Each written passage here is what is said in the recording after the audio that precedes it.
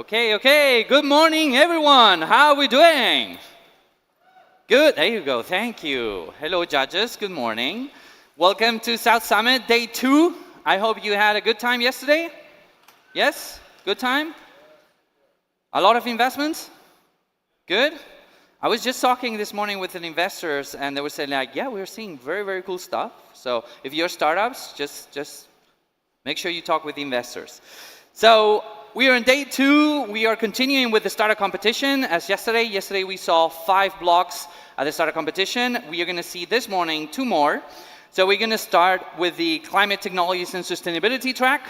And let me remind you, everyone, how this works. We bring startups from all over the world, so national and international, and they are competing for 5 prizes. So we have the prize for the best team, the award for best team, most scalable startup, most disruptive startup, most sustainable startup, and the global winner for South Summit 2026. Do you have your own winners already? No? Not yet? Okay, good. So, as I said, now we're focusing on the climate tech track and sustainability, tackling some of the most urgent challenges, environmental challenges that we have as humanity, from clean technologies to circular models to sustainable innovation, and all the companies, and helping the companies build solutions for a more resilient and responsive future. Very quick rules, judges, so you know the drill. We have a 3-minute pitch sharp, and then we're going to take 1 question from the judges, okay? Oh, well, 2 questions. 1? Okay, 1. Boss says 1, okay? So make it count, okay? Be fast. This is like the programs where you have to go like, so very quickly, okay? So be fast. And that's it. And judges will evaluate in 5 dimensions: innovation, scalability, team, viability, and investability. And with this, let me actually move forward and welcome our judges that are going to be here for this block. Thank you very much for being here. And I know we're not a lot this morning yet, because it's going to be packed, so hold your place and your chair.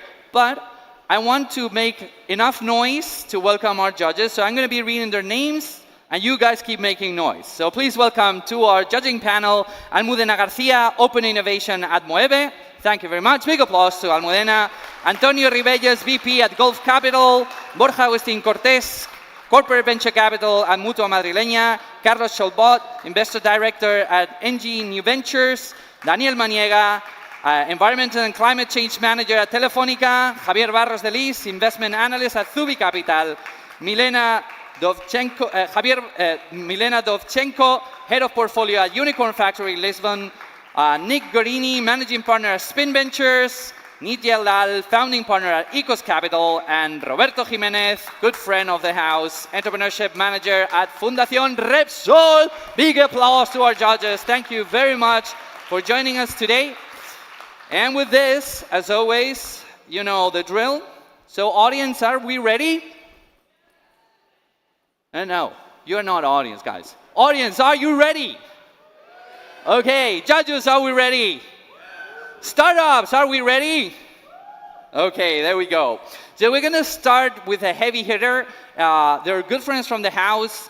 They've actually pitched on this stage some years ago in several of our stages. And it's a company that I personally really enjoy, which has to do with the notion of having foresight about where we're taking our planet, right? There's still people that debate that we can reverse some of the damage we've done in the planet, but the reality is that we are now at a point where we need to make sure we are capable of mitigating the actual effects of climate change. Now, if you think about this from an individual perspective, it's like, I don't care. But if you're an energy company and you're deciding where do you want to build your next, wind park or your next solar installation, knowing how the climate is going to change on that place and having the prediction of how it's going to evolve matters a big deal. So to talk about that, please welcome our first startup of the morning, Italo Sarabia, Enterprise Business Development at Mitiga Soluciones, presenting EarthScan.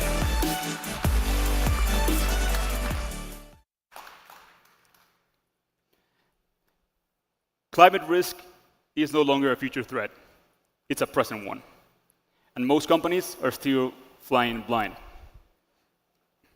And with climate disasters increasing over the past years even 4 times higher, there's something that we're still missing. Its impact. 21 trillion euros are going to potentially be wiped out due to climate-related events. Floods, heat stress, extreme winds, and all this just by 2050. So no far away from where we stand right now.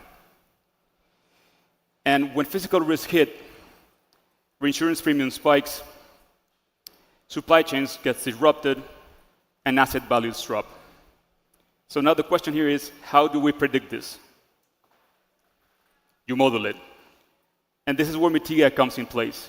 We are the first company founded and led by scientists that in combination with supercomputing power and proprietary models, we're empowering organizations to act, analyze, and report on their climate risk exposure, but down to the asset level.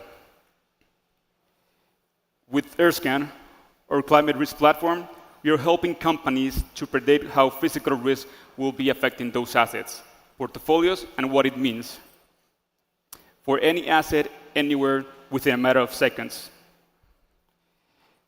We do this by understanding which other climate risks are underlying each asset and portfolio, and then we start quantifying it. What does heat stress mean to the manufacturing plant? What does extreme wind mean to a specific real estate asset? And then, once you have screen tested your portfolio, we give you the adaptation lens that you need to prevent that impact from happening. And with a wide diverse of solutions that we have, we're empowering organizations to act in the complex landscape of climate risk reporting, down to understanding what's underlying their portfolios and what could potentially mean in terms of economic impact. So I invite you to stop reacting to climate risk and start quantifying this. These are the companies that already trust us, and they are already seeing the value of being predictive that end up being reactive. Thank you. That was fast. Okay, here we go. You're in the center. There you go. Yep. Judges, questions for Italo? No. No questions? You only have one shot. Really? You know, this is the kind of thing. Okay, there we go. This is the kind of thing, if you do it really well or you do it really bad, you won't get questions. True. You need to choose which Hello. of the two. Good morning. Morning. Roberto Jiménez from Fundación Repsol. Just a quick question. You are more than a startup, I guess. So what is the planning for the future? How are your intention in terms of growing? That's a great question. Right now, we started with AirScan, but now we're developing many, let's say, products and solutions, so we start the scale-up phase. So we have many solutions such as the API that is helping not only asset managers, but also companies from the software side, let's say, that they already have a solution, but they are missing the data layer of climate risk. So in the end, this enables Mitiga to be a more scalable company that is moving from a SaaS also to a DaaS, like a data as a service. So this is the reason why we're moving into that direction, to be a little bit more scalable, and also to start quantifying even more its impact. Okay, with this, please, big applause for Italo. You have an audience there. Thank you. Thank you very much. Okay, so we're staying in Spain, and now we're going to be talking about food. And in the food supply chain, we still do things in a very rudimentary way, to be honest. You know, there's still a lot of parts that you go like, seriously, this is done like this? And the more you get to know it, the more you go like, this is still medieval. Like, we're using medieval methods to do these things. One of those things is once we harvest the crops, we still have to, you know, pick the crops, weight the crops, write on a paper, we have this many tons of cereal or whatever. Why are we still doing that when we can actually automate the whole thing? Installing AI on the harvesters and then digitalizing the whole supply chain from the very, nearly from the very ground. So to talk about how they do that, please welcome our next startup on stage, Eugenie Savin, founder and CEO at Green Growth.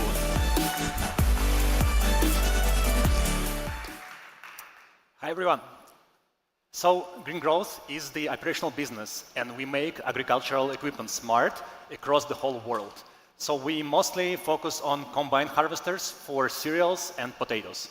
But the flagship product is for potatoes and all the root crops like tomatoes, sugar beets, carrots, and so on and so forth. So the problem is, with cereals, half of the machines are equipped with the sensors, which help you to understand the harvest results. But with potatoes, I would say like a 2 or 5%.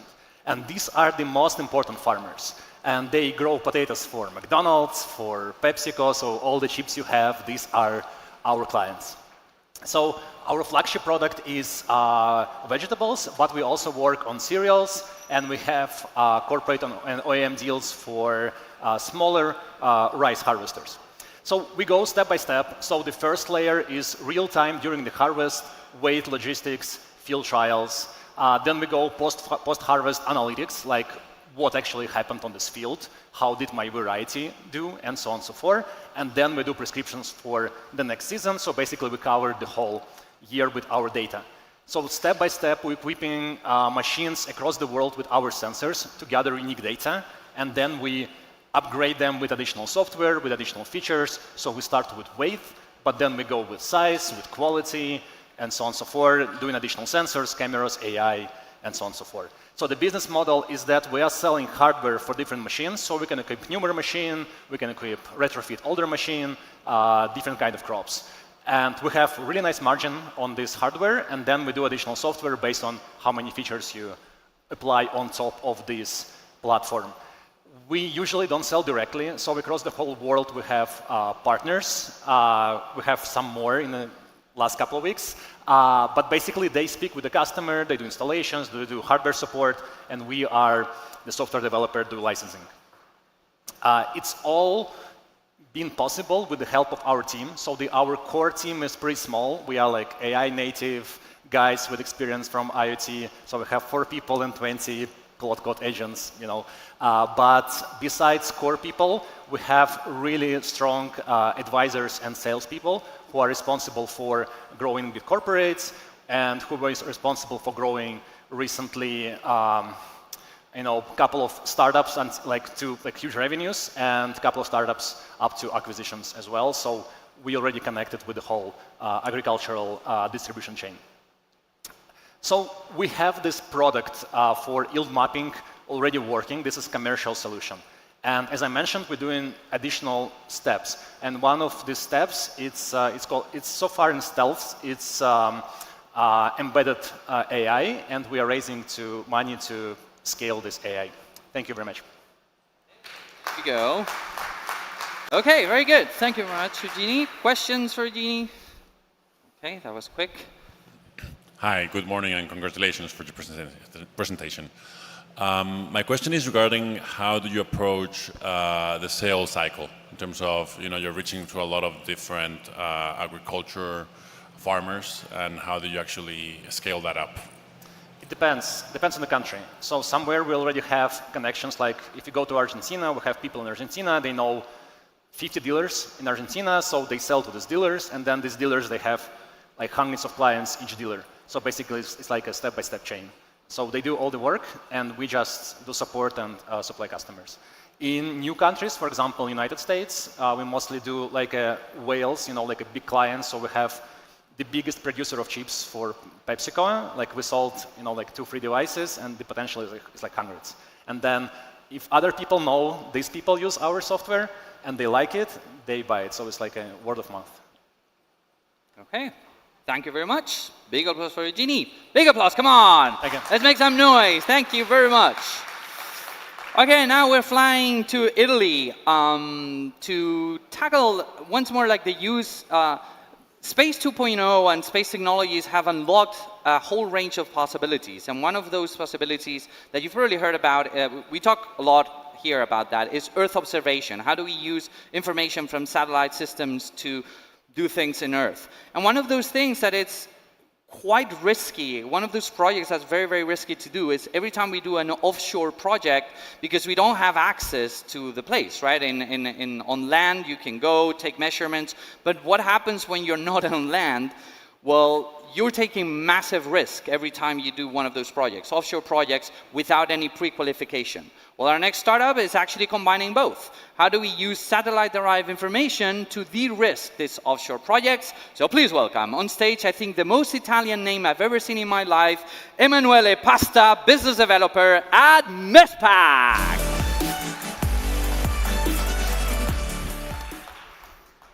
Thank you. Thanks a million.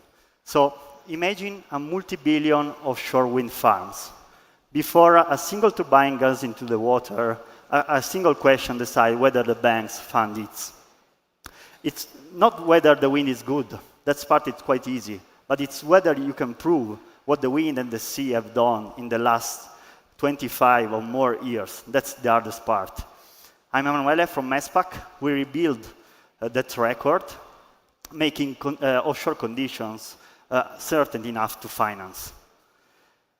Data missing certainty is everywhere offshore, and it's expensive. So insurance, maritime, and offshore wind companies are experiencing over than 190 billion euro of losses a year. And the root of this cause is the same every time. Offshore, the data is bad. Why now? So there are three main things converging together at the moment. So lenders are putting a price on data certainty. It goes straight into the cost of the capital. Satellite can finally cover open ocean condition with a useful resolution.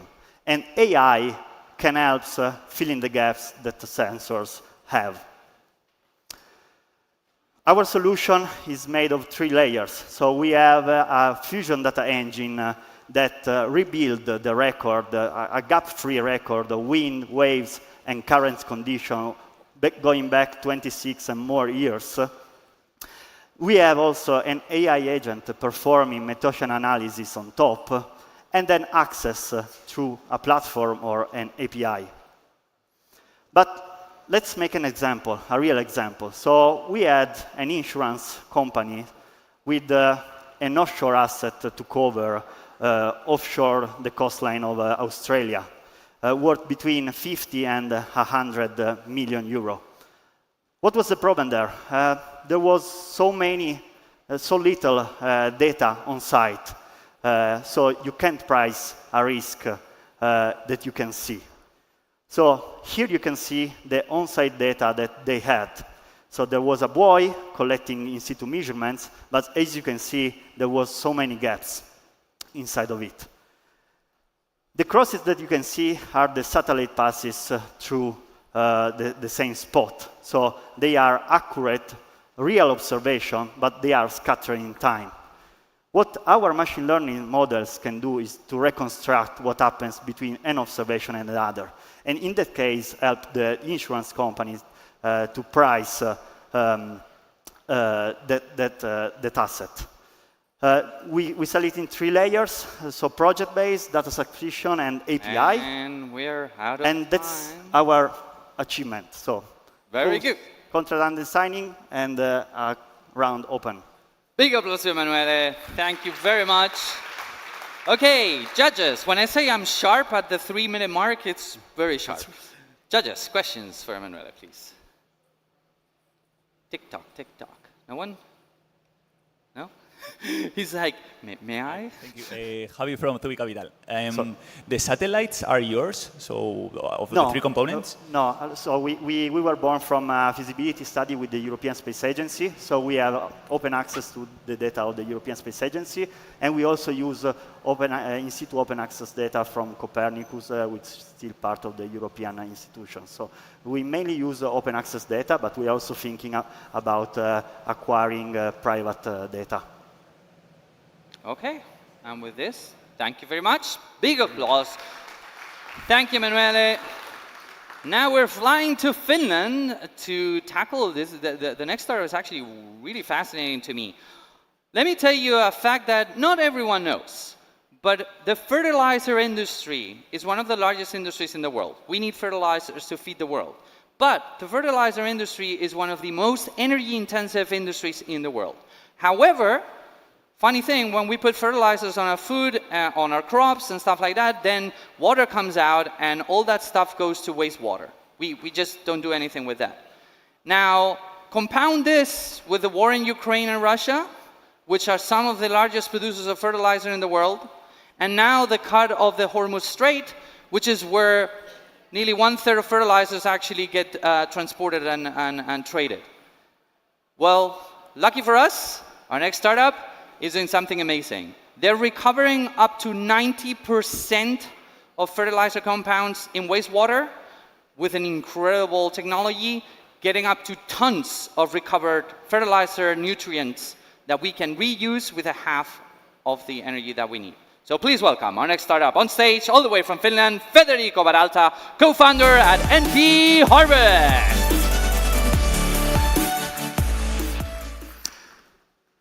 At NP Harvest, we recover nutrients from wastewater. And let me tell you why it is an important task. Europe is addicted, but mind you, not drugs, fertilizer. 2.2 billion euros worth of import on a yearly basis. More than 1/3 of the total demand. Given the current political instability, I'd say that this is a ticking bomb for European food security. And here's the paradox nobody is addressing. Nitrogen and phosphorus, the main ingredient of fertilizer, are readily available in large quantities from wastewater and agricultural waste side streams. So, this is a big expense for water utilities, and their direct application on land is strictly regulated. I'd say that instead of recovering these variable resources, we are actually flushing them down the toilet, happily. But worry not, because at NP Harvest, we have developed a technology that recovers up to 90% of nitrogen and phosphorus from wastewater and turn them into certified recycled fertilizer. One package, 3 key benefits: low operational cost, high quality end product, and a process that is super reliable. How do we know that? Our demonstration unit has been operated super successfully at a client's place. The client has been so happy that he has signed an LOI for 5 additional installations worth 6 million euros in equipment and 3 million euros in recurring revenue. Yes, recurring revenues, because we operate as a service. We deliver the plant, we collect the fee from the treated wastewater from the client, we retain the end product, we sell it, and we get more money out of that.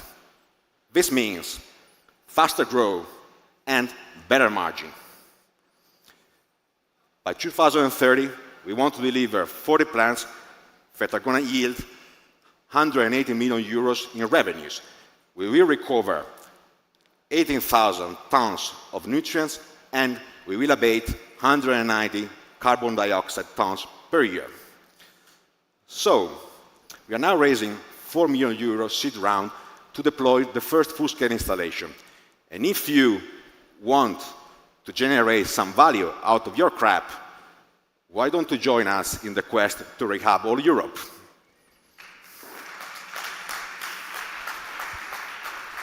Bravo, Federico. Okay, questions to Federico, please.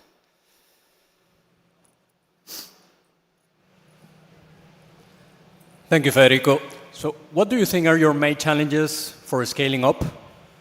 Sorry, I didn't hear. What do you think are your main challenges for scaling up? Well, our main challenge is exactly to build a strong team who's be able to deliver all the lead that we have been creating in the last half year. The demonstration unit was a great success, exceeded our expectation, and that created really a strong sales pipeline, and we need now to build a team where we'll be able to deliver the projects. Okay, and with this, please, big applause to Federico. Thank you so much. Good job. And now we're flying to Norway. And, we've been talking about food. So if you look at the pyramid of needs, at the very bottom of the pyramid of needs for society, we have food. And you know the other one, right? Water. But we're having increasing problems with water. Nevertheless, we are surrounded by oceans, but that requires us to desalinate the water, which has several issues. First one is you need intense energy use for those desalination plants. Then you need to know what to do with the waste. And last but not least, you need to have pretty large piece of land to do that. What if I told you that the next startup actually fixes all of those three problems? Creates energy through the waves, no need of land, and no problem with the residues. And to talk about how we build this infrastructure at scale, please welcome our next startup, all the way from Norway, the co-founder of Ocean Oasis, Sebastian Feinblad.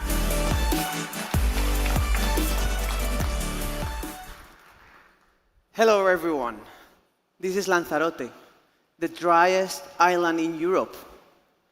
In the 50s, they brought barrels of water and were delivered by camels. Only 5 liters per person were allowed. Imagine that. But a brave engineer, local one, came with an idea. What if we use the energy from the island to desalinate water? People thought he was crazy. But there was one investor, one brave investor, maybe one of you in the place, that took the bet. He was actually taking that chance to make the first desalination plant in Europe. And that came with a great solution.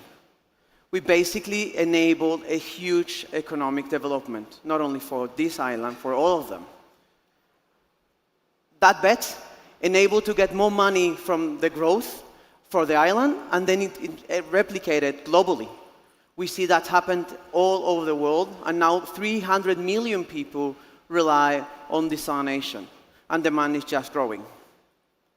But that model is old. It relies on heavy use of electricity.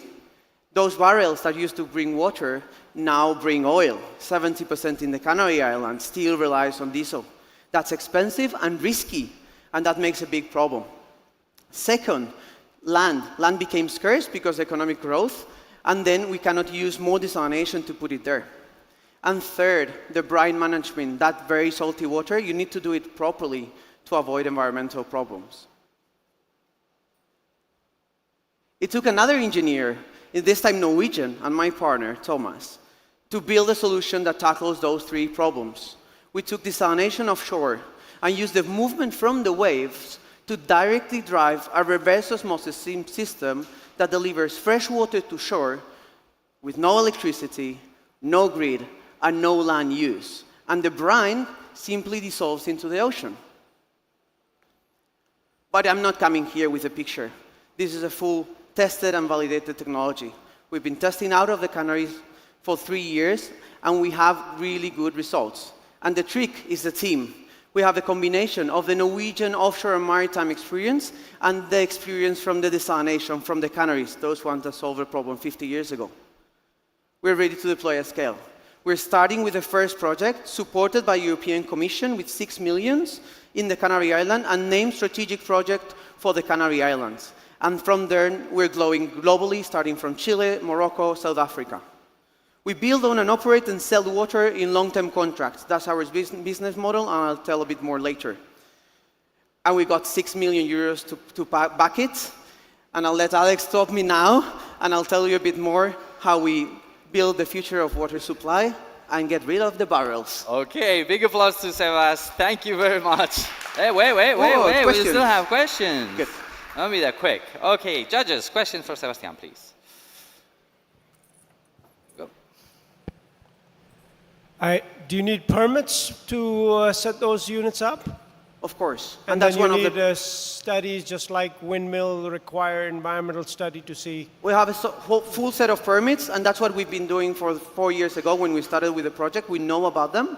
We became strategic project for the Canary Islands that fast-track all our permits, and we're doing the same in the new regions. We go ahead on time to make sure that the permits are ready the day we can deploy. Okay. Thank you. Sebas, thank you very much. Big applause for Sebastian. Good having you, my friend. And now we're flying to Southern Europe with a very Mediterranean problem. Who here loves olive oil? Raise your hand. Okay, those of you that don't like it, you can leave now, okay? You're in Spain. Come on, people. So olive oil is wonderful, but if you ever go and see how they make olive oil, there's one little problem with olive oil, which is all the residue that gets generated on the pressing of olive oil.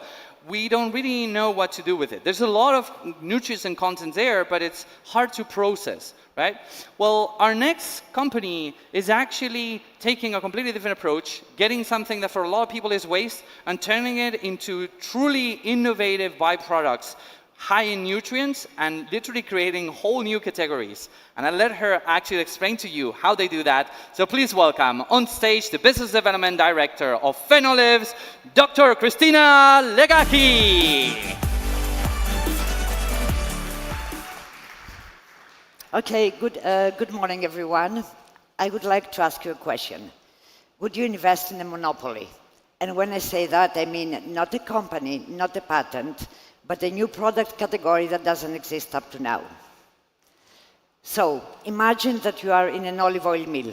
Of all the olives coming in the mill, only 15% becomes olive oil. The rest, 85%, is discarded, and unless it is used within 15 to 20 minutes, it gets oxidized. And then it's waste, and waste is a problem. And also keep in mind that every year we produce 30 million tons of olive oil, which means coming from 25,000 plants of oil mills, coming from 800 million olive trees.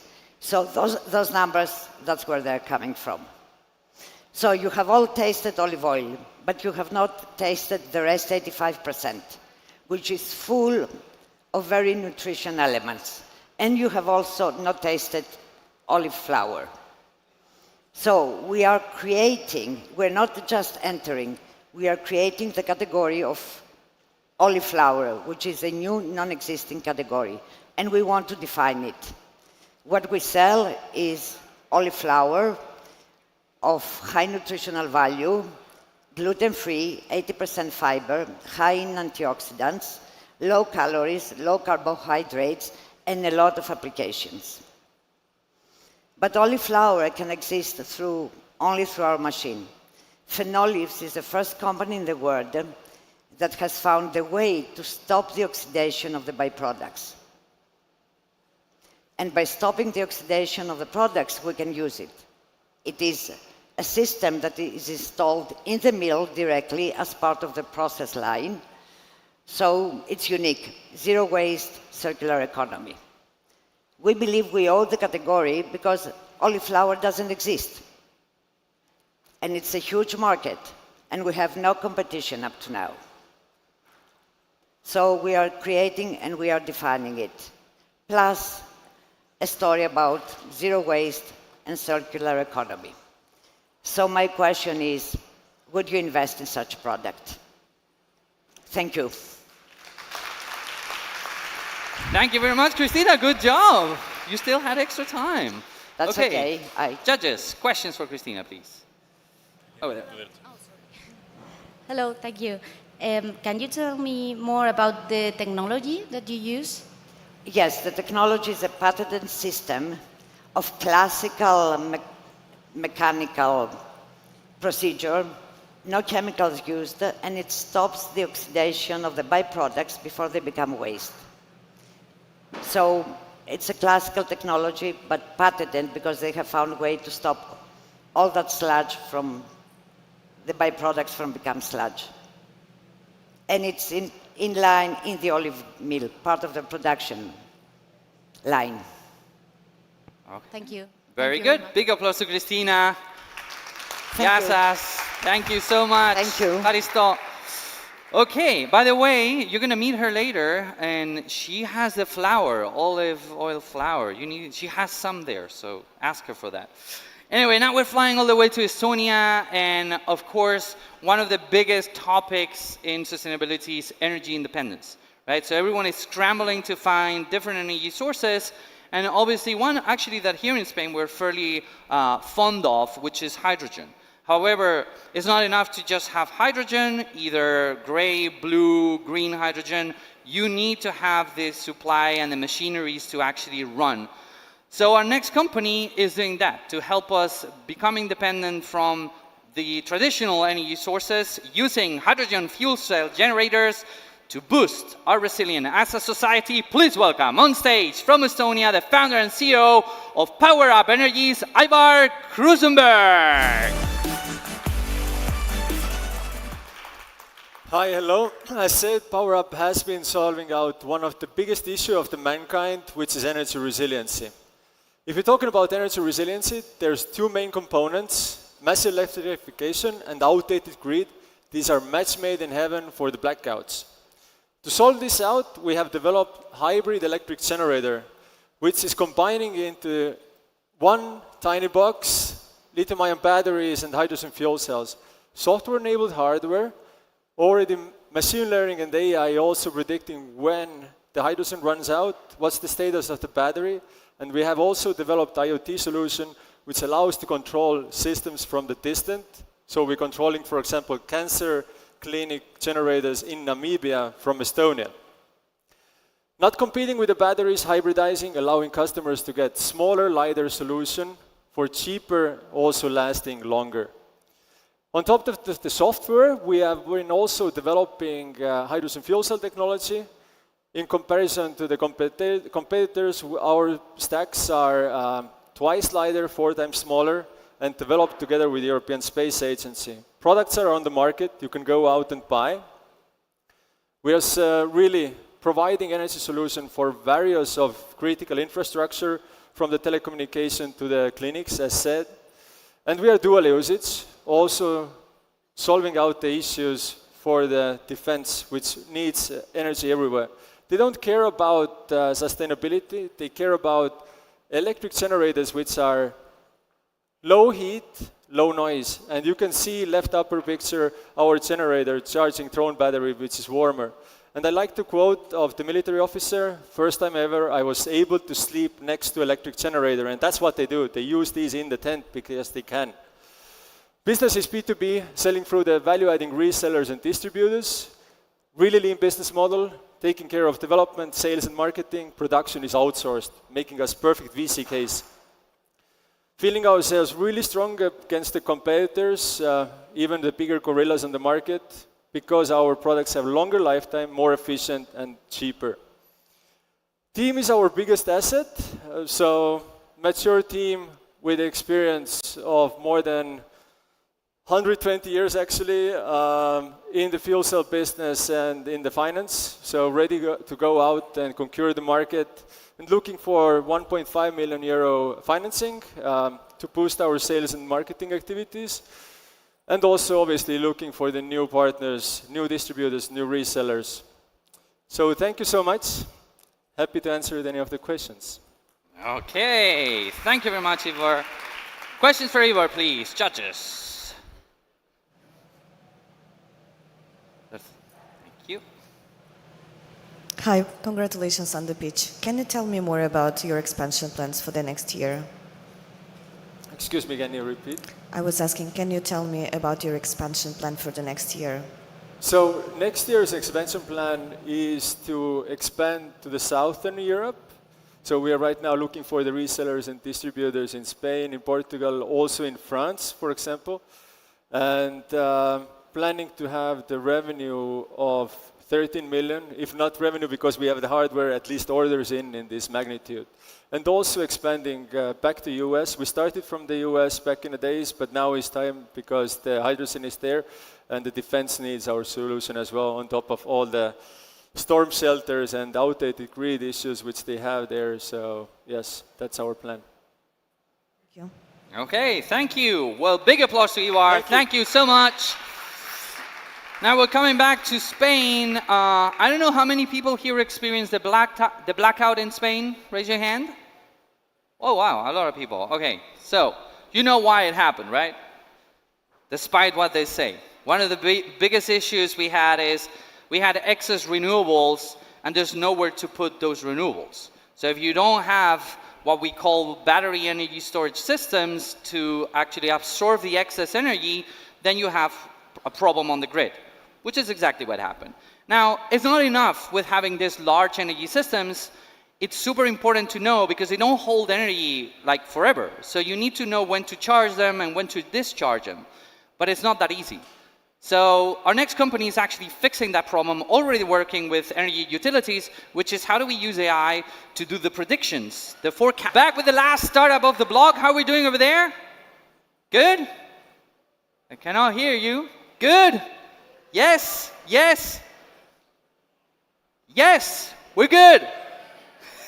Thank you. Okay, so we're flying back to Spain to deal with something that if you know what's driving most of the energy investments worldwide, you would probably know that it's AI that's driving a lot of those investments. The reason being is because AI is very energy intensive, both in terms of computation and in terms of the amount of energy you need to cool down the chipsets that are running the computations. Now, if the heat is too much, the inference of the chips needs to be lowered down. Now, we want to run those babies at full throttle without using more energy. So exactly to tell you how they've achieved that with their own technology, increasing the efficiency of the chips while decreasing the energy consumption for cooling by 50%. Please welcome our last startup. Big applause to the CEO of Unischool, Ramon Jimenez. Good morning. I'm Ramon Jimenez, CEO and co-founder of Unischool, and in Unischool we believe that smart cooling is needed for smarter AI. AI is in a booming, and they have a hidden secret, that is the energy consumption. 3% of the world energy consumption is consumed at data centers and is expected to reach 10% by 2030. And 40% of such consumption is due to cooling. So it's very easy to treat that, but the current technologies doesn't. They are static and they don't respond to the workloads, variable workloads of the AI chips. So they cannot avoid the hot spots. Our technology that is based on fins that are thermally respondent for the change of temperature can solve this problem, and we can save energy obtaining hotspot mitigation, high temperature uniformity in the surface of the chip, and increase the chip lifetime by 20%. The path is very clear. We can save 50% energy against other cooling technologies, liquid cooling technologies, extract up to 2.5 kilowatts of heat of the chips, and extend the lifetime by 20%. The environmental impact is huge. We can save 80 terawatt hours, the same energy that Belgium is consuming, and we can save 350 tons of CO2 per year, and we can reuse the heat and reduce the noise. The value is clear: superior thermal control, 50% energy saving, is based in a patent technology, and it's very easy to integrate because we are in the high level of the liquid cooling technology performance, because we have a unique technology that resolves and avoids the hotspot immediately as soon as they appear. We have different technologies that can integrate at server levels or rack levels in order to avoid our client, the data centers, to make any works, any change, and facilitate the integration. We can use at bare level, we can use at data centers on power electronics, and we have different pilots with companies as Equinix, Castrol, Sanitas, OpenChip, or Media Cloud. Our business model is based in selling the technology to the AI companies and the data centers, and we fully cover the value chain. We are in a round investment of 3.5 million euros by next year, this year, and the end of this year, and we have a team that has been working for the last 10 years in this technology. We have obtained an EIC accelerator grant for 2.5 million euros and 5 million euros investment, and we have been awarded with the OCP Most Disruptive Technology, that is the global community for data centers. So at Unischool, we believe that smarter cooling needs smart components, and we can make this real and now. Thank you. Thank you very much, Ramon. Good job. Okay, questions for Ramon, please. Last startup of our block. Who knows data centers? There we go. Okay, people, there you go. What's your go-to-market strategy? We are working with the chips designer as open chip appears in the strategy. They are going to be the prescriber. They are going to prescribe. They're all Americans. They are chip all designers, all Americans. Are you? So do you need to be in America? Excuse me, They're all Americans. No, chip not designer. all. OpenChip is a Spanish company, it's European companies based. Okay, we are working also with Equinix, it's an international company, it's a data center owner. So we are working with OEM integrators as E4 or Unicom. So we are making the infrastructure, all the partnership that are in the sector in order to have the prescriptor of the technology, the assembly of the technology providers, and also as Equinix, the colocation, the data centers that are going to provide this technology. Okay, very good. Please, big round of applause for Ramon. Thank you very much. And with this, we are ending the first block of the morning of the startup competition. Thank you all for listening to this. Big round of applause to our judges that have been hearing this. Thank you very much, judges, for your questions and your time. Let me remind everyone that we're going to have a second block in a moment. We are going to do a small panel in between. And we are going to be announcing the finalists here on this stage at 6 p.m. that will go on the arena to fight the final battle. Okay? So, if you want to change, this is the time to come in and come out. You do have the QR code for the startup competition for next year. It's on the screen here. Don't blame me because then you ask me, Alex, we want to be in the startup competition. Well, you have the option here right now. Take the photo. The startup competition is already open for 2027, so make sure you're fast and you're already there. And as my judges leave the stage, okay, a lot of coming and going. Very good. Okay, so how are we doing so far? So far, so good? Yeah? Good?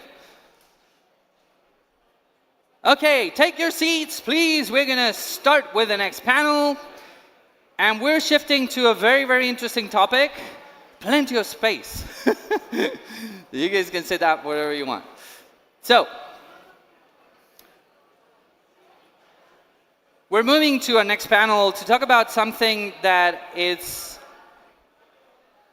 I think few people truly understand this. Maybe it's because I work in geopolitics and I work in foresighting, and for me it's been very critical.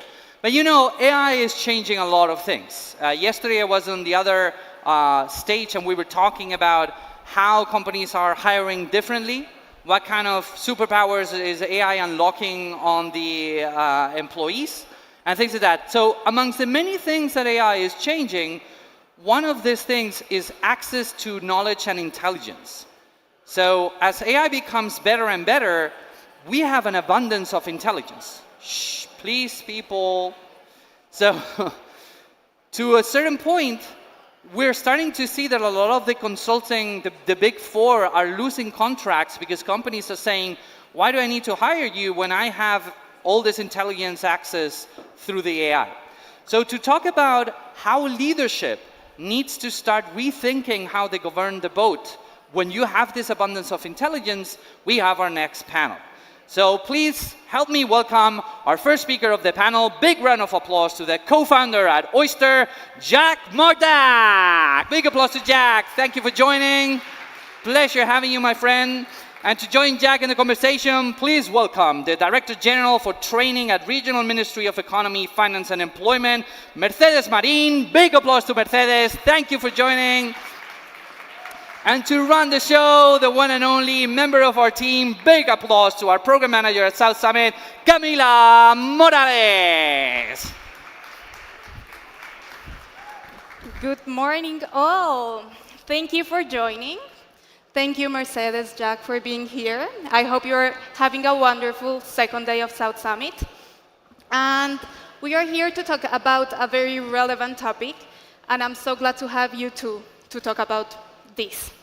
So, if leadership was harder enough before AI, now it's even harder or challenging. So we are going to talk about what challenges are coming with AI, about leadership. So to start, I would like to ask Jack, in one sentence, what problem you think leaders are underestimating right now? First, thank you for everyone. This is a super important topic to me. I think as we consider the effects of AI on work, the implications to leadership contain some of the most important questions. So I think the most underestimated thing right now is leaders who may be worrying that their people will be replaced by AI should instead be focusing that their people's judgment will be replaced by AI, and that this is happening invisibly and won't be detected until it's too late. Amazing. We will deep dive on that. But before that, I would like to ask you, Mercedes, in one sentence, what institutions or organizations must relearn in the AI era? Well, I think that institutions not relearn, but perhaps remember that we are thinking at scale. And what we need to do is to think about people, investing in people training. We have to also build a strong skills system so that people around can use AI in the proper way, and promoting cooperation, especially between private and public sectors. So that's what we need to do actually now. We have some examples of that. Yeah, and talking about the skills that you mentioned, that I would like to ask you both what leadership skills have become more valuable in this AI era. What do you think it's missing and it's getting stronger in the leadership skills? There's a new word in the context of AI and work, which has become, I think, perhaps the most important word, and that is verification. So verification of the work, verification of the outputs. We have had in some work functions the concept of verification. For example, in software engineering, we have quality assurance, QA process, where we look at the code, does it do what we expected? And so think of that as now expanding to all kinds of work. And this is so important because when we're working with probabilistic outputs at scale, making sure that the work is as intended, as expected, becomes super important existentially for the organization. Think of it in terms of, have you ever seen this old-fashioned way of putting out a fire, where you would see a line of men passing? Well, I couldn't agree more, because I think that for us, the clue word is judgment, because we as leaders need to know exactly where AI adds value and where humans must intervene. So I think I couldn't agree more. Amazing. And how do you think it's the reality right now? Like, we've been hearing all about AI bringing new execution things and skills, but how leaders can trust their team actually and see that they have the criteria and these new skills instead of making AI and replacing their own tasks? Or how do you feel it's in this way? In the context of your companies, how is this happening? Well, in our context, our context is, as mentioned before, training, professional training and vocational training. And we are introducing, of course, AI. Administration is slow. It's slow also in including and putting into work AI, but this has an advantage, in my opinion, and is that we combine this algorithm and human factor in a more, well, we try to do it in a more human way, so that we understand what is the big picture, and we train people to see what the big picture is, and we train them in how to use AI. And of course, we understand that divergent thinking is something we have to include in our organization, in our way of work has to change in that way. Jack, what do you think? So back to the point of verification. Earlier this year, in March or so, a team of economists led by Cristiano Catalini, who is an Italian, published a paper which I think was radical in terms of some of the concepts that it exposed. One of the concepts is what they call the AI sandwich. And so the AI sandwich is a new way to imagine the organization, the organizational structure. Sandwich. At the top you have what they call the directors, which are the people that are coming up with the decisions about the outcomes that we want. What are we trying to make happen? In the middle you have the scalable AI cloud, right? This is the part that is theoretically infinitely scalable because it doesn't contain people in it. And at the bottom you have the verification layer. So one of the issues that we've been very careful to consider and think about is making sure that as the middle of the sandwich, the AI cloud scales and increases, that we have the proper verification layer. One of the risks, as I suggested with my answer earlier, is that you have the directors on top who are disconnected increasingly from the scaling and ever-growing probabilistic output. So imagine that you have, let's just say, a team of 10 leaders, and in the middle you have an AI cloud consisting of agents and workflow automation in the way that we know is being designed at companies right now. And let's say that output goes from 1,000 things to 1 million things, just to keep it really, really simple. And so without the verification layer, the risk is that the intentions that were very thoughtfully and deliberately constructed at the top are not actually what is happening in the organization. So we identify this as a key risk, and so for that reason, we have a new verification function embedded in each function. It used to be like that software, it was only software engineering that had QA concept. So now we have the concept of QA/verification in every function to make sure that the directives on top, when passed through the middle of the AI sandwich, are actually resulting in the outcomes that we want. I think that's a great thing, because actually yesterday I was in some of the sessions, and I'm hearing that a lot of companies are actually asking people not to use AI. And we were talking about that, and that's not the way to do that, It's how you as a leader can redirect and teach your team on how to use AI for a good having good practices in the companies, So I think right now I would like to ask you, Mercedes, what do you think about human capabilities? Like, what are these human capabilities that are becoming more relevant, more strategically in this new era? Well, in my opinion, as said before, gracias. Thank you.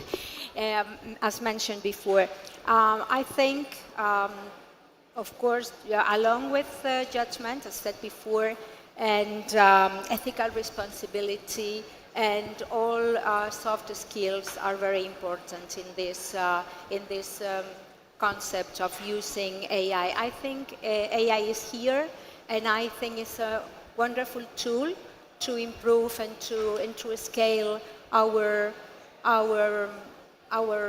scopes, and I think we should use it properly. But we need not to forget that AI can make mistakes, and that what we need to do is to have people able to deal properly with AI choices. So this is a very important thing. We cannot forget that the human factor and the human element in the use of AI in jobs, in companies, in the public sectors needs to be led by humans. So we can't forget that. So I think we need to remember that, and we need to build the skills, and we need to train people in order to understand that the focus is not to destroy jobs, is to redefine jobs. Concept with regard to organization, whole organization, beautiful idea, super, super hard. You might, even like in a GTM function, among sales leadership, getting what your best salespeople are doing right, transfer it over to the ones that aren't, super hard. So this becomes more possible. The other concept that we've also had sort of in the back of our minds, maybe a little bit more abstractly, is continuous improvement. Full stop. Continuous improvement. This becomes possible now when we have automated feedback loops that can look at the intelligence, look at the collective data architectures of the company, look at all of the skills of the company, and put those in agentically driven, AI-driven automation and self-improvement loops. This is profound in terms of what it can do for the organization. So I think, take a look at what Y Combinator is doing. It's illustrative of what other companies in the future will aspire to do, but we'll have a variety of constraints ranging from fragmented data, compliance issues, things like your ERP suddenly wants to charge you for measuring activity, focus on outputs. This is something that became important when we had the remote work revolution. Suddenly we weren't able to supervise people, and that was the opening of the door to a new perspective on work. Trust becomes a critically important word, especially in the context of AI. Trust, without trust, a remote company doesn't function. Without trust, an AI company won't function. So stop measuring activity, start measuring outputs. Amazing, I love that. And we've been hearing that AI, these new tools, are here to make us more, take out some tasks that we don't love.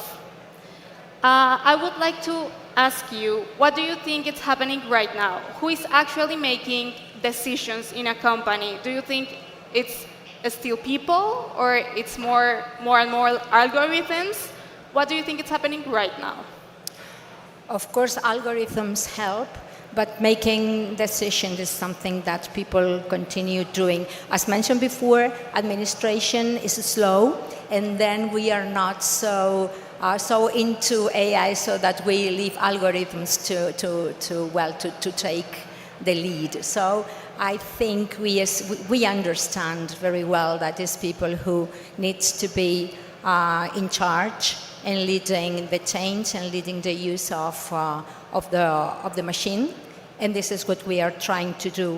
What we need to do, of course, is to understand that not everyone in the organizations, at least in the community of Madrid, are ready to work with the algorithm and with the AI as we know it right now. And so we need to be patient and to ensure that no one is left behind in this way. This is something which is key for us. So this is something we are working very hard on. Jack, something to add? Yeah, I think we've covered it. And the answer to your specific question is, it depends on whether or not the leadership has the right perspective. Certainly, more decisions are being made by AI than before. The question is, and then what? Right? Do we have the verification layer? Do we have the consistent perspective from intention and direction at the top through the AI cloud to outputs at the bottom? You can automate decision making, but you cannot automate responsibility for the decision. That's the key thing. Perfect. We have a couple of minutes left, so I would like to close and thinking in the title of the session, actually, for final closing. What defines great leadership when intelligence is abundant? What do you think about that? Well, I think that great leadership sets direction, invests in people, and ensures that no one is left behind. And this is what we are trying to do, not only within our organization in the community of Madrid, but also with all the people that we are working for, which is the whole citizenship of the community. So, and this is what should make the difference in great leadership in the administration. 100%. I'll keep it short and simple. Hold the line of defense on judgment, period, on human judgment. Don't be tempted or excited, overexcited into compromising that. The leader must hold the line and defend human judgment. Amazing. Well, thank you very much for joining us. It was a pleasure to be here with you. If you have any question, they are around the event. Thank you. Thank you very much, Camila. Thank you very much, Jack. Thank you very much, Mercedes. Pleasure having you. Okay. So, how is everyone doing over there? Good? Can I hear you? Good? Yes? Ready for the next stretch of the startup competition? Yes? No? Yes? Still debating. Okay, I think we can start getting our judges. Let's see the shifts. People coming in, coming out.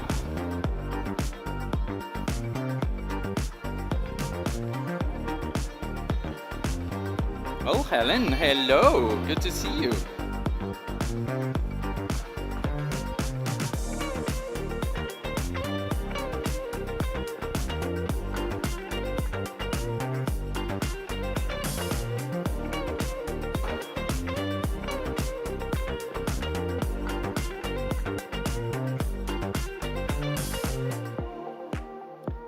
Where are my judges? There we go. Judges, welcome. Thank you. Okay, there we go. Did we get our judges ready to rumble?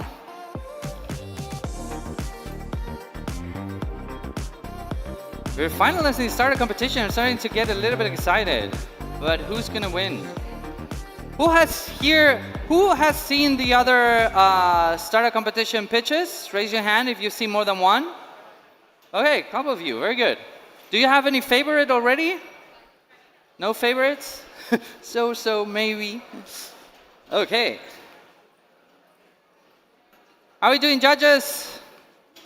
Ready for rock and roll? Okay. I think we're nearly all set. Okay, good enough. So, welcome everyone to the second block of the morning for the startup competition.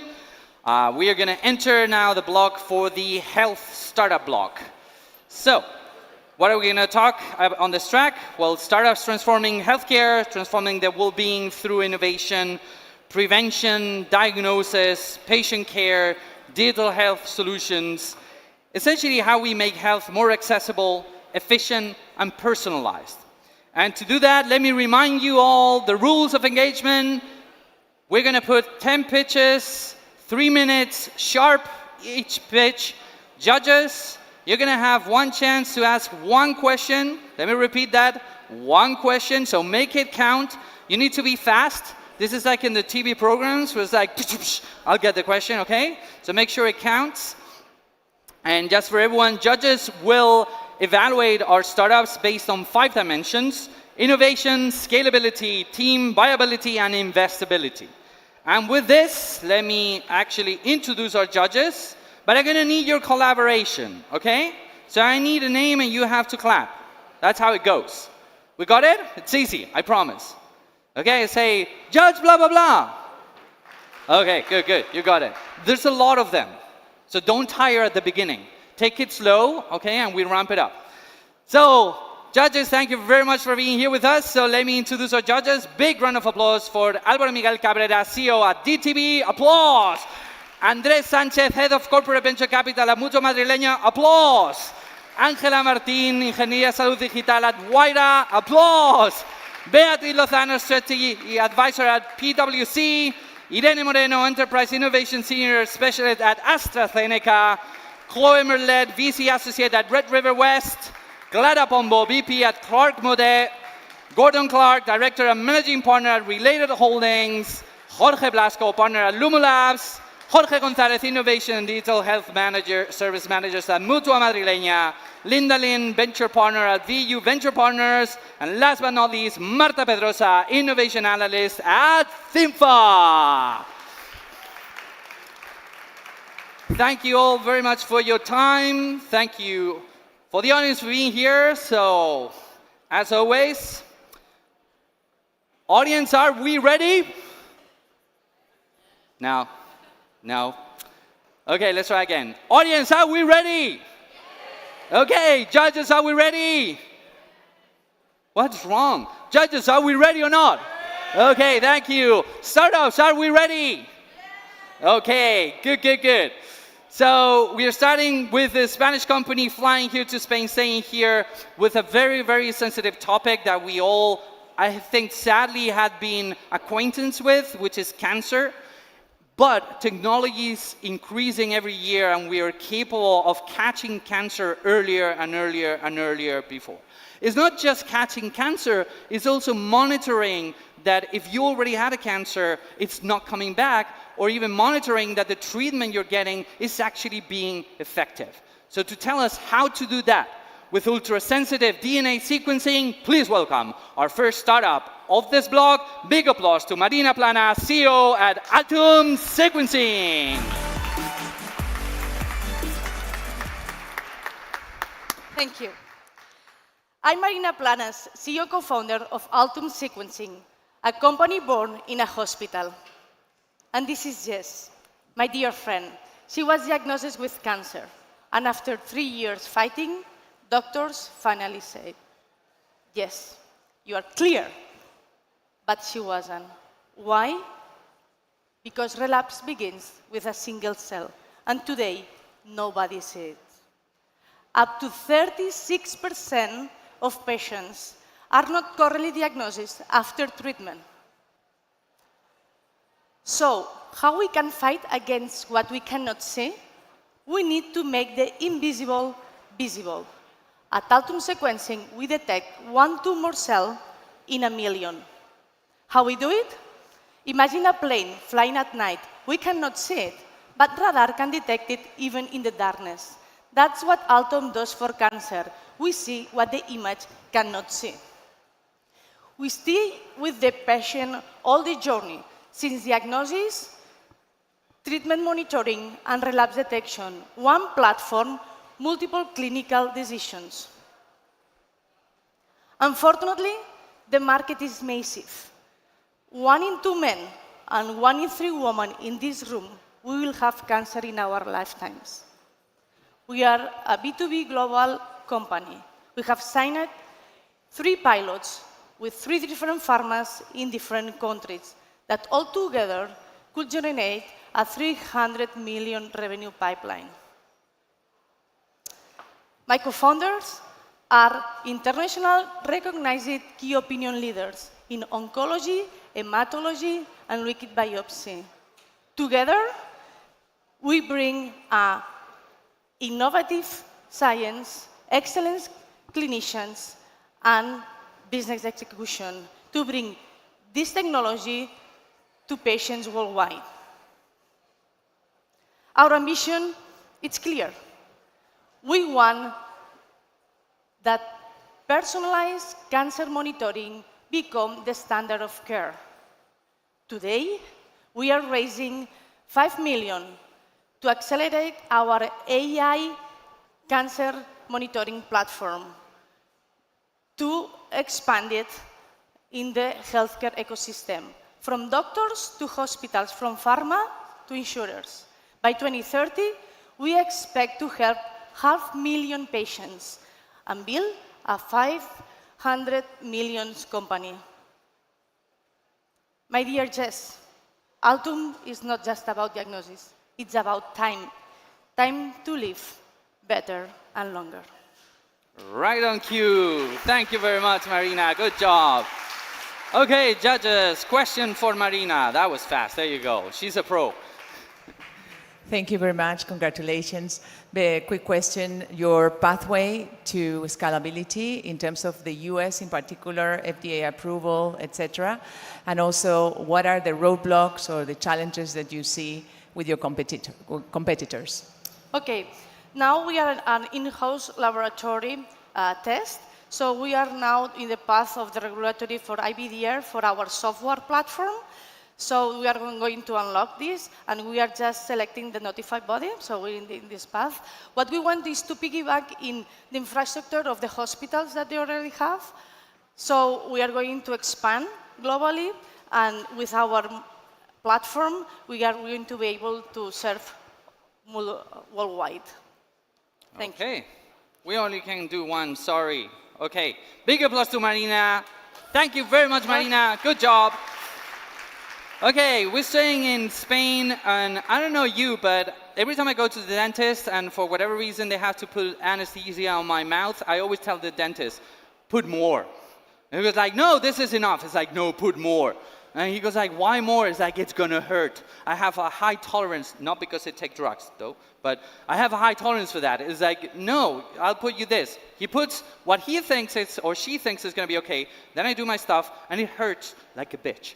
And I'm like, I told you, give me more. Now imagine that, not in the dentist, imagine that in the surgery room. Not fun, not cool. That's why controlling anesthesia in the emergency room, in the surgery room, is so important. Well, our next startup is precisely doing that. How do we control the reaction and where the patient is with their anesthesia and predict what's going to happen in the next 10 minutes through technology? It's our next startup. So please welcome the medical manager at Predicción, Maria Perez.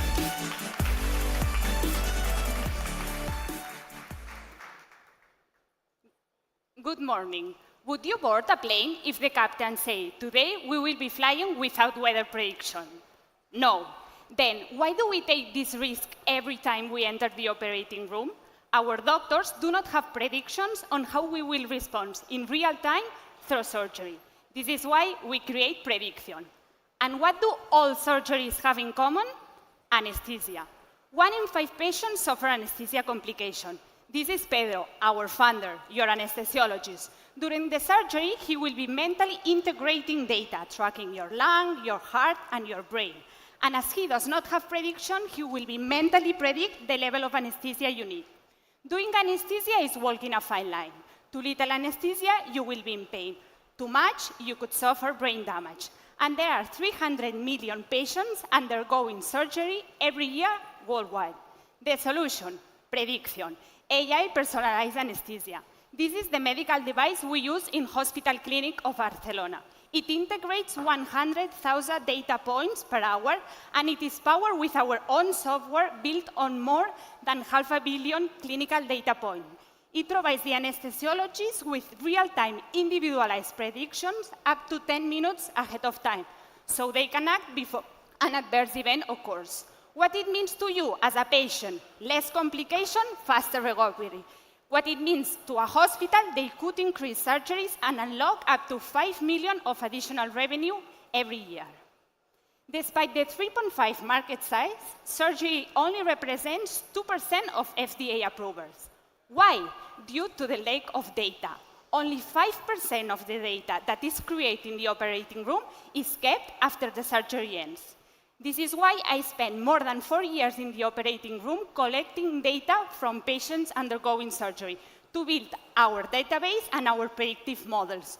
We don't use LLMs because the black box effect wouldn't be appropriate for a solution in the OR.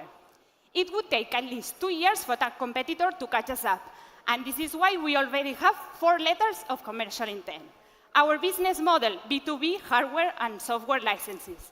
Sales will be led by experienced medtech with access to hospital, prioritizing our 150 anesthesiologists. We are actually undergoing regulatory approval in Europe, and we expect commercial launch in 2028 in Europe and 2031 in the United States. Proudly awarded by the United Nations for building AI for good, we are a multidisciplinary team with deep expertise in anesthesia, engineering, regulatory, and go-to-market strategies. We look for investors to take Predicción worldwide. Let's make surgery safer together. For Predicción, anesthesia is just the beginning. Thanks. Very good, Maria. Right on time. Okay, judges, questions for Maria, please. We had 2 there. Or 3. I know, ladies, 2 ladies there. You guys choose. Thank you for the pitch. I wonder, as your company grows, how do you leverage your strategic relationship with Philips to help you grow, but without limiting your strategic optionality? Yes. By which I mean maintaining your independence as a company. Thank you so much for your question. The first thing is that we have an MVP. That's why we have developed a hardware, to have our own pathway, because in this hardware, we could put lots of softwares inside. In anesthesia, now we have two packages. That is the sedation pack, in which the patient breathes alone, and the general anesthesia pack, with the patient needs a ventilator. With this package, we are alone. Our pathway is to obtain the CE, and afterwards, the FDA. For the medtech company, what should we do? We start talking with them, and then we adapt our product to their solution. Imagine Philips. We can integrate our software in their platform or in the medical device they already have in the OR. But we have developed this hardware to have this parallel pathway to be independent for sales. Okay, and with this, please, big round of applause to Maria. Well done. Thank you very much. Okay, and now we're flying all the way to Poland to tackle something that, if you look at the trends, fertility trends in the world are going down, right?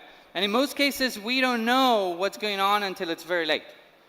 So, as we're seeing on the other startups, we are developing and increasingly using more and more technology to go on the predictive side. You know, for years, we've been talking about predictive medicine, right?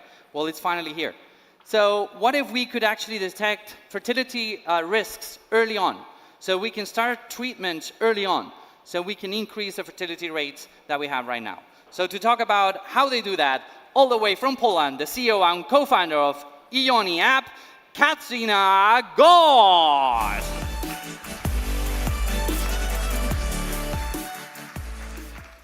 Hi, my name is Katarzyna Goch. I'm the CEO and co-founder of Ioni, a medical app and virtual fertility clinic. 1 in 5. This is how many couples struggle to conceive. It can be you, a family member, or a friend. It was also me. Globally, that's 200 million people. And despite the scale, most of them go years without diagnosis. People are lost in the chaos of unverified information. They don't know which test to take or which therapies really work. And the access to fertility specialists is limited. So the average time to pregnancy is 4 years. Ioni simplifies this journey. We cut the time to diagnosis to just months, and we are certified as medical device class 1. How does it work? Users start by sharing basic information about their age, menstrual cycle details, how long they've been trying, and health history. Ioni is integrated with wearables and tracks 300 parameters. Our AI analyzes this data, and with 94% of accuracy, it helps to assess the fertility and spot at the early stage health risk. So we are able to educate and fast-track users showing symptoms of endometriosis, PMOS, or hormonal imbalances. And when necessary, we connect them with doctors, clinics, and online consultations. Coming soon, all of this will be supported by our own curated AI assistant. So while others focus mostly on lifestyle-oriented point solutions, we created a medically credible, holistic platform. Think of it as a command center for every woman's fertility. Over 270,000 women have trusted Ioni, and we have already helped over 30,000 to get pregnant. They appreciate the clear plan on complicated pathways. Our business model is simple. Users pay for subscriptions and health plans, and we also collaborate with medical partners, helping them to reach patients. We partner with IVF clinics, medical centers, labs, and pharma, and last year our revenue exceeded 200K. We think big about scaling our solution. The global fertility market is worth 70 billion, with our specific segment at 250 million. So we have clear roadmap how to get there and reach decent revenue through 5 million new users and 10,000 clinical partners. We need 1 million to expand our sales and community and to enter new markets. And we've already have amazing team to support the idea. Professor Krzysztof Łukaszuk, leading European IVF expert, and myself, experienced fertility product manager, a dedicated team of 12, and top medical and business advisors from across the globe on board. 30,000 success stories so far and millions ahead. Help us build the future of the fertility care. Thank you. Very good, Kat. Good job. Right on time. Judges. Questions for Katarina. There you go. You were fast now. Yeah, it's on, don't worry. Hello? Yep. Pretty easy. Why you and why now? Why we?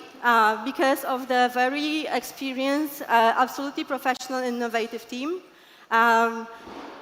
Created by medical experts, absolute geeks and PhDs in mathematics and AI. We have also business advisors and marketing and community specialists. We have really good connection among the fertility and human reproduction network, not only in our home country, but also across the globe. So we are able to reach people, decision makers, to establish partnerships, to integrate with them. Why now? Because we have an enormous problem with demography, and fertility issues are quite a simple way to solve it. Okay, there we go. Good job. Thank you so Big much. applause to Katarina. Thank you so much. Now we're flying back to Spain with once more going back to sequencing diagnosis is a big thing, you know, liquid biopsy and stuff like that. But there's one thing about cancer which is very nasty, multi-organ disease thing, which is it's hard to catch it really early because our capacity to detect really early signs of beginning of cancer requires ultra-sensitive technologies. But we are getting to that point. And by using ultrasensitive analysis of RNA in this case, we can actually predict the oncoming of cancer way ahead of the time. So to talk about how we do that, please welcome on stage the co-founder and scientific affairs lead from Flumix Biotech, Esther Lizano.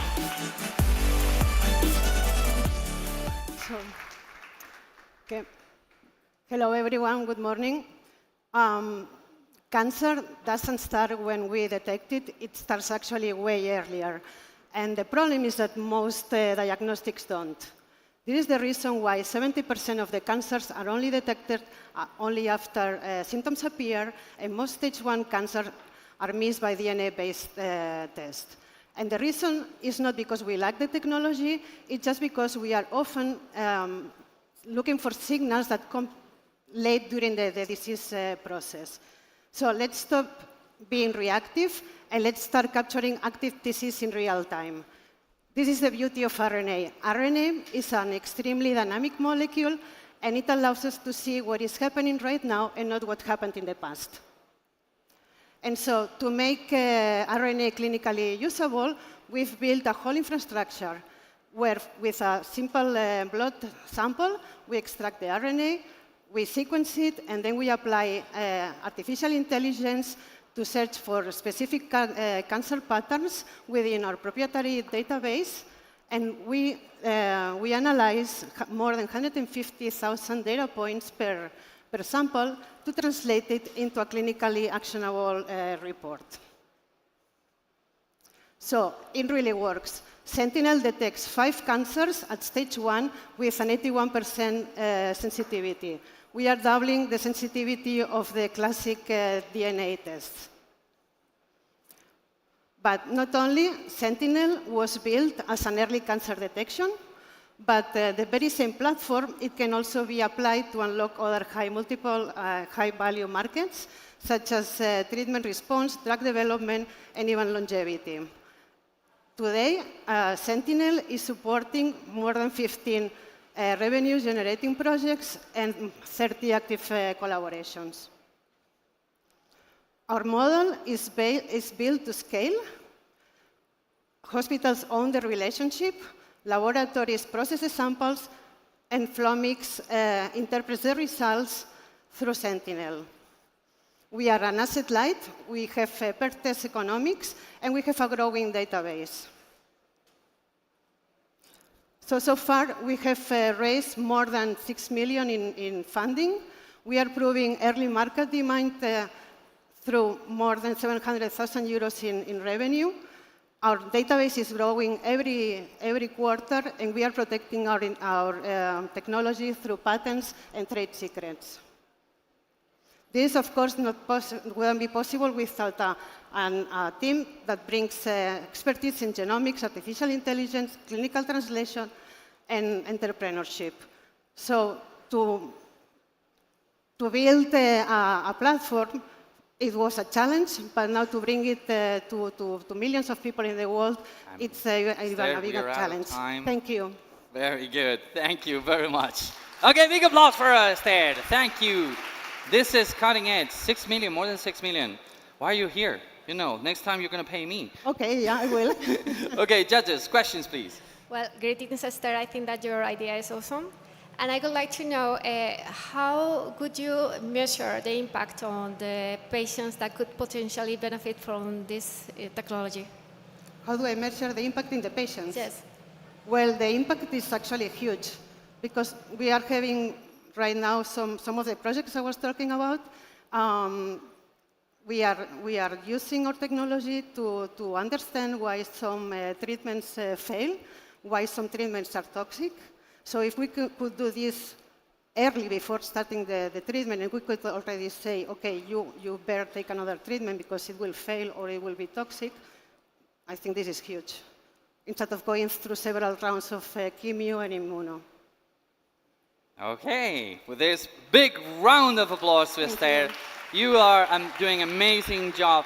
This is one of my favorite parts of my job. You get to engage to people that are changing and defining the future. So that's absolutely incredible.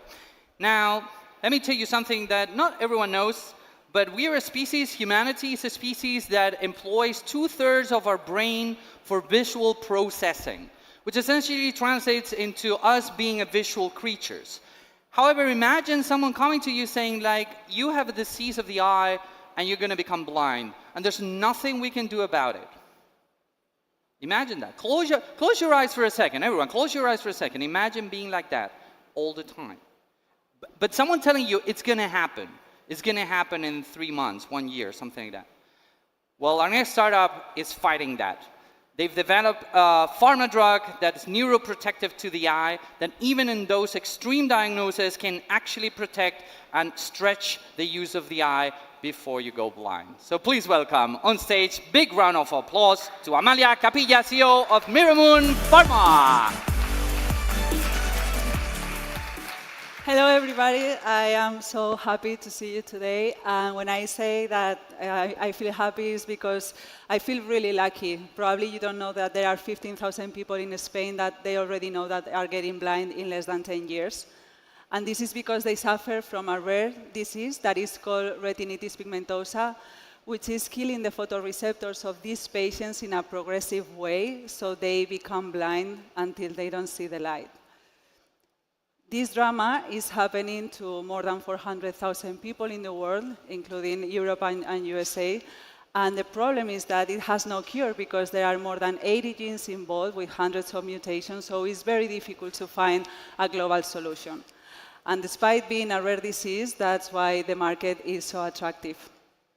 At Miramoon Pharma, we have developed a new molecule that is able to cross the hematoretinal barrier, reach the photoreceptors, and improve and preserve the retinal function and then the vision. We are able to expand the window of time that the patients can see. Right now in the market, there is only one solution that is called Luxturna. It's a gene therapy, so only helps 1% of the patients, and it's very aggressive. It requires a surgeon room, and it costs $500,000 per eye. However, our solution is very stable, scalable, and also you can apply it by eye drops, so you can even dream about pediatric solutions. Our results have demonstrated that we are able to keep the functionality of the photoreceptors up to 70%. We have our molecule protected in more than 30 countries worldwide. We have scientific publications that confirm that our results are true. And also, we have already the orphan drug designation from the FDA and the EMA, so we can expand to both markets. Last year, we raised $1.8 million to finish the preclinical phase and demonstrate the no toxicity in animals. And this year, we'll open a round of $5 million for starting the phase 1 clinical trials next year. We have investors, and we have also raised $3 million in public health.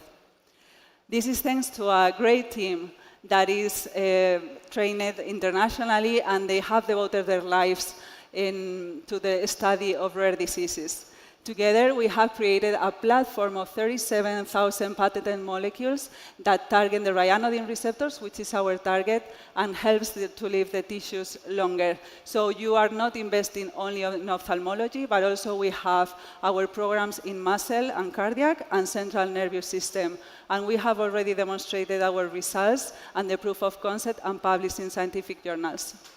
So I'm inviting you to join Miramon Pharma, if not because of the cost of rare diseases, but for the billions of dollars that are waiting for you in the market. Thank you so much. Very good.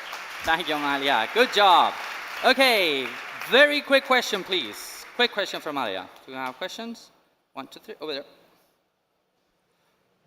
Hi, Gordon Clark. I'm curious about MP010 and the applications for ALS. Can you talk a little bit about... I don't hear you, sorry. Can you hear me now? So with respect to MP010 that you had listed for Yes. degenerative ALS, Yes. can you talk a little bit about where you are in that process? Yes, in ALS, we have studied a specific model mouse that is called SOD1, and we have just preclinical data that we have developed in the academic way. In that mouse, we have demonstrated that we increase the lifespan of the mouse 10%, we increase the muscle strength, they stay in the wheel for longer time, and they also keep the weight. So we are, this is kind of the next programs that we want to develop as well, because the results are very promising and was selected last year at the best paper of the British Journal of Pharmacology from 2025. Okay, very good. Big round of applause to Amalia. Thank you very much. Thank you, judges. And now, one of the biggest issues in drug development is that we need to test it with humans, but that takes a long time and a lot of effort. What if we could actually print and create reliable human tissue to test drugs on it? Well, this is the next revolution in drug development, and we have one of the leading representatives of that. So please welcome our next startup on stage, all the way from Israel, the CEO of Tissue Dynamics, Avner Heldrich.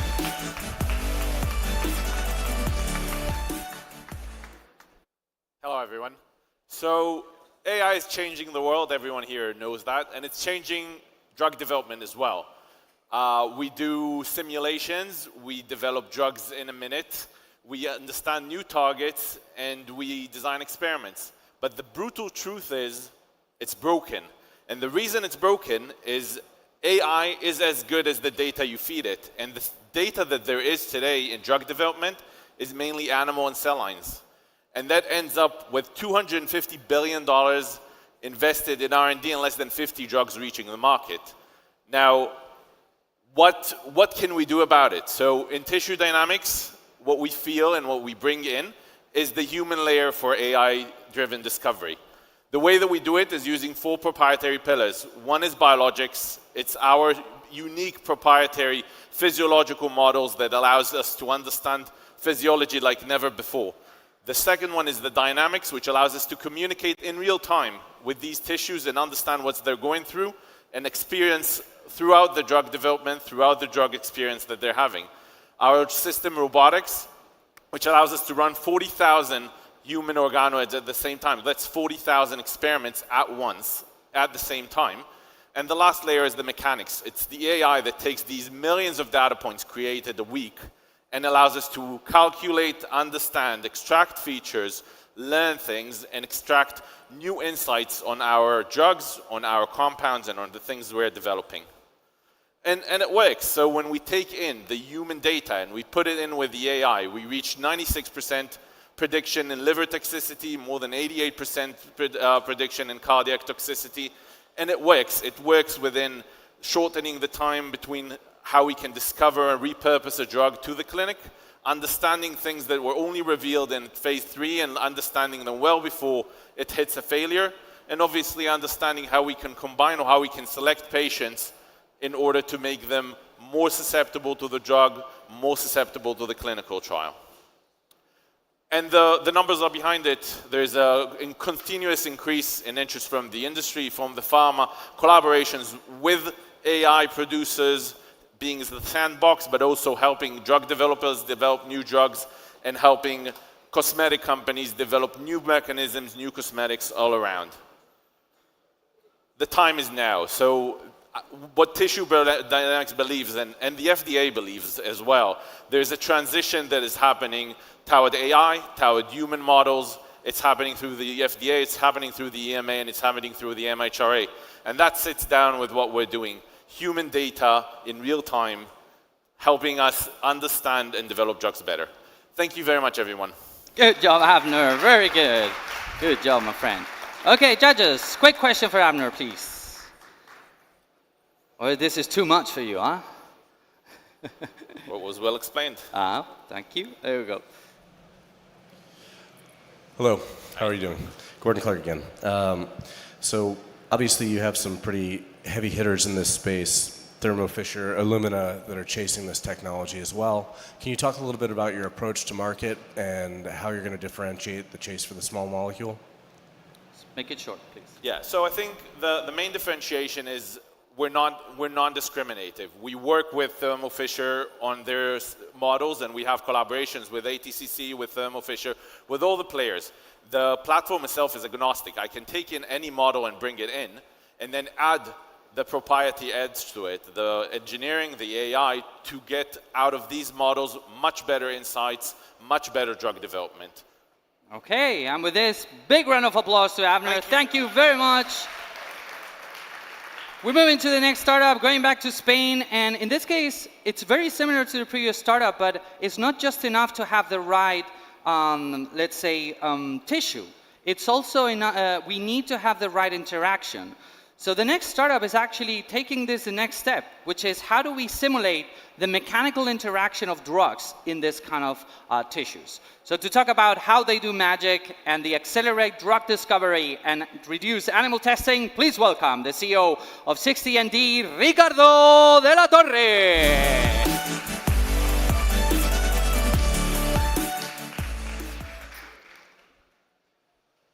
Heart, lung, skin, tumors.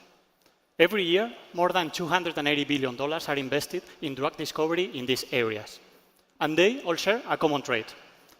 They are never still. Heart beats, lung breathes, skin stretches, tumors grow. But here's the thing. Experiments in a lab today are done under static environments. As we said, real organs never stop. 90% of the drug candidates during clinical trials fail, and a significant share of those failures comes much earlier, when cells are tested under non-dynamic and realistic conditions. I am Ricardo de la Torre, CEO and co-founder of 60ND, and I lead a team of scientists and engineers working on this very deep science challenge since 2021. Last year, we launched NeoMag, our very own in vitro drug discovery platform that is capable of mimic how real organs move in the lab.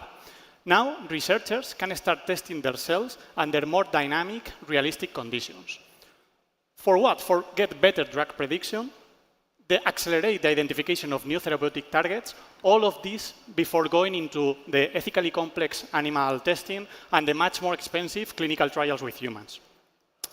Our technology combines three patented innovations: proprietary hardware, smart materials consumables, and AI and physical modeling. We combine the best of both worlds, physical in vitro testing with software and AI prediction, all integrated seamlessly in just one platform.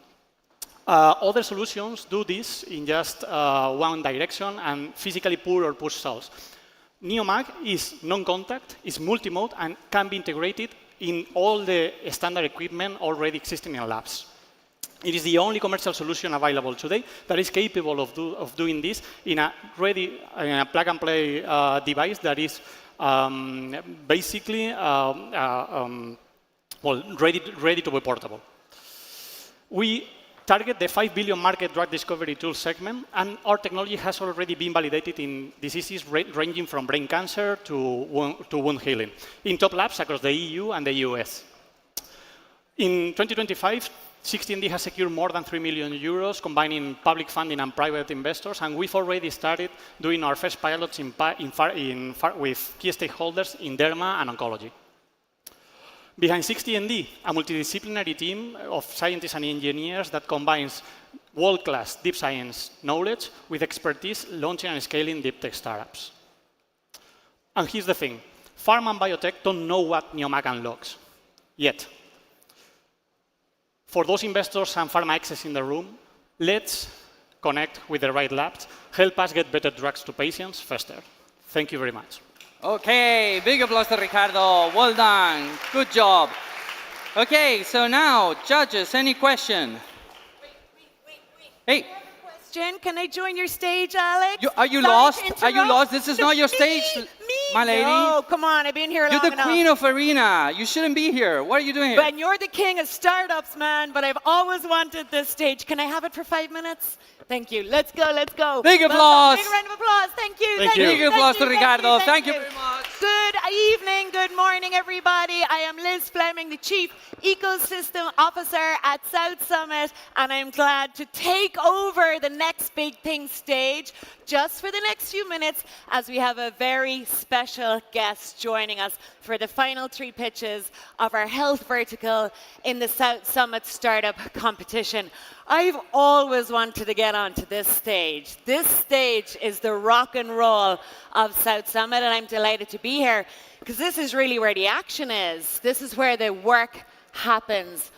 As you know, we're at our 15th edition of South Summit. We have had over 1,200 finalists walk out on this stage. One year, we even had it designed as a boxing ring, so they would fight it out over who's going to win the different verticals. We have 100 finalists here at this edition who have competed between 3,000 and 4,000 companies, and we are thrilled to have an incredible special guest for this year's South Summit Startup Competition. Ladies and gentlemen, please welcome to the Next Big Thing stage, His Majesty King Felipe VI of Spain.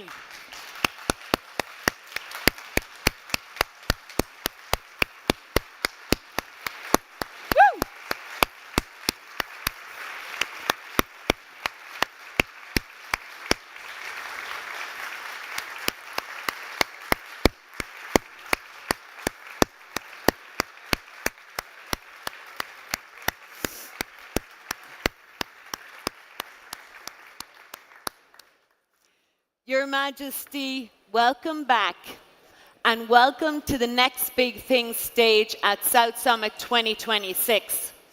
This is where the action happens. This is the beating heart of South Summit. South Summit is for the entrepreneurs, and this is where it all happens. They get 3 minutes to come out and pitch their company, and they get 2 minutes to get grilled by our incredible jury of investors and potential corporate partners. We're right in the middle of the healthcare vertical, where we're looking at precision engineering, drug delivery, AI discovery inside of personalized medicine, and you're going to love these projects. So without further ado, we've 3 more to see in the healthcare track. Please welcome Alex Bardera, the MC of the Next Big Thing stage. Big applause to Lizzie. Thank you so much. Pleasure having you on the stage. Welcome, Your Majesty. Pleasure having you, all the other distinguished guests. So we're still running out with 3 more startups. So in this case, we're flying back to Spain. And as I was telling, one of the magic of the technologies that we're using is that a lot of the new technologies are unlocking therapies that were unheard of before. And the next startup is actually tackling something that affects many different people. Skin diseases, things that can actually kill you, like melanoma. So with the new technology that we have, with nanobody-based localization, we can fix this now. So please welcome on stage our next startup, the CSO and co-founder of Nanogrow Biotech, Lucia Bandrel.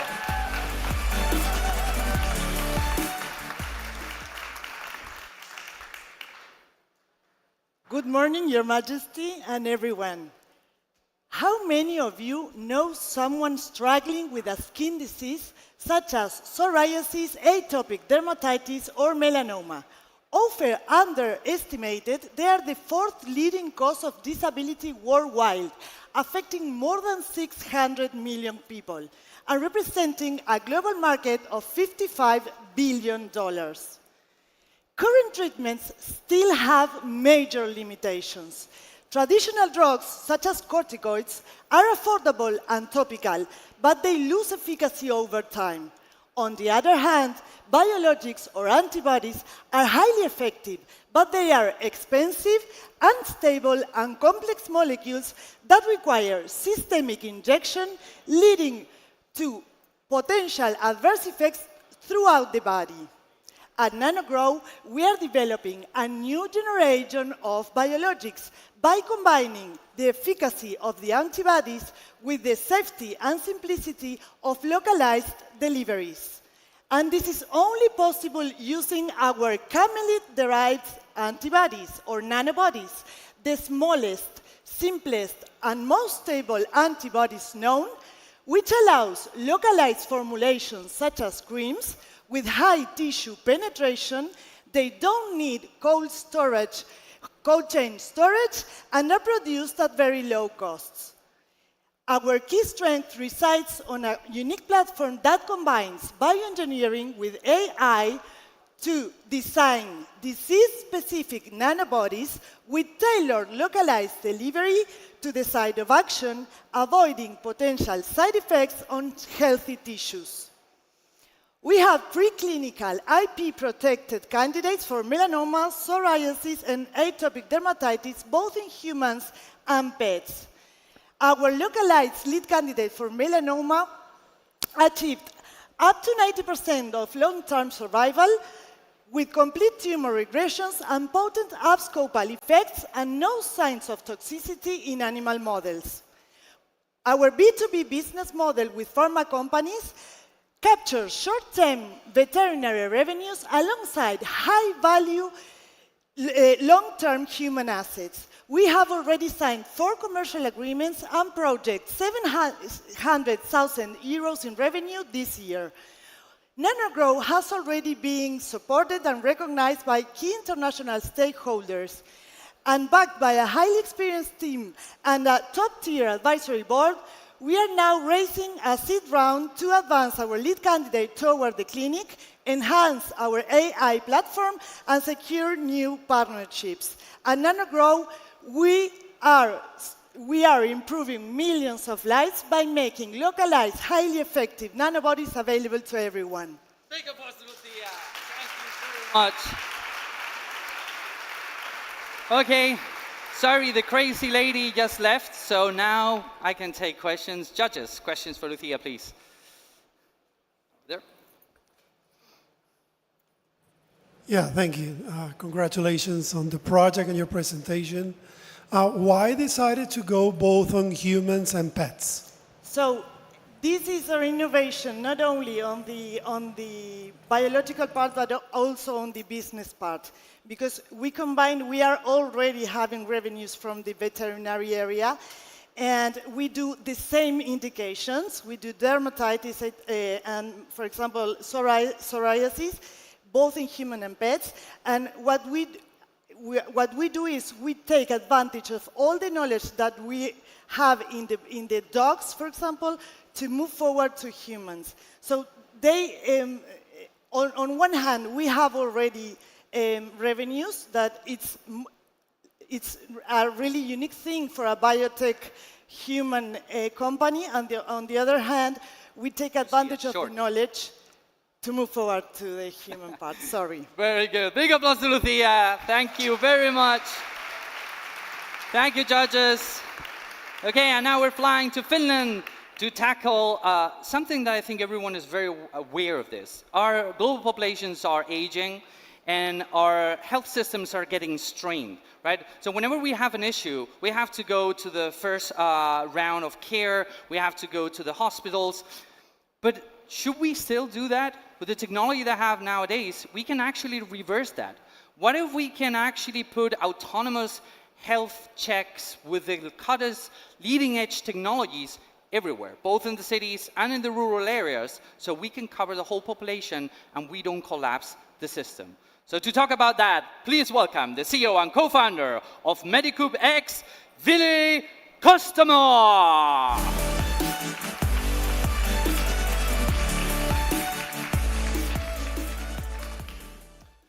All right, Your Majesty, ladies, gentlemen, every single one of us has lost someone to heart disease, strokes, heart attacks, heart failure.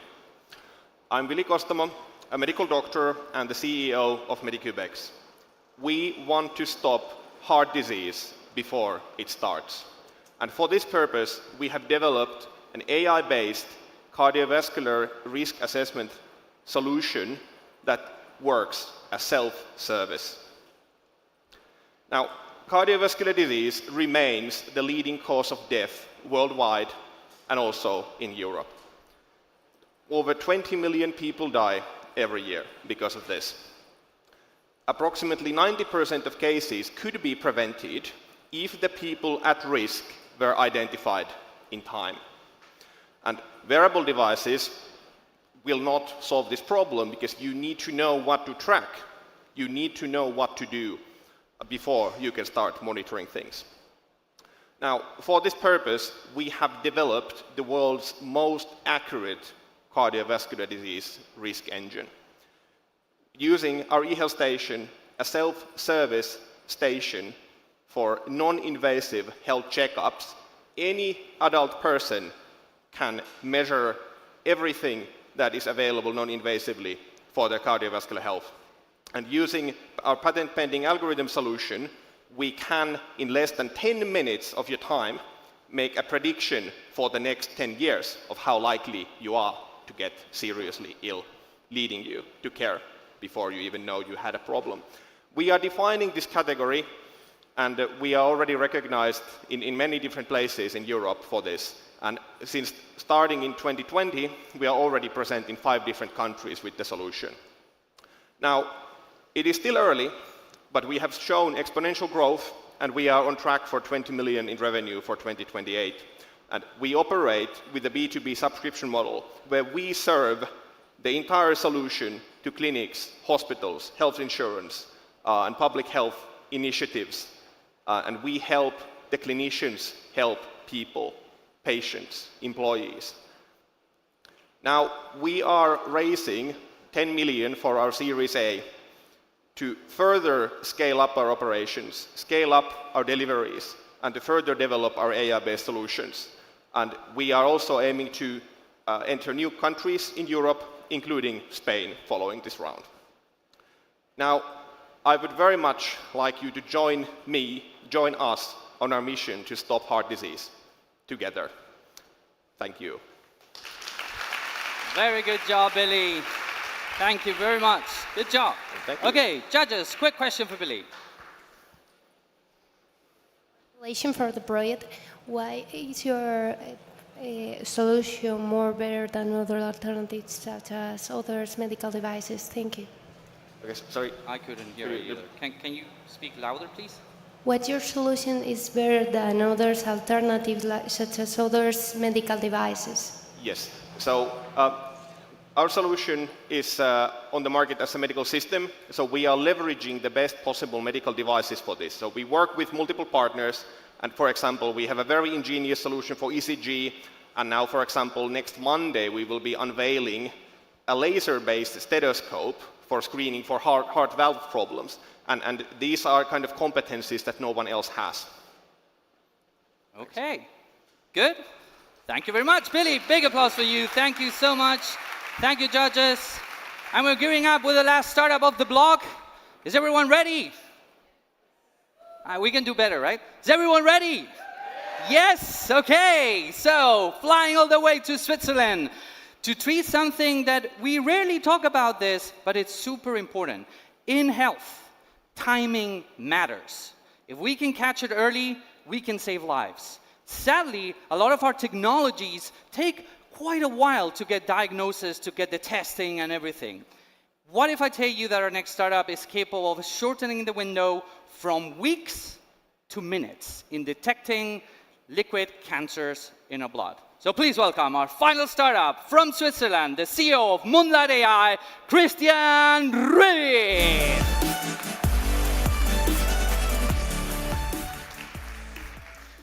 Thank you very much. Hello, my name is Christian, Su Majestat. Welcome, everybody. I'm CEO of Moonlight AI, the company revolutionizing cancer diagnostics by making it scalable. Almost all new cancer drugs require molecular testing for therapy selection. However, most of the patients in the world do not have access to this molecular testing technology. Even in the US, 2 out of 3 lung cancer patients do not get the required diagnostic testing. And the main reason is because these technologies are just not scalable. They have a long turnaround time of several weeks, are very expensive, and take a lot of resources. So the question that we ask, are we able to get the same results by only analyzing images of these simple, routinely collected blood smears? This would reduce turnaround time to minutes, and it would actually save a lot of money within the healthcare system. At Moonlight AI, we are developing 2 types of solutions: DNA mutation detection, as well as diagnosis of complex diseases, always by only using images of routinely collected blood smears. In the future, we plan to move to continuous monitoring as well as to screening. During our pre-seed phase, we have developed the technology, have filed the patents, as well as have protected the technology, as well we have published a clinical validation study.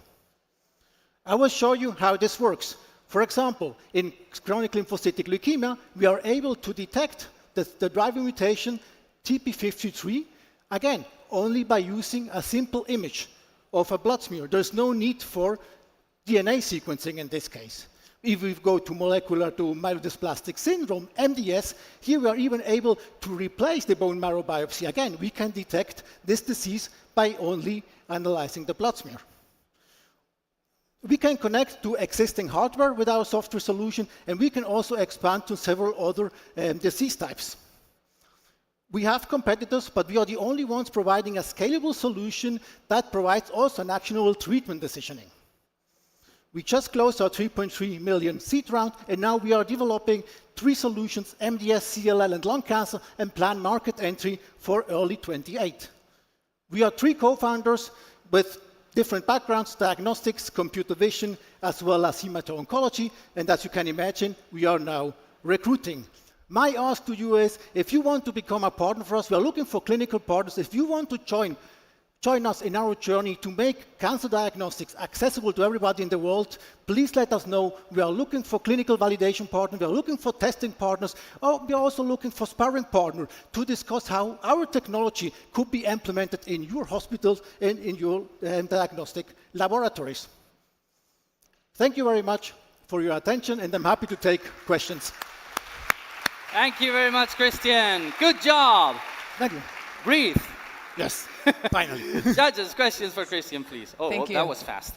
Thank you very much. My question is, can you tell us a little bit more about your go-to-market strategy and how the team that you currently have is prepared to deal with that challenge for scalability? Yes, that's a great question. We also got it from the investors. We did not have until very recently the business officer. Now we have a fractional CBO, which is actually also our chair in the board, and he will help us also recruiting the next permanent CBO, because this is an experience that definitely was not in the founder team. Fully agree. Voice of experience there. Thank you very much. Big applause to Christian. Thank you so much. Big round of applause to our judges. Thank you very much for your time. And with this, we finished the block of health. Just a quick reminder, I believe the team is going to put up here the QR code for the startup competition for next year. Let me remind you all, 1 month before this year's competition, I get emails from people saying, we want to be in the startup competition. Now it's your chance. You have the QR code for next year, so make sure you take a picture of it. And right now, just a quick reminder, we're going to announce the finalists of the startup competition at 6 p.m. here on the stage, and the 10 winners will fight on the arena stage later on the day. And without further ado, I want to welcome on stage my dear friend and queen of arena, our Chief Ecosystem Officer at South Summit, Liz Fleming. Thanks, Matt. Thank you, Alex. Thank you. Well done. Amazing, amazing startups there from the health vertical at the startup competition. That is a wrap for the health vertical, and I am delighted to kind of facilitate this next phase, which is a lovely new initiative here at South Summit. And please join me in welcoming to the stage our founder and president, Maria Benjumea.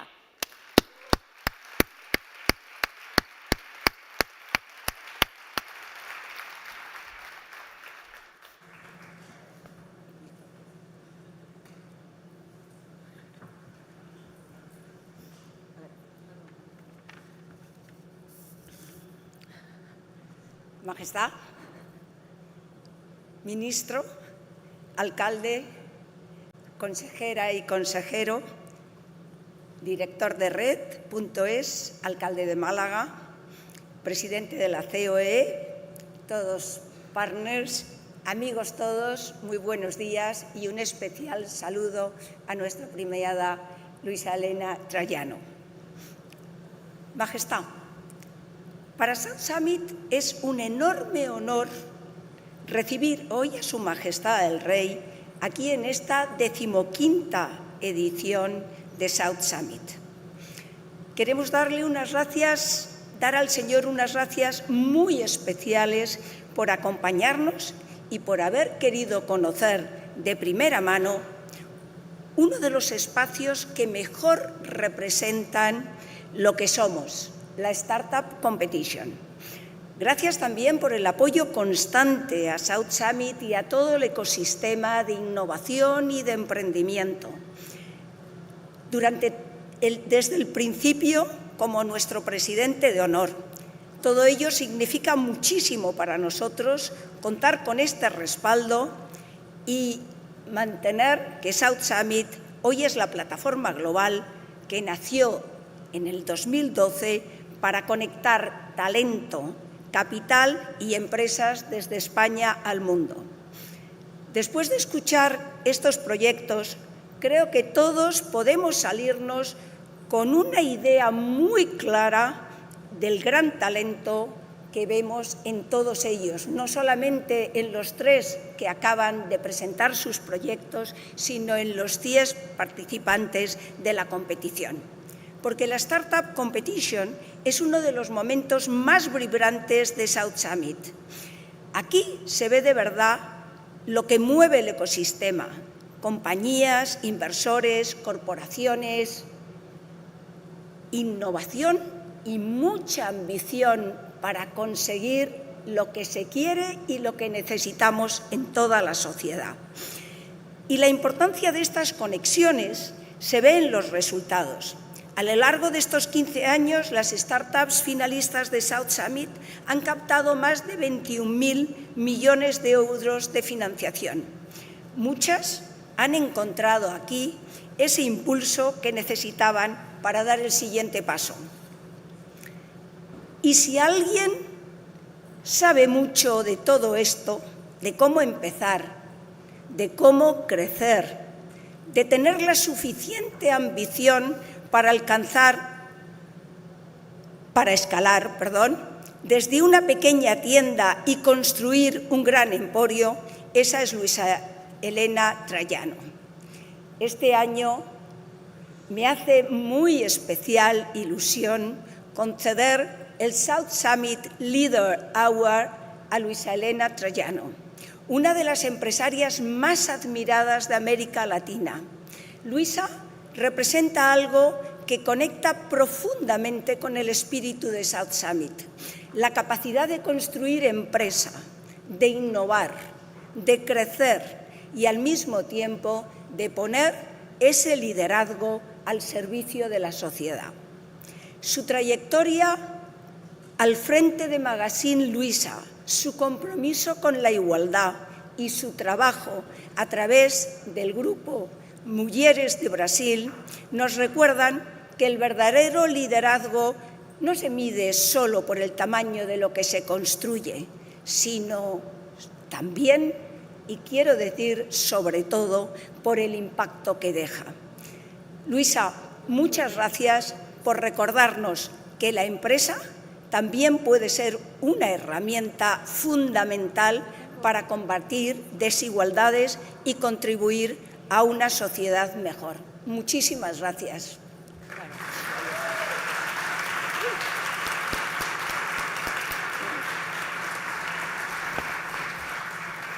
Thank you. Thank you, Maria. Stay with me right here. What a special moment. Thank you, Maria. We now proceed with the presentation of the South Summit Leadership Award, a recognition that South Summit grants this year to an extraordinary figure for her entrepreneurial journey, her leadership, and her social commitment. This year, the South Summit Leadership Award has been granted to Luisa Elena Trajano, one of the most influential and respected business leaders in Latin America, chairwoman of the board of magazine Luisa, and an international reference for her ability to bring together business, innovation, and social impact. Luisa has shown us that business leadership can also be a powerful tool to open opportunities, fight inequality, and contribute to the progress of society. It is my great pleasure that I invite to the stage to present this award His Majesty King Felipe VI.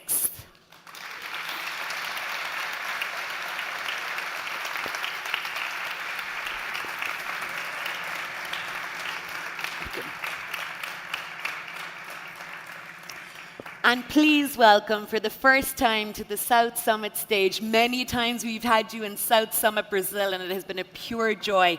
Please welcome to the stage the winner of the South Summit Leadership Award, Luisa Elena Trajano.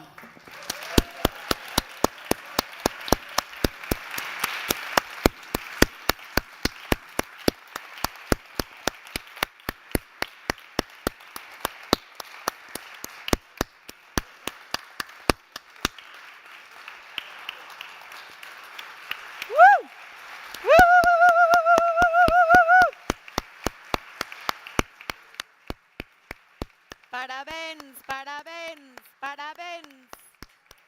Parabéns, parabéns.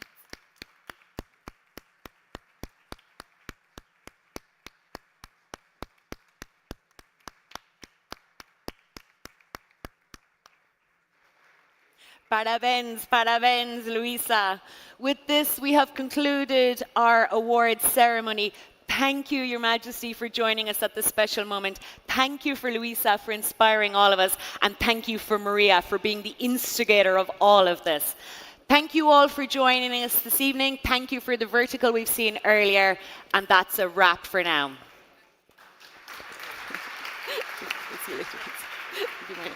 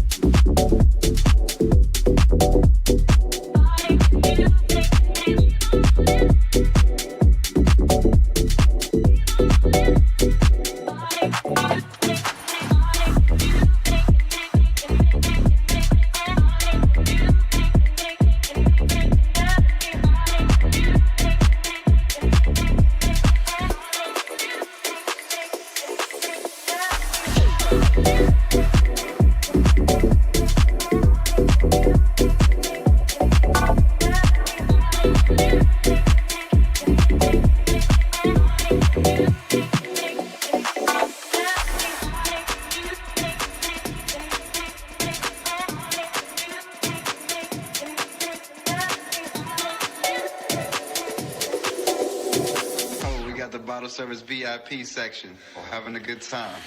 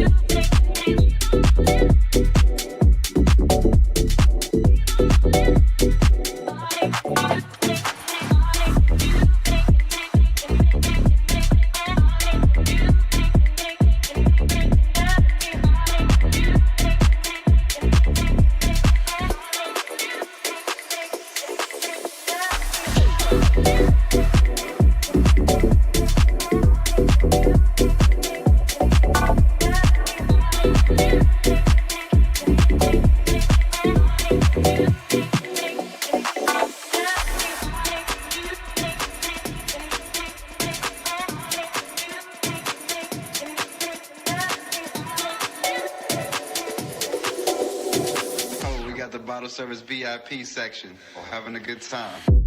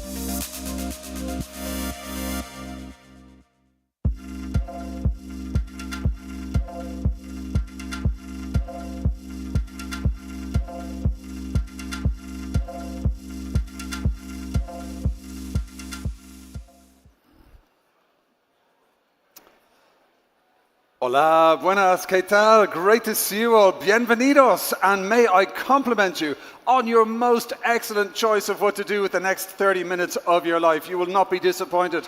If we haven't met before, my name is Oisin Lunny. I help great people, companies and organizations tell their best stories through podcasts, through media and through events like South Summit. It is a great honor to be part of this wonderful global familia and to be back in La Nave once again. Now, my personal motto is really easy to remember because it has to be. It is ABC. Always be connecting. My invitation to each and every one of you is to make the most of the incredible people that you are sitting next to, that you're going to meet over a cafelito a bit later. Make sure you make the most of these networking opportunities because this is about building our global familia. If you feel uncomfortable, don't worry. If you feel it's a bit cringe, don't worry. Just step onto the doorstep of your comfort zone and welcome new connections into your life. And I promise you, South Summit has 20,000 extraordinary people here in the Nave. They are ready to connect with you, and you never know where your connections might take you. Okay, end of ABC talk.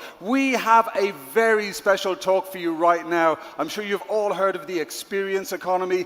It's the reason why Starbucks was able to charge a lot more for coffee than lots of traditional coffee houses, because people now pay for the experience, for the memories, for the moments that live in our digital times. And the experience economy is actually redefining how culture is created, consumed, and monetized at scale. So our next session to kick off things on the next big thing stage is going to explore how cultural content is being transformed into immersive, data-driven experiences that engage global audiences and generate sustainable revenue. Cha-ching. It will examine new business models across live events and entertainment, and it's going to look at how technology, storytelling, and audience insights come together to turn culture into scalable, profitable experiences. So we got some big cultural moments happening here in Madrid this very week. We had the King visit us on this stage this morning. We have Bad Bunny in town. We have the Pope in town. So if you're talking about culture, those are some heavy hitters right there. So let's bring on two more heavy hitters. We are absolutely delighted to be joined by the Associate Dean School of Architecture and Design at IE University, our dear friend Maria Cristina Mateo, and the Regional General Manager for Southern Europe at FIVA, Rocio Trujillo. Trujillo. My dear friends, please give it up for Rocio and Maria. Gracias.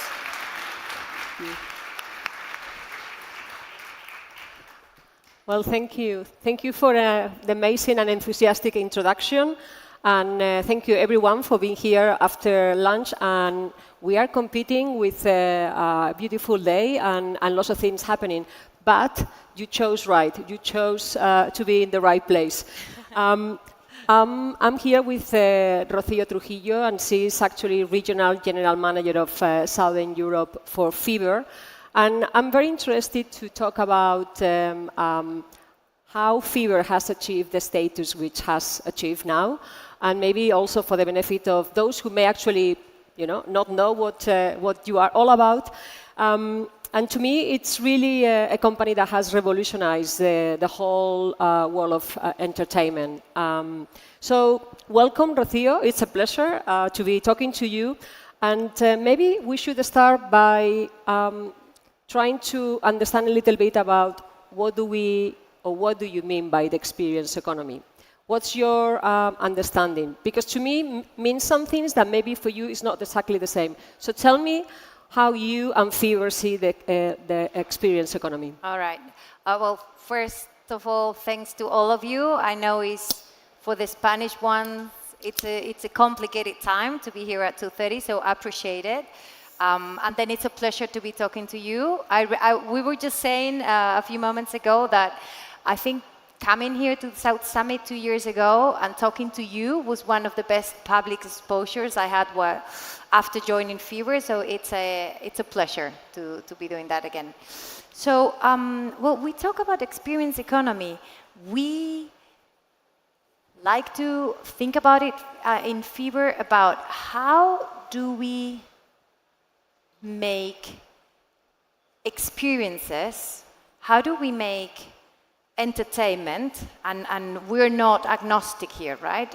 Sorry, we are agnostic here, so we just may be talking about music, we may be talking about sports, we may be talking about cultural institutions, about immersive experience. So how do we make these entertainment experiences scalable and profitable? So when we talk about the experience economy, is that art and that science on making people go and experience live entertainment in a profitable way, both for them from an experience perspective, but also for the producers on a economical perspective. Okay, all right. So let's talk a little bit about how you deal with those spaces, and you were alluding to the real life experiences and live events. How you deal with these spaces that can be maybe rewritten through engaging global audiences, but also generating sustainable revenue. So that's your kind of magic trick. So you manage to engage people globally, because I think that this is a key factor, the fact that you are a player in globally, and I think that the local culture maybe is something that we need to address as well when talking about the experience economy, and also how you generate sustainable revenue. So to talk about that, I would like to have many questions, but the first one I would like to ask you is how do you take cultural content, and we can address the local element, whether it's classical music, maybe through a candlelight event, or maybe through historic IPs. And I know that you've been doing lots of things also with Stranger Things, and so tell us a little bit about how do you transform that into a scalable, profitable business model. All right, so we believe the usual balance between art and profitability, or experiences, what do we say that? Well, the usual, like whenever we talk about art, whenever we talk about experiences, that doesn't mean that it is not profitable. Mm-hmm. And the way we do that, and the way we think about it is there's many amazing content around the globe. There are many things who work, many things that actually people like and are engaged with, and people like to pay for that, and they just go to experience, and they take out their wallet, and they go to experience something in any of the verticals of the live entertainment. But the problem here is not that the content is not there, is how do we make it available for further audiences? Mm-hmm. So how do we make sure that the content is there for the audiences? This is where Fever comes in. And you mentioned candlelight. We didn't invent classical music. Mm-hmm. Maybe all of you know candlelight. It's those concerts, classical music concerts. I see a lot of nodding, okay? Classical music concert, full of candles, and they're hosted in iconical venues. Mm-hmm. The format is very short. It's no longer than 1 hour, and then you're very close to the performers. Well, we didn't invent at Fever classical music. It is something that was there, and people loved being exposed to that. We just used technology to understand that people wanted to engage with classical music in a way that they hadn't been doing so far. So whenever you, let's say 8 years ago, whenever you wanted to experience some Beethoven outside of your house, so outside Spotify, you had to go to an auditorium, for example, or in Madrid to Teatro Real. Well, some people, especially young people, don't necessarily like that format, right? So we took that insight that there's a lot of people, especially young people, who are interacting with classical music, but they don't find the way to consume classical music in person. We decided, or we defined based on our database, what were the elements that we could infuse into the classical music experience, mm-hmm. to make sure that people were gonna go and experience it in person outside of the Teatro Real, outside of the auditorium, right? And we created the candlelight. Well, we are very happy to say that today we're the largest seller of classical music in the world. We sell over 10 million tickets per year, and this year it's going to be probably 20-30% more than that. And this is it. So we just take technology to make sure that all that amazing content which is out there in the world, it's scaled, shaped, and then put out there. So first shape and then put out there so that it can be ingested and consumed by thousands of more people. And I wonder if to do that, and we'll get a bit more into some of the details, but I wonder if to do that also you need to be a company which is kind of young at heart, or young, literally. Many of you are young. Your founders are very young. You think that there is something about tapping into what's happening that requires a certain kind of demographic to work in Fever, or that's just like something which is not necessarily the case? Not at all, not at all. Tell us a little bit about that, because maybe we have the impression that anybody who has to work in Fever has to be young, cool, and to know what's going on. Can we other who are not like that also aspire to work in Fever? So I completely disagree with that, Cristina. You find people of all ages in Fever. I think what really characterizes people there is how we think. Okay. It's a way of thinking. And on top of that, it's not even the background. It's not even the studies that you may have, because there's people from all sorts of studies, from actual painters to aeronautical engineers, and then you have all the spectrum in between, right? No, what you find there is people who are very young in the mind, meaning they never lose curiosity, they never lose flexibility, they're not scared to reprioritize things, because, well, I think we skipped all the presentation on Fever and we just went to it, and maybe it's worth stopping here for a second to discuss what Fever is. Fever is the leading global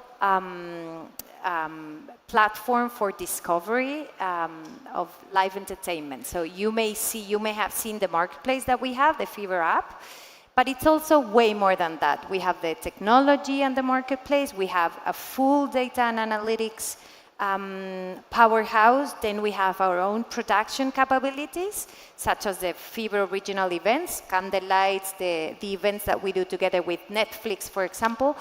And then we have a media outlet, which is a global, the largest global media outlet specialized in in-person entertainment. And it's present in 550 cities.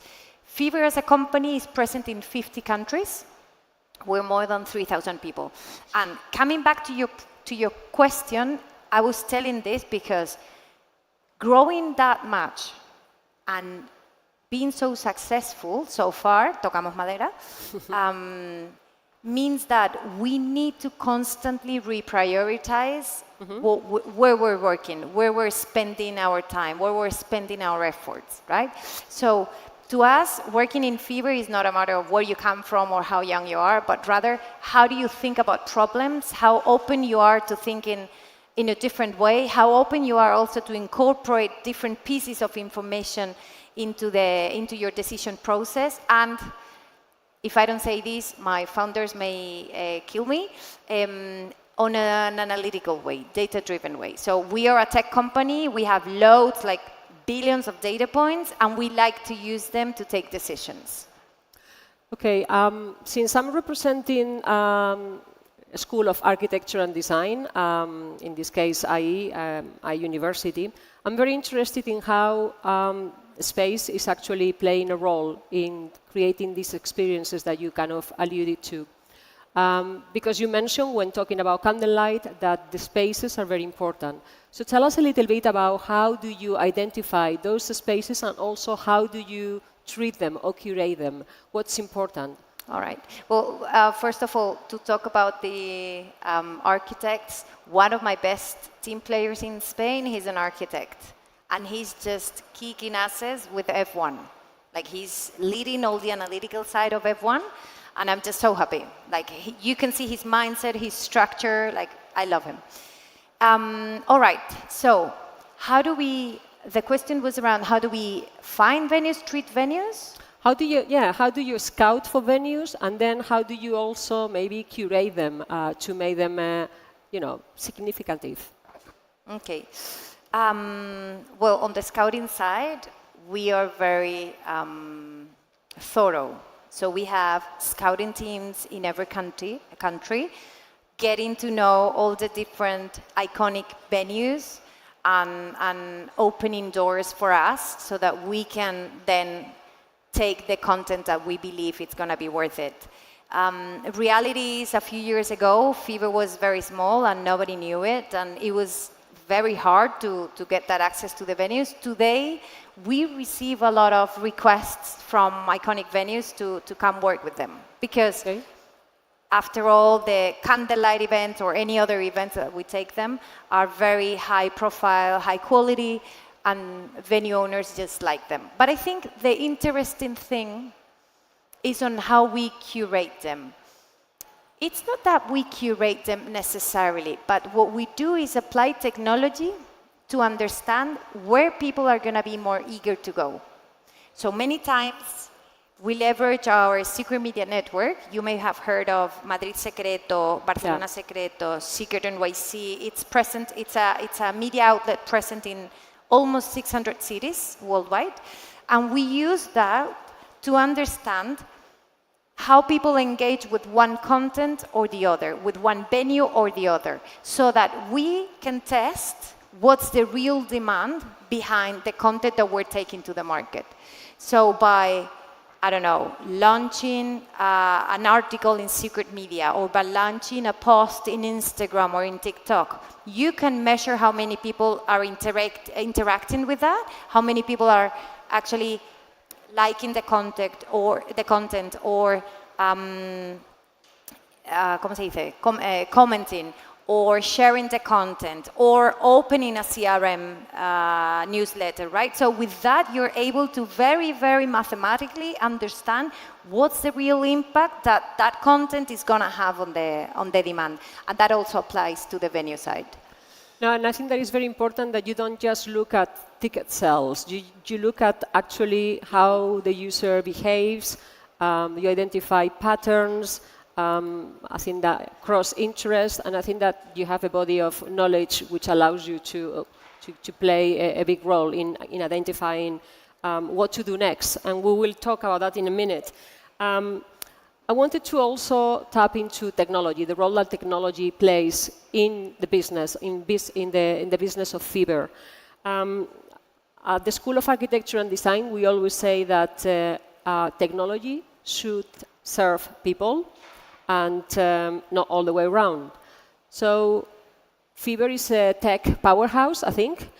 But at the same time, your final delivery, if you want, is actually delivered in the real world. Yep. So tell us a little bit about how you balance that data-driven, tech-driven algorithms and the sort of human experience. All right, that's a very interesting question. So fully agree that technology needs to be the means to deliver emotion and to deliver contempt to the audiences, right? So even if we build anticipation online, after all, people like to feel in person, and they are gonna be more or less happy with what they do in person, right? So we love our algorithm in Fever, but it is not a means per se. There is an objective behind those algorithms. So they are important to understand demand, as I was saying at the very beginning, right before. But they are also very important to use algorithms, data, and analytics to understand how people are engaging and how people are satisfying themselves, or how are they satisfied with whatever content we're giving them from an physical experience. So let's say you have in one of these venues, you have one experience that takes, it's not a one-off, but it's a few days, right? So an immersive experience, and you have it open for 2 weeks, or 2 months, which is a normal thing, right? It is very important to design it in a way, applying good taste, applying, of course, common sense, applying knowledge and insights that you may have from your previous experiences, but then it's very important to leverage technology once the people are going to the places and experiences and giving that feedback on overall the experience, but then of each of the different pieces of the experiences itself, from the technological journey to get the ticket, from to the moment they enter through the door and then they get out of the door, all that journey needs to be mapped. We need to ask the people, how are they liking it? What are the things that could be improved? What are the things that are working? What are the things that are not? And day to day, day by day, we need to be sharing this content with the venue owners, with the IP owners, with that person who organizes immersive experience so that they can shape the experience day to day and afterwards increase the satisfaction. This is one of the keys that's going to help that content then scale. So we've seen that you may have a very good experience in theory, but if you put it at the disposal of the audience and people really don't like it, they're not satisfied with the content, the quality is not there and they just feel like there's something sketchy here, that content, it's not going to sell in that piece, but then for sure it's not going to scale globally. Yeah. Okay. When I was listening to you, I was just wondering, what have you identified that is the main trigger to make people like something or not? And I know that this is a very difficult question. I wish I knew that. But I wonder if, one would assume certain kind of stereotypes, perhaps generation belonging, maybe you belong to a certain generation and that means that you like a certain thing, or maybe it's subculture. I wonder if there is any factor that you've identified that you think, well, this is one of the main drivers which makes people have a common or shared interest. That's a very, very difficult question. And it doesn't depend on the age of anyone. I think it depends more on the content they're interacting with. So any of us, today we're buying an F1 ticket. The day after that, we're buying a Bad Bunny ticket for the concert, and then the day after that we're getting a QR ticket to visit the Pope or to go to a museum, and we're all the same, but we take those decisions based on different drivers. So what we do at Fever is understand per each of the verticals that we work in, and in each of the countries, actually in each of the cities where we work in, what are the key elements that drive decisions. And then what we do is we have a global map. Actually, we get hundreds of millions of data points per month, and we have these global maps of trends that are emerging in some of the countries. And we know, because we've seen it evolving over time, that the trends that are emerging in South Korea are then going to be adopted in North America. And if it's adopted in North America, the probability that it then comes to Europe or comes to Latin America, it's higher. So we just like to understand all those trends, but I'm afraid there's not a one-size-fits-all. You need to be carefully considering curves, how they compare to other curves, how steep they are, and then infusioning a lot of data points to get to that answer. Okay, I was trying to tap into one of the secrets that you may actually share with us. And we are getting to the last sort of 5 minutes, and I was just wondering, because here we have, probably an audience of entrepreneurs or people interested in the cultural sector, maybe even doing some sort of a startup. And I was just wondering, how do you see the ecosystem of creators, and whether you see Fever working eventually with that ecosystem? Indeed. So I think coming back to something that we mentioned before, the ecosystem of creators is amazing and incredible. So there's content everywhere, very good quality content, very, very potentially profitable concepts that could be taken to many places. So being also a little bit acid, if I may, what we believe that is preventing part of that ecosystem to go big and scale and become very profitable is on that they're still lacking some exposure to technology, or maybe to that intersection between creation, taste, technology, financial acumen also, so that when you take all that into account, you're going to be able to take proper decisions on how big you need to plan your capex for. How are you going to optimize your OPEX? How are you going to be deciding what are the best next moves for your content? And let me give you two examples here. Moving away from necessarily from venues, maybe some of you know Olivia Dean. She's a singer from the UK. She started selling tickets through one of our platforms for small London places, 200 people, 300 people. But we started seeing that there was a lot of untapped demand, that people would love to see her, but there weren't more tickets. So whenever we see how many people are interacting with the content, whenever we saw that people were saving the post and actually clicking on the, ¿cómo se dice? La cuenta atrás. What? La cuenta atrás de un evento. Like countdown. All right. You start measuring how big the audience is. So we started telling the promoters of Olivia, hey, you guys have something which we haven't seen. So why don't you, instead of going for 5 days for her tour, why don't you go for 15 days? Because we do believe it's going to be enough audience. Well, today she's ultra profitable and she's filling places of 80,000 people in the UK. She also has a Grammy. Well, that's the power of technology, no? So that's part of the things that creators they need to be open to this technology to be able to scale profitably. Very interesting, and I think that is great to have illustrated it with a real example. As a final question, because we have only 2 or 3 more minutes, I was wondering if any of us wanted to to sort of to capture value and evolve it into an idea or sort of a proposition which involves culture, tech, and profit. Where should we be looking at? Where is the next thing coming from? I think we haven't mentioned something which is important, which is AI. Okay. Very, very, it was a big, like I say, a white elephant in the room. Yes. And I'm going to say, we need to be, so again, coming to my prior answer, they need to be looking at the intersection between art, science, data, and technology.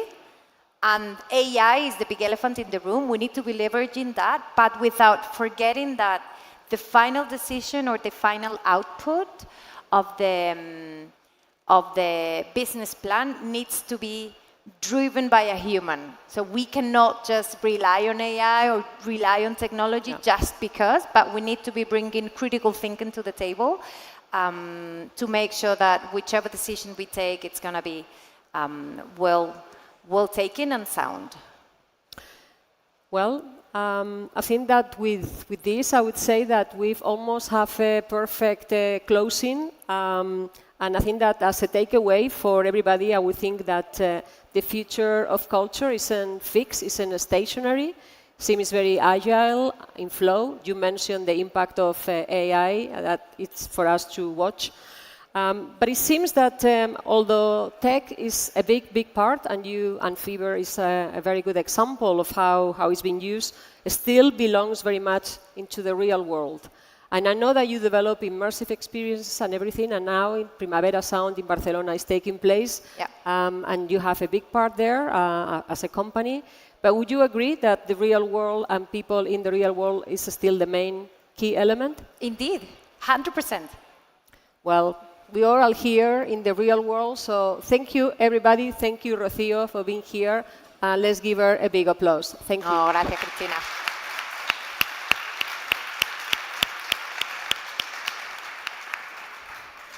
Mil gracias. Muchísimas gracias. Maria Cristina Mateo and Rocio Trujillo, muchísimas gracias. That was fascinating, and I love it. A great invitation to connect, to build this South Summit Familia at the end. And do make sure to reach out to all of our VIP speakers. Use the app, use LinkedIn. Let's build this network. Remember, ABC, always be connecting. So, my dear friends, if you are staying in your seat right now, you have made an exquisite choice, because right now, the next big thing stage becomes the most exciting place in Madrid. We are moving on to our South Summit Startup Competition. That's right, my friends. It is many people's favorite part of South Summit, if not the entire year, because we are about to see the most disruptive startups battling it out, pitching it on this stage with the goal of becoming the winner of South Summit in many different categories. So earlier on we had 2 tracks of our startup competition, and today we have 3 more to come. It is very competitive, it is very fast paced, and the clock is merciless. So international and national startups, thousands of startups have applied to be amongst the select 100 finalists that are pitching it here on the stage today. And these are drawn from all different industries, all different categories, and they are pitching to win one of the following awards: Best Team, Most Scalable Startup, Most Disruptive Startup, Most Sustainable Startup, and the global winner of South Summit 2026. Now, how big a deal is this prize? This is a very big deal. We had the King of Spain here today on this stage. The South Summit Familia and the network is unsurpassed. So if you walk away with one of these prizes, you have made a huge accomplishment. So we're going to kick off with the first track of this afternoon. The category is Industry 5.0, and this track is going to be focusing on the next generation of industry, where technology, automation and human talent come together seamlessly. So the startups pitching here are all developing solutions that make industrial processes smarter, more sustainable and more connected. Now here's a quick reminder of the process. It's really easy to remember. Each startup has 3 minutes, 3 cruel minutes that go very quickly, exactly, to pitch their ideas, and it's going to be followed by a Q&A with our front row of MVPs and VIPs that we have down here.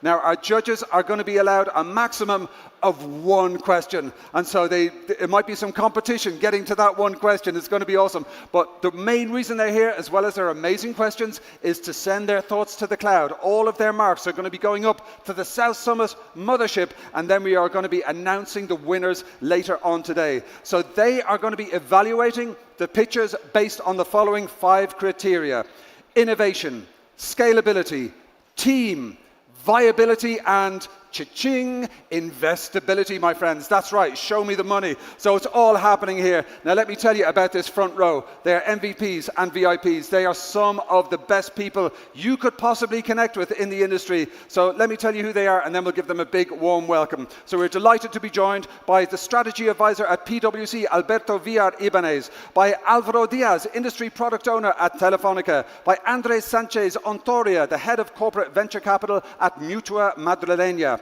by Antonio Ribeyes, the VP at Gulf Capital, by Burak Adali, the global domain leader at Nitera Ventures, by Daniel Nascimento, the partner and CFO at Semapa Next, by Ivan Alvarez Escalante from Tecnologías Net Positive at Mueve, by Jaime Deletillo, the investment associate at Bind DC, by Jose Diaz, partner at Armilar, by Jose Luis Gomez, principal at Bullnet Capital, by Cristal Somaza, senior associate at Adara Ventures, by Patricio Hunt, founder and managing partner at Intellectium, by Roberto Jimenez, entrepreneurship manager at Fundación Repsol, and by Tomás Guida, principal at Schilling VC. My friends, these are folks whose time is very valuable and very high net worth.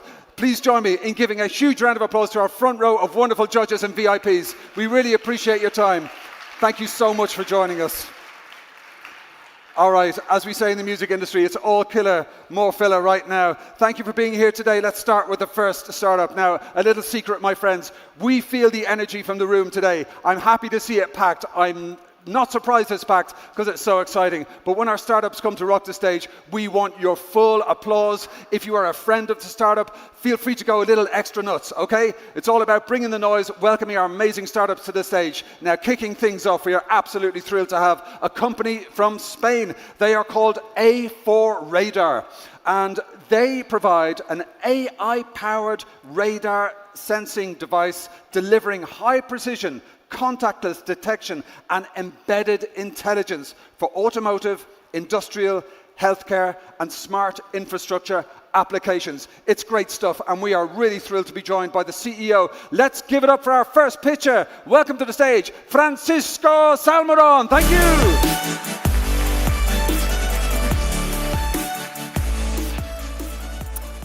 Imagine that you had a superpower. Imagine that you could see without eyes, you could hear without ears, or you could feel without touching. What would you do with that superpower? Many people will say that helping others, but for me, as a father, is this: protect what matters most, our children.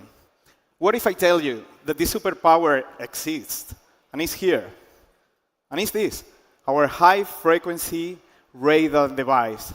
So small that fits in my hand, and so powerful that it's able to detect motion, life, or vibration, to detect life. Because every year, 50 children die forgotten in cars, and at A4 Radar, we are working actively to prevent this.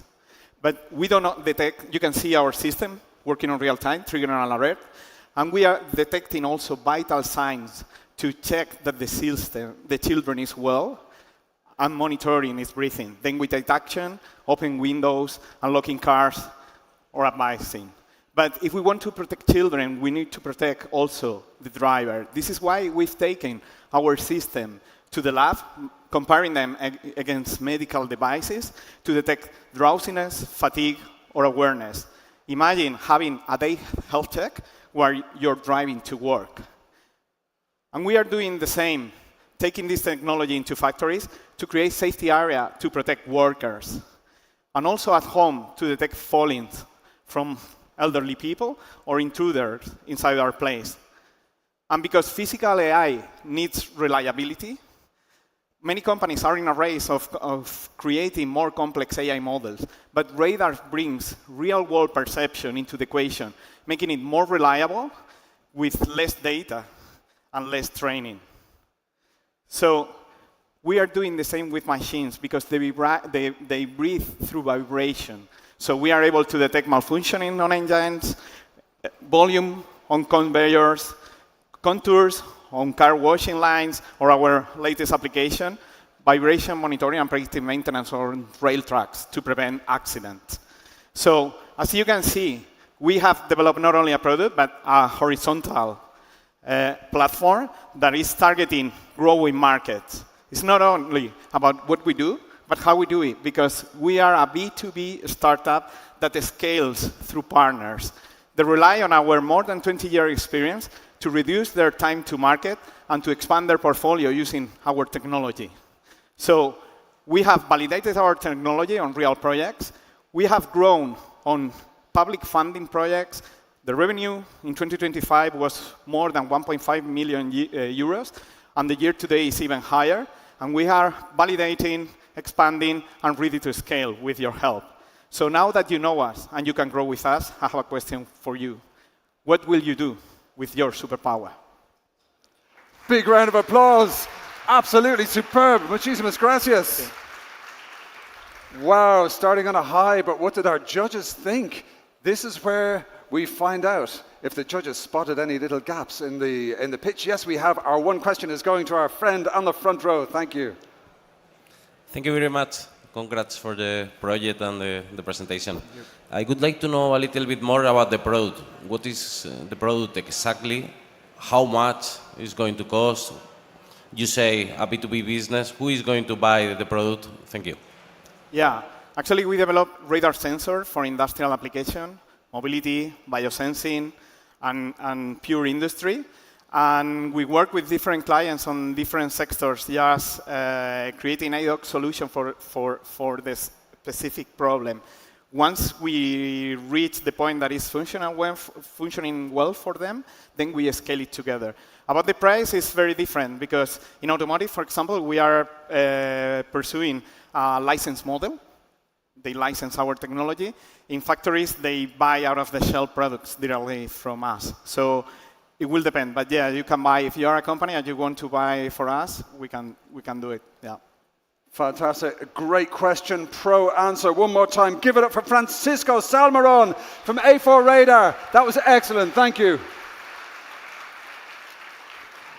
All right, guapos, listen, there's folks standing at the back of the room. There are seats here in the middle. If you find yourself on the edge of a row and you're here for the whole session, feel free to move in a bit so some of the people there can come and scooch in beside you. Right, our judges are sending marks up to the cloud. And our next pitcher joins us all the way from beautiful Singapore. I once went to the Marina Bay Sands Hotel, had a swim in the swimming pool on the roof, looked over the edge of the hotel, and I saw a small airplane flying lower than the level of the hotel. It's a wonderful place, full of technological innovation, and we are absolutely delighted to welcome our next guest who joins us all the way from Singapore. The company is AIlytics, and they are turning everyday CCTV into real-time safety and productivity intelligence with AI. We're delighted to be joined by the GTM lead. Please welcome to the stage Andrew Chen. Thank you.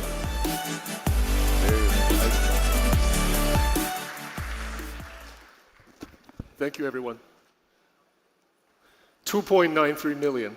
That is a number of work-related deaths that's happening every year.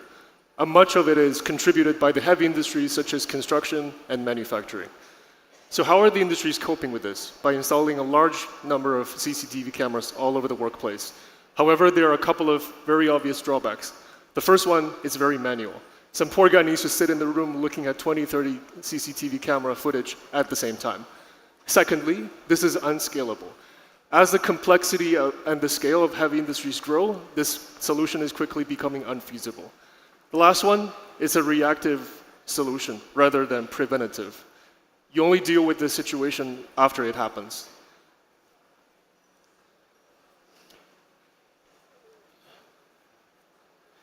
If something is manual and repetitive, it's begging the use of AI. This is exactly where Analytics comes in. We use AI to turn cameras into a smart infrastructure. The idea is very simple. You plug in the CCTV footage into our AI algorithm, which monitors the footage in real time and detects safety infractions. When it does, it sends real-time alert to the relevant personnel, be it health and safety officers, who would then investigate and rectify. On the long run, the safety officers can focus on prevention rather than putting out fires after they happen. So how is this solution different? Firstly, our proprietary technology gives the AI algorithm the capability of 3D spatial awareness by looking only at a 2D image. And secondly, we're compatible and configurable with the existing hardware and software ecosystem of the client, making it adaptable with whatever the project condition requires.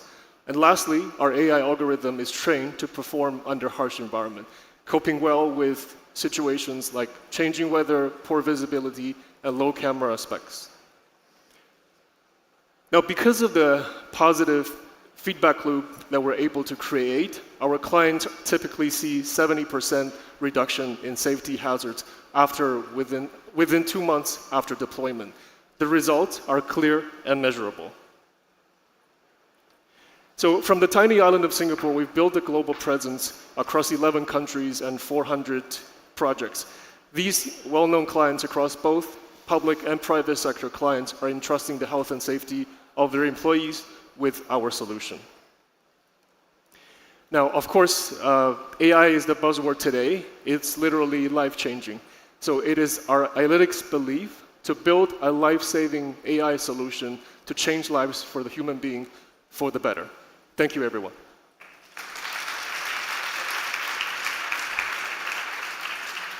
Very impressive, landing the plane with split-second precision there. But what did our judges think? We have 90 seconds and one question to play with. Who wants to jump in? Okay, I'm going to stare at the front row meaningfully. There we are. Yes, good man. Thank you so much. Great to see you as always. Okay. Great to see you. Thank you so much. You mentioned a lot, or you focus of our proposition on more health and safety. Yes. But you do believe that there is a lot of value to be captured on operational processes, optimization. That is an area that you explicitly do not aim to pursue, or what is the reason behind? Thank you for the question. So that is health and safety, you're right, it's just one pillar of our solution. We actually have 3 pillars: safety, security, and productivity.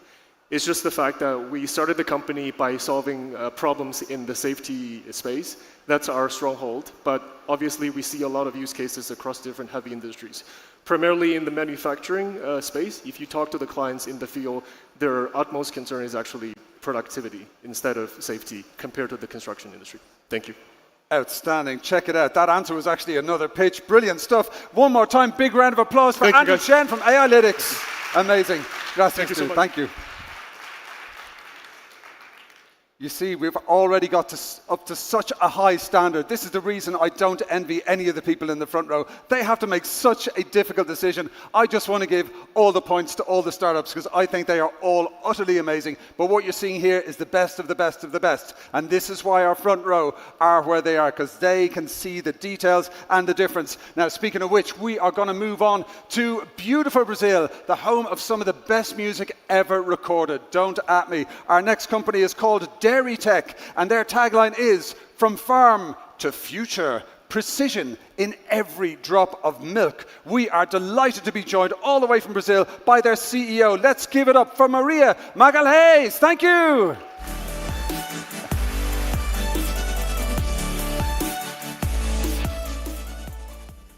Hello, everyone. I am Maria, and this is Dairy Tech, precision in every drop of milk. Did you know there is a type of milk that many people can digest much easier than regular milk? I learned that from my daughter. She had severe milk intolerance when she was little. It was not lactose, the problem was the milk protein.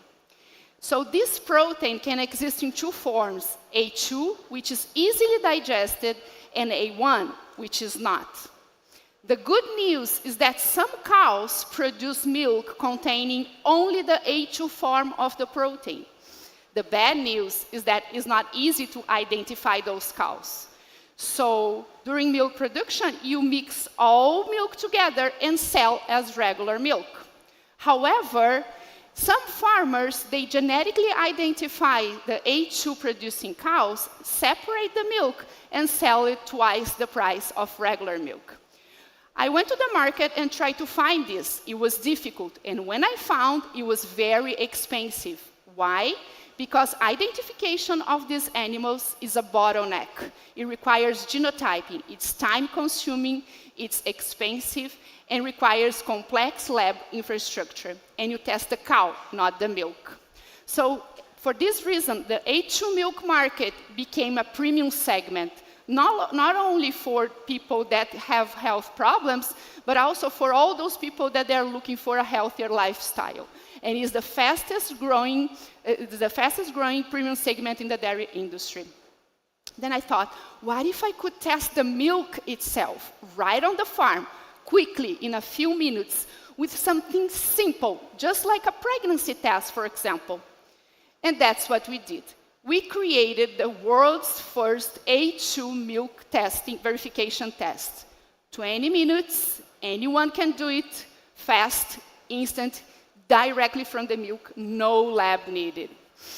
The dairy industry is huge. We will start with the cows, which is already a big market, and we will do recurring testing for quality control during production line. So this is a recurring and a much larger market. We start with cows, we scale with milk.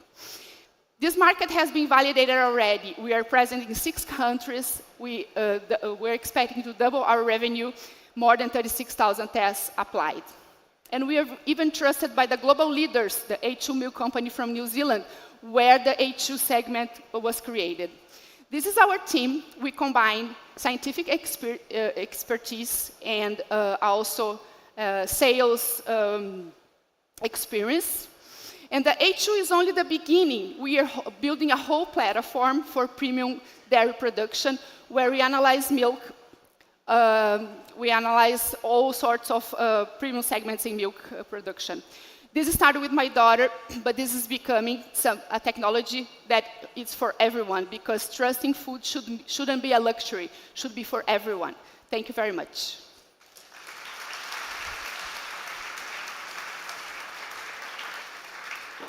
Wow, I mean, I come from Ireland, I live in Spain, you know, my relationship with milk is lifelong, and I learned a lot of new things there. Thank you for that. But what did our judges think? Do we have a question?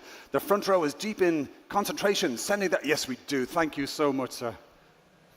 Hello, thank you. Congratulations on the pitch. I wanted to learn a bit more about how do you see the market landscape growing over the coming years of A2? And also if you can go a bit deeper into the other alternatives that you're going to be exploring in the future. So how do I see the A2 market growing? Well, I believe it's a very solid, because the market growth, it's very solid. It's a product that it's very explored in Asia. The human breast milk is A2, so having this type of milk that is more natural, it's a tendency. There is no way back.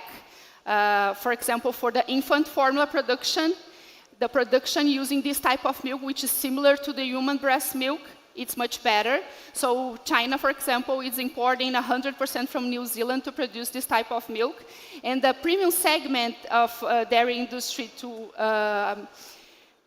for people that want to ingest healthier food, this is a growing segment. So we believe it's sorry. Oh, no, it's okay. Just the clock really is merciless, I tell you, even for the answers, for the one answers. I'm afraid we've run out of time. But listen, that was a great question. I hope you got some of the information you were after. Excellent. Okay, I see heads nodding down there. That was a popular session. Thank you so much for joining us. All the way from Brazil. Give it up for Maria from Dairy Tech. Thank you.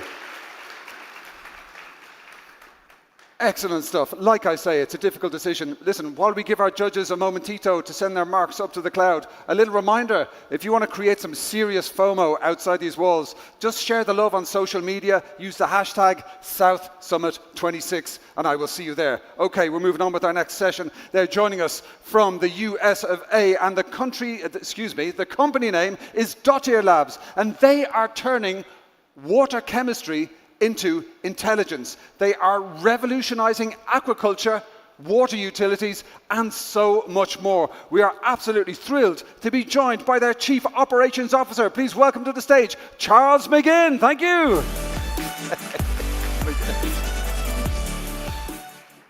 Dottier Labs is pioneering chemical intelligence for water industries. Today, aquaculture provides over half the world's seafood. That's over 120 million tons of seafood produced annually. That number is expected to double by 2050, but that still won't be enough according to UN projections for population growth and seafood demand. Recirculating aquaculture is land-based. It provides fresh, locally sourced seafood, and these facilities have to operate at high stocking densities. But this causes high water toxicity and high mortality rates, leading to up to $2 billion in lost revenue for this growing industry. This is where a solution is needed. Dottier Labs is supporting recirculating aquaculture with our platform solution. We turn water chemistry into control. Dottier Labs works with hardware and software solutions to build in a full monitoring system for entire facilities, creating specific models to build automation and control for entire facilities. Dottier Labs also has a unique technological advantage, working with multiple analytes without the use of reagents and providing full control against competition for entire facilities worldwide. We've already completed our first pilot, and we've scheduled our second pilot with a commercial oyster hatchery. We have additional opportunities and pilots expected in both the US and Europe. We've completed over 130 customer interviews, and our revenue model aligns with customer needs, relying on hardware sales, consumer analytics subscriptions, and full system integration. Recirculating aquaculture is a growing industry. At over $1.4 billion of an addressable market, it makes up over 500,000 tanks globally. But aquaculture isn't it's just the beginning. We're already looking at adjacent markets, including ocean and water treatment at over $33 billion worldwide.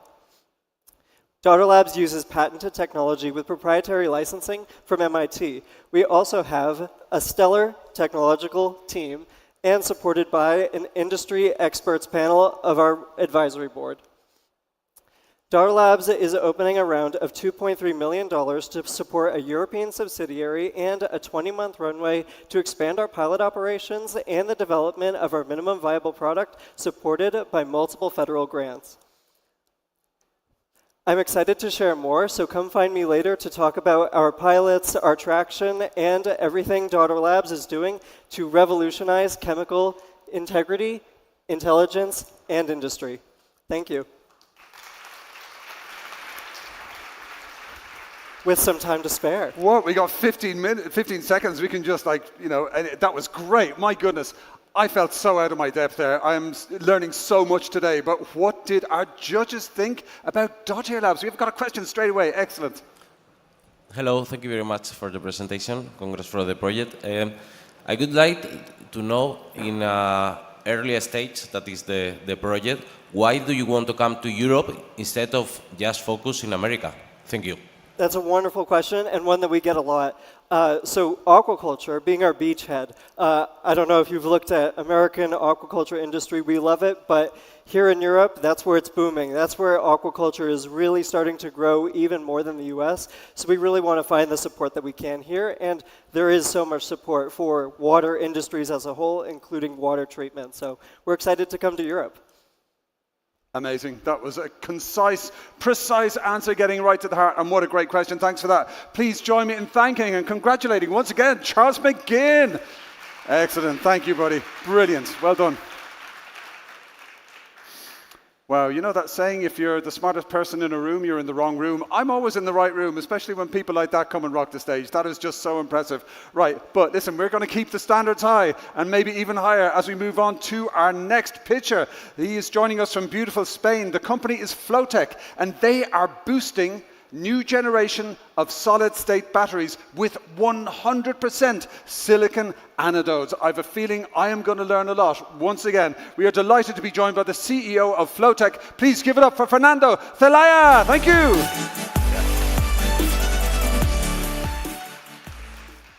Hello, good afternoon. Flowtech is the developer and manufacturer of advanced materials to improve the people's lives and the health of the planet.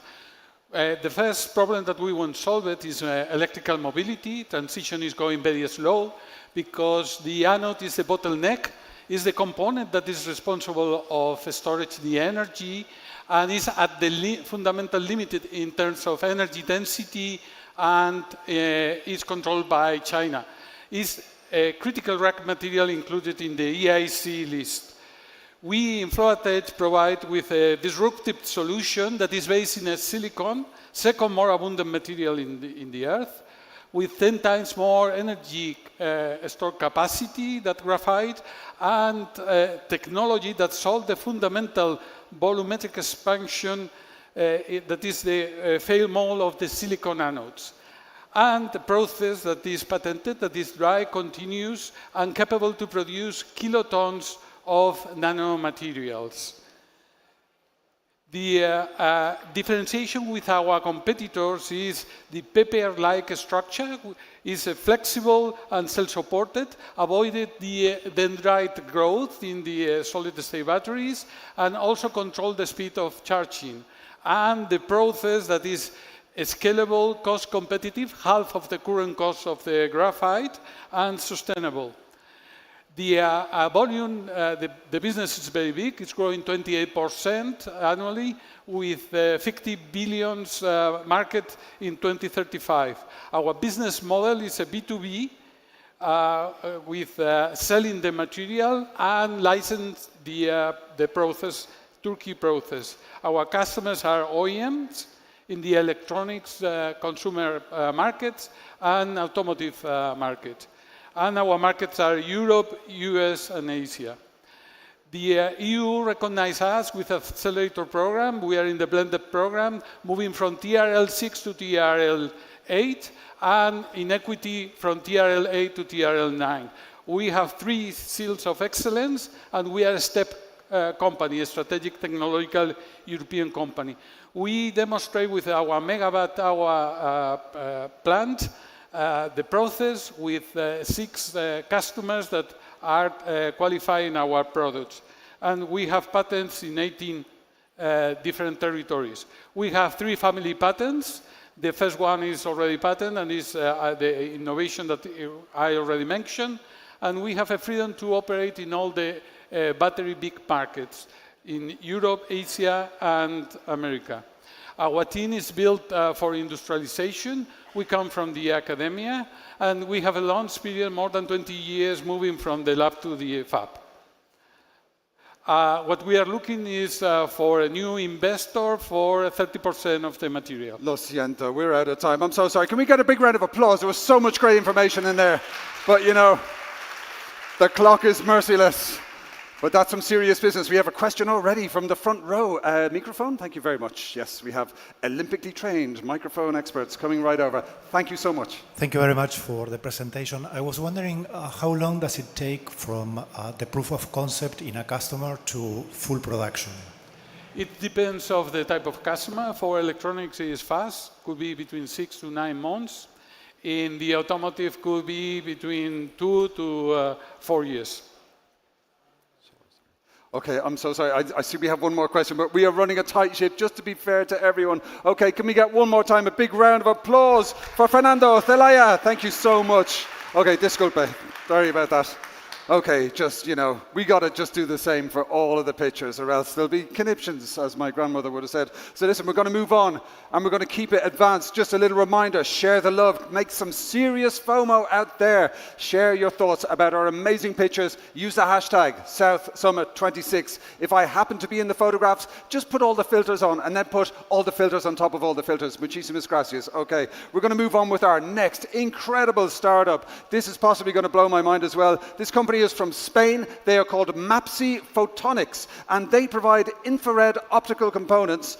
They manufacture them with a novel technology that is 100% of silicon germanium free. Okay, that probably means more to the front row than it does to me. I'm about to learn so much. We are thrilled to have their CEO join us on the stage from MAPSI Photonics. Give it up for David Cardador Maza. Thank you.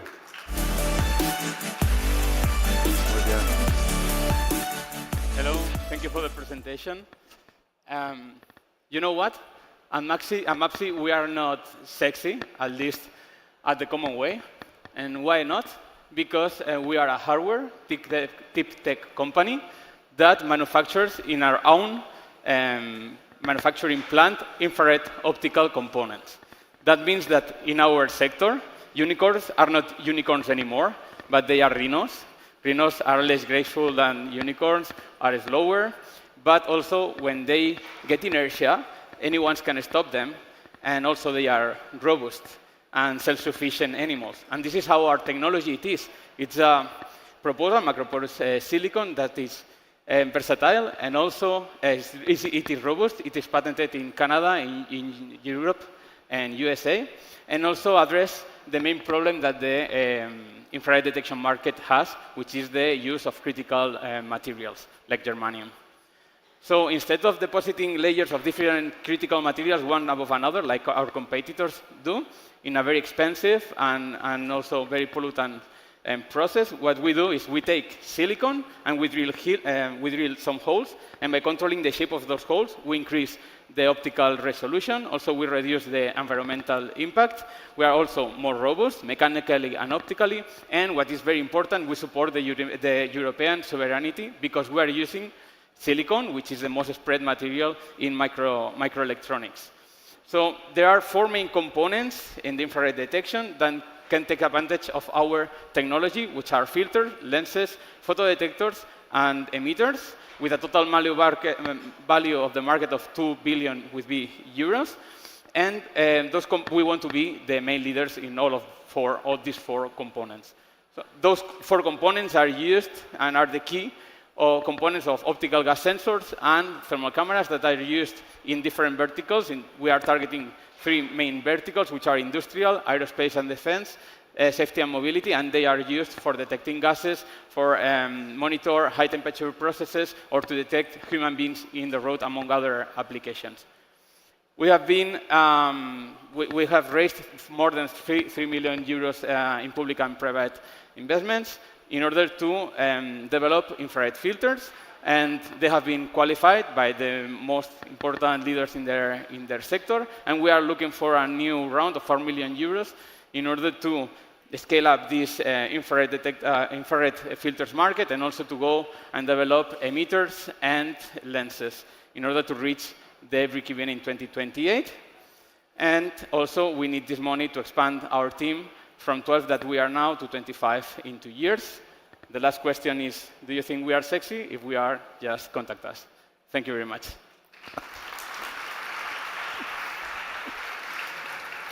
Muy bien, muy bien. I love the little Rod Stewart reference at the end there. I can hear it in my head. Such an earworm. Okay, but did our judges think MAPSI Photonics is sexy? Who's got a question? Yes, the young lady in the front. Thank you so much. Is there any trade-offs on quality performance by using just silicon versus like critical earth? Sorry? Any trade-offs on performance by just using silicon? Like, what are the trade-offs? Okay. Silicon respect which others? You mean? Which other materials? No, like the trade-off by replacing critical raw materials with like silicon, like for the end product. Is there any trade-offs? Trade-off with... Oh, sorry. Could you hold the microphone really close to your mouth? Sorry. Is there any quality trade-offs? Quality trade-off. By using silicon only? Oh, trade-off, like, you know, you trade off against quality against scale or something like this, you know, a trade-off. It balances negatively. Negatively, you mean? From silicon, from our products? Yeah, it could be. For example, if you want to reach an optical attenuation in our filters, you might have some problems, but we are increasing our attenuation to OD3, which is more than the standard that current and standard filters are in the market. So this is regarding the filters. There are some others like scattering, but we can also use it in our for being more stronger than the others than another thing. Yeah. Fabulous. Sorry, I didn't understand you properly. No, the trade-off was a new phrase. That was an excellent question. Thank you so much. My dear friends, can we please show our appreciation for David Carrador Mata? Thank you. Wow.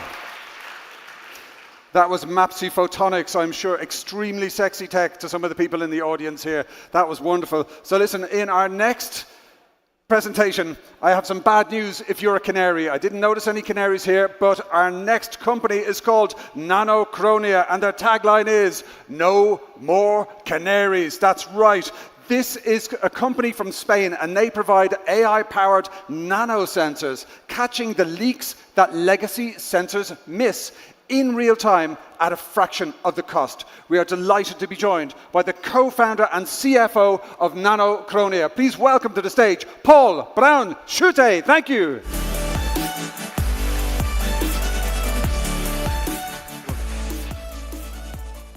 Good afternoon.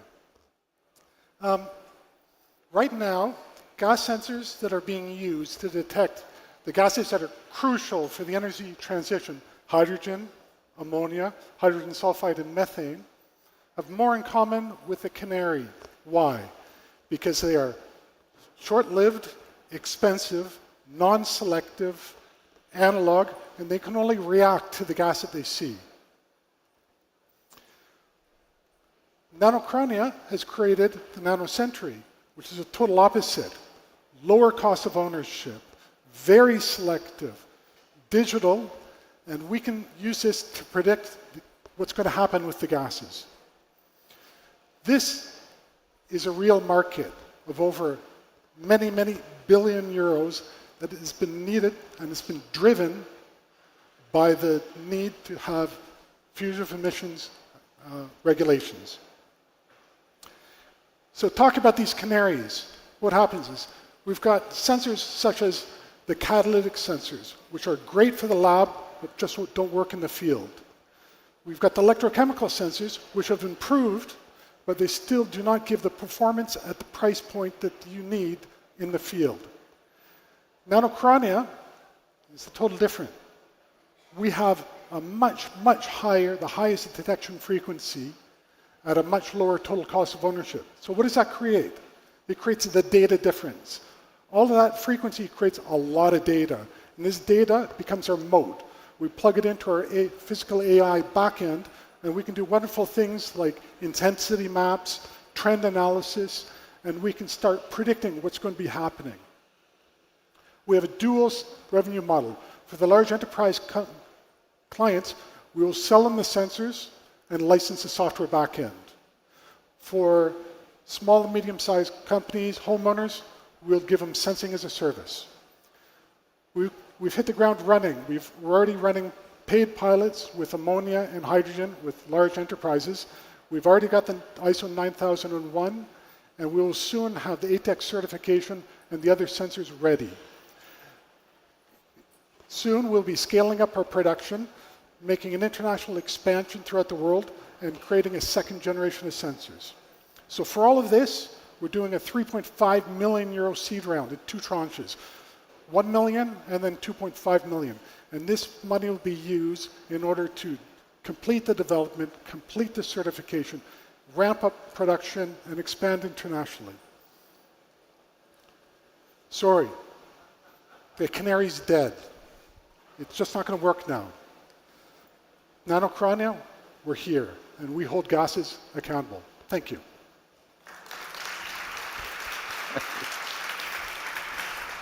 Amazing, amazing. My goodness, I literally lolled over there when I saw that dead canary. Apologies, it should have been a trigger warning. If anyone here is a secret canary, it's possibly bad news for you. But listen, what did our judges think? Do we have any questions about the death of canaries and those fantastic sensors making the world a safer place? Who's got a question? I'm going to... Oh, you have got... Thank you so much. Great. One more time. Excellent. Hold the mic real close to your mouth. Thank you very much. This time I'll hold it closer. What's the difference between like other technologies like cameras, for example? Is it a replacement of cameras that can detect gases, or is it complementary? It's very complementary. Different technologies have their different fortes. If you want to do a wide area analysis, a camera won't cut it, because a camera can only do it within your visual area. You can have ultrasonic and other types of technologies, which are very good for very concentrated areas. But the one big hole that they have, the oil and gas sector, is that over a big wide area, it's very difficult to do it. And at the price point that they're offering electrochemical sensors, it's just inviable. This is where we can create a big grid of sensors and be able to triangulate and create that intensity map that I referred to. Fantastic. Okay, sorry, canaries. Let's have a big round of applause for Paul Brown-Shute from Nanocrania. Thank you so much. Good job, man. Thank you. Well, again, hashtag mind blown. I am just, in my element here, learning about new stuff from these brilliant minds, really at the forefront of this category. Now, we are keeping the pressure on, we are keeping the standards high, as we're going to welcome to the stage a wonderful company from Spain. Their tagline is that they provide sustainable, cost-effective and chemical-free regeneration of water in the industrial process. Amazing stuff, very important stuff. We are absolutely thrilled to welcome to the stage their Chief Growth Officer. Please give a huge round of applause for Adrian Valdelmios. Thank you.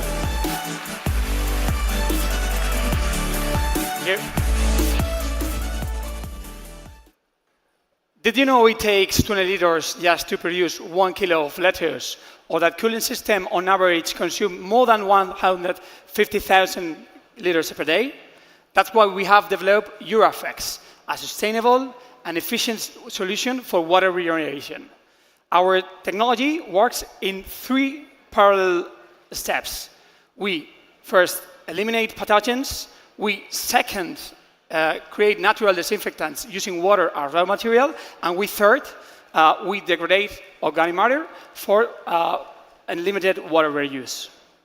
Apart from the hardware, we as well have developed URAP, that our monitorization software that gives our clients all the information about water quality and principally savings in real time. we are able to reduce 90% of the water consumption in the processes in which we include our technology, with no chemicals, leading to an average payback of less than 2 years. We have a huge target market. We are able to apply our technology in both manufacturing industry, agri-food industry, chemical or pharmaceutical industry, or even on the real estate. We offer a B2B model with 2 options. Point of sales with a monthly fee for monitoring software, or an all-inclusive renting where no capex is needed.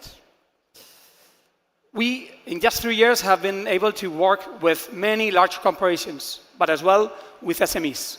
And we have developed as well a net of strategic partnerships in order to expand our operations internationally.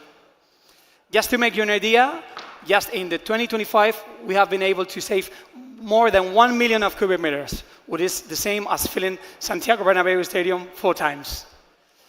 Next year, we plan to save more than 2 million of cubic meters with international operations in Italy and the US, where we have passed regulatory barriers.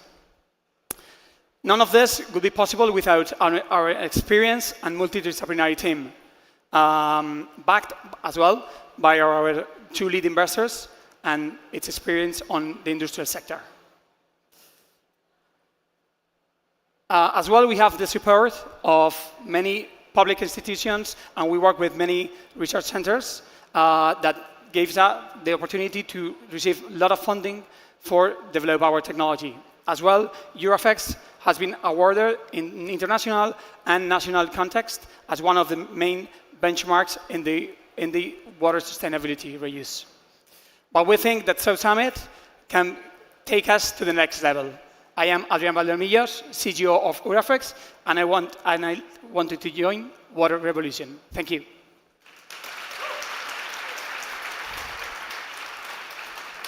Muy bien. Oh my goodness, such important stuff, particularly for beautiful Spain.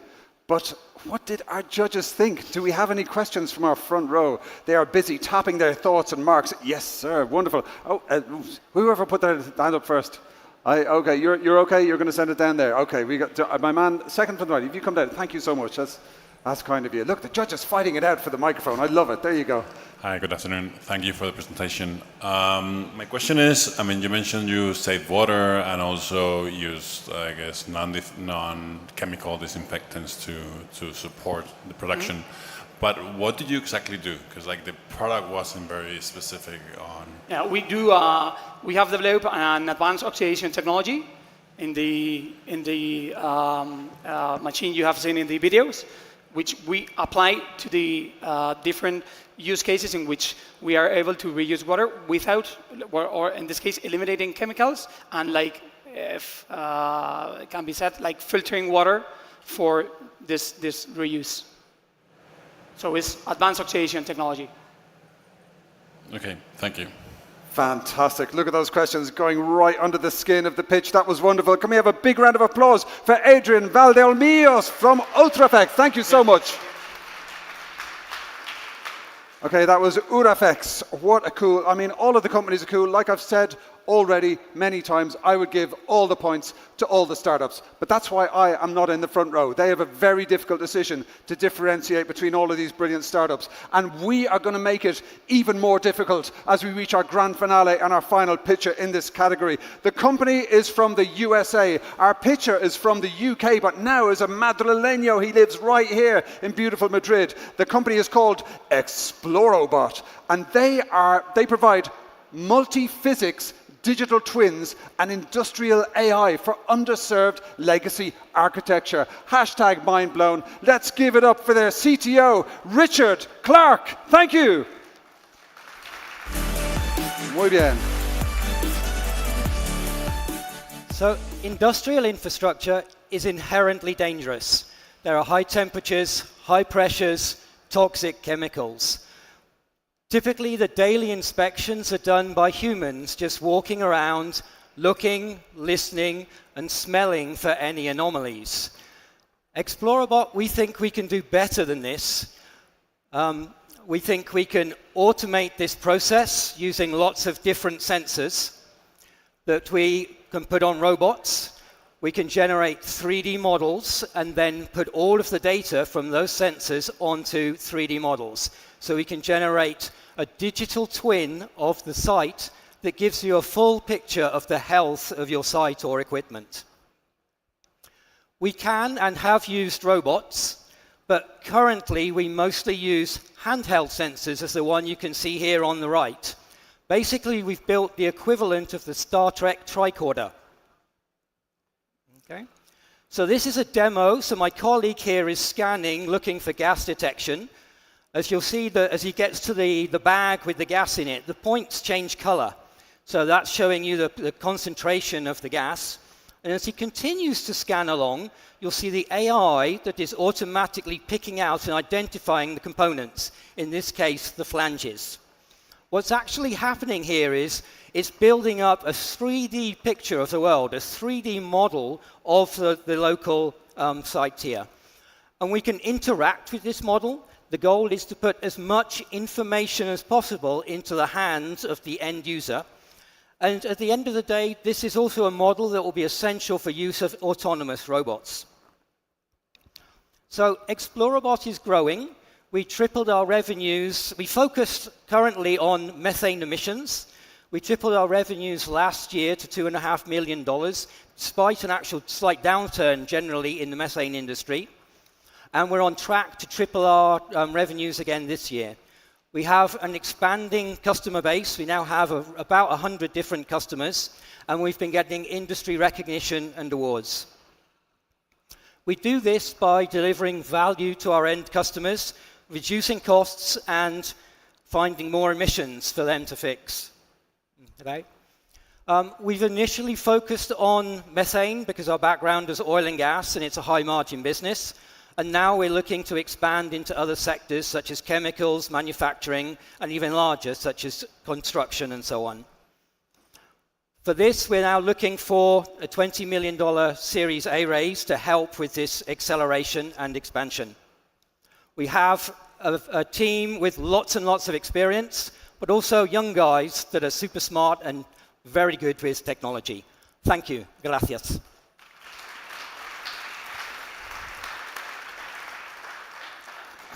Amazing. My goodness, you had me at Star Trek tricorder, to be honest, but what did our judges think? Do we have any questions from the front row? This is the last question of this entire category. Who's going to jump in? Okay, there are times when there are no questions, I got to be honest. Sometimes the pitch answers every single thing, and there's no questions. So let's say, going once, going twice. No further questions, Your Honor. Give it up for Explorabot. That was wonderful. Thank you so much. Thank you. Muy bien. Thank you, thank you. Okay, my friends, that was actually the final pitch of this category. And so we are going to say thank you very much to all of our pitchers, and thank you to our wonderful VIP judges. Your time is so valuable. I have a little announcement before we have a huge round of applause for the judges. All of the judges, all of the startup pitchers, meet backstage. You are all invited backstage for a special meeting. Now, can we have a huge round of applause for our great judges and all of the finalists? Thank you so much. Fantastic. Okay, so I am going to scroll down to my notes right here. Just a little reminder, share the love on social media. Join us back here from 6 p.m. We're going to be announcing the winners of this category and all of the categories. And the winner will pass through to the grand finale on the arena stage tomorrow. That is going to be unmissable. If you would like to see your startup on this stage next year, I would love that. I'd love to see you here. Please do scan that QR code and pitch your startup for the 100 finalists of the South Summit Startup Competition. I would love to see you here. We're going to kick off here very shortly with our next track. You are welcome to stay here or welcome to go and get yourself refreshed. We're kicking off in 7 minutes. Muchísimas gracias.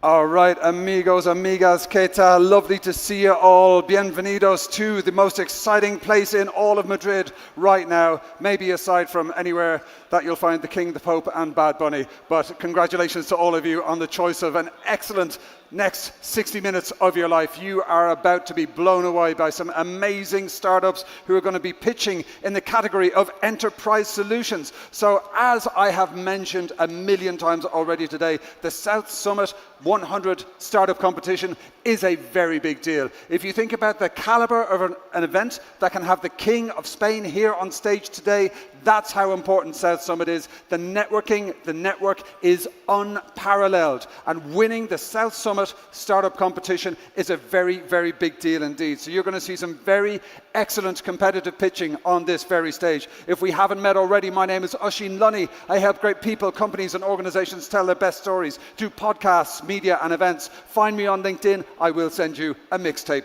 So we're going to move on right now. In the category of enterprise solutions, this track showcases startups helping companies work better, faster and smarter. From productivity tools to business intelligence and operational platforms, these solutions are designed to support organizations as they scale, as they adapt, and as they compete in a changing market. So here's a quick reminder of how it works for anybody who's just come into the room. It's really, really easy. So each of our wonderful startups has 3 minutes to pitch their best dream, their best story to our VIP panel of judges in the front row. There's a timer here, and my goodness, it goes quicker than you expect, let me tell you. So after these 3 minutes, we have a maximum of 1 question or 90 seconds in which our judges can ask a question to our pitcher. The answer must be within 90 seconds. Now, if you would like to play along in the audience or indeed on our live stream, hola amigos, you are very welcome to play along with the judges in these 5 categories. These are how the judges are going to be marking all of our pitches. The categories are innovation, scalability, team, viability, and cha-ching, investability. That's right, show me the money. Now, speaking of show me the money, we have such a money front row here. These are experts drawn from this specific sector. These are the experts who can really prise into the depths of the pitches and ask the searching questions. We are so grateful for your time. We're so happy to have you all here. I'm going to give them a name check and then we're going to give them a huge round of applause, right? So thank you. Muchísimas gracias. Alberto Villar Ibanez, Strategy Director at PwC. To Andrés Sánchez Ontoria, Head of Corporate Venture Capital at Mutua Madrileña. To Dimitri Firskin, Partner at Altair Capital. To Elena Collado Mercado, Digital Innovation Product Owner at Mutua Madrileña. To Henry Mason, Partner at Dawn Capital. To Jacob Torreson, Investor at Forestay Capital. To Jaime Del Lieto, Investment Associate at Bind VC. To Jorge Daniel Garcia Enriquez, Startups, Scale-Ups, Growth and Investment Banking at the mighty Santander. To Jose Antonio Urosa, New Business Discovery at Telefónica Innovación Digital. To Louis Corneau, Venture Investor at FDJ United Ventures. To Patricio Hunt, Founder and Managing Partner at Intellectium. And last but by no means least, rounding off our wonderful lineup of awesomeness, we have Rui Rodriguez, Partner at Indico Capital Partners. We appreciate your time and expertise so much. Can we have a big round of applause for our front row of awesome judges? Let's give them a big welcome. Thank you so much. So our judges are here to mark all of our hopeful startups, to ask searching questions, and to send their marks up to the South Summit Mothership, where we will be selecting the winner and announcing it at 6 p.m. right here today. So let's crack on. Our first startup joins us from beautiful Spain. They are called AnyFormat, and AnyFormat is the production layer for document AI. Extract, validate, and route at scale, and live in days, my friends, in days. We are delighted to be joined by the CEO and co-founder of AnyFormat. Let's give it up for Juan Huguet. Thank you so much. Big round of applause. Thank you, Juan. Great to see you. Muy bien. Hi, everyone. PDFs suck. They are everywhere, and once they are created, they are difficult to modify and to process. And that's normal because PDFs are made by people and for people. they not only hold information, they hold like contractual value because you don't want the data to be modified. And now, 1 billion plus documents are created every day because every piece of critical information of a company goes through PDF between people. And now, someone has to read it. But here is the thing. The very same format that you devised to be not modifiable, now you need to get data out of it, which is not quite easy. There are only two ways of doing that: manually, which is costly and also prone to errors, or trying to using AI to automate these processes. But PDFs are the hell for AI agents. Everyone trying to build these kind of pipelines on top of just frontier models will hit the same kind of errors that you will see here. Tables are going to collapse, footers are going to be everywhere, and graphics are not going to be well plotted. And the problem is not only that you're not getting the data well represented. The problem is that these errors will just cascade to downstream applications. Every kind of RAG, agentic flow, and applications for automation will not be able to recover their full status or to get to 100% accuracy if you are not able to solve well the first part, which is getting data out of these formats. So that's why we built any format. We are teaching AI agents to read as people, which means visually, contextually, and fully trustable. We have 6 different document AI operators that allow you to parse, classify, extract, split data, and also enroute them to the human in the loop whenever you need further assistance. We have packaged all of this in a software and package that has 2 different sources. The AI Studio, which allows the functional teams to map their processes very easily without having to need code or any kind of knowledge on how to do that. And also the API and SDKs to allow the technical people to bring that to production and to scale them easily to hundreds and thousands and millions of documents. And not only that, right? We are heading towards the agentic revolution in which agents are not copilots anymore, they are coworkers. So our platform allows actually to Claude, Codex, and this kind of general purpose agents to use our solution to solve their needs in order to parse the PDFs. When we're talking about AI applied to enterprise applications, it is not only the technology that matters, it is trust. How do I trust this result? How do I trust this data? How do I trust that the agent is returning the value that is actually within the PDF? We have solved that by providing visual grounding to any kind of data that you're extracting, and also a confidence calibrated against human feedback in order to know when the model is tripping and need human assistance. And this allows to automate any kind of documental process.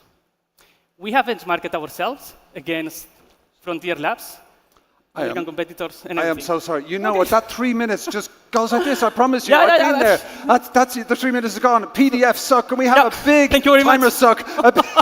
A big round of applause for Juan Huaga. That was great. Okay.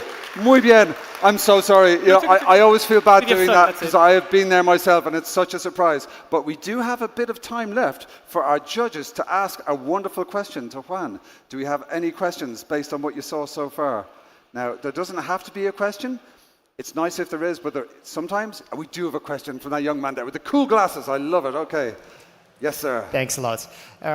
Could you tell us about the team? Yeah, please? So we are 13 people. We are all from Spain. We have 4 PhDs in physics coming from different universities like Sorbonne University and also top-tier universities from Spain. We are 4 people dedicated to go-to-market and also engineers coming from teams from Red Hat, scale-ups, and also operators of X startups. I am really proud of them because I think that we have the best AI team in Spain solving this problem.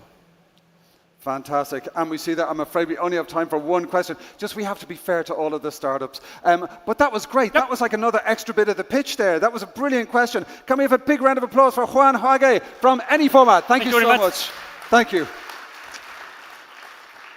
I've been there myself. I've done presentations where I've thought, wow, I've loads of time. I'll just have a little detour. Whoa, that's gone. All the time is gone. It happens so quickly. It's really surprising. It's not a good feeling, but he did it very, very well. And we just have to be tight on the timing to keep it fair for all of the startups. They all get the same opportunity here because, you know, that's just how we roll at South Summit. We're a broad church. Okay, we're giving our judges a momentito. They are sending their thoughts, their marks up to the mothership. And let me tell you about our next awesome startup who's going to rock the stage. So the next company joins us from beautiful Spain, a country I'm very proud and honored and lucky to call my home. I live here. And the company is called Deal Car. The tagline is sail, manage and grow your used car dealership with everything in one place. We are delighted to be joined by the CEO of Deal Car. Please give it up for Carlos Ono Santa Cruz. Thank you.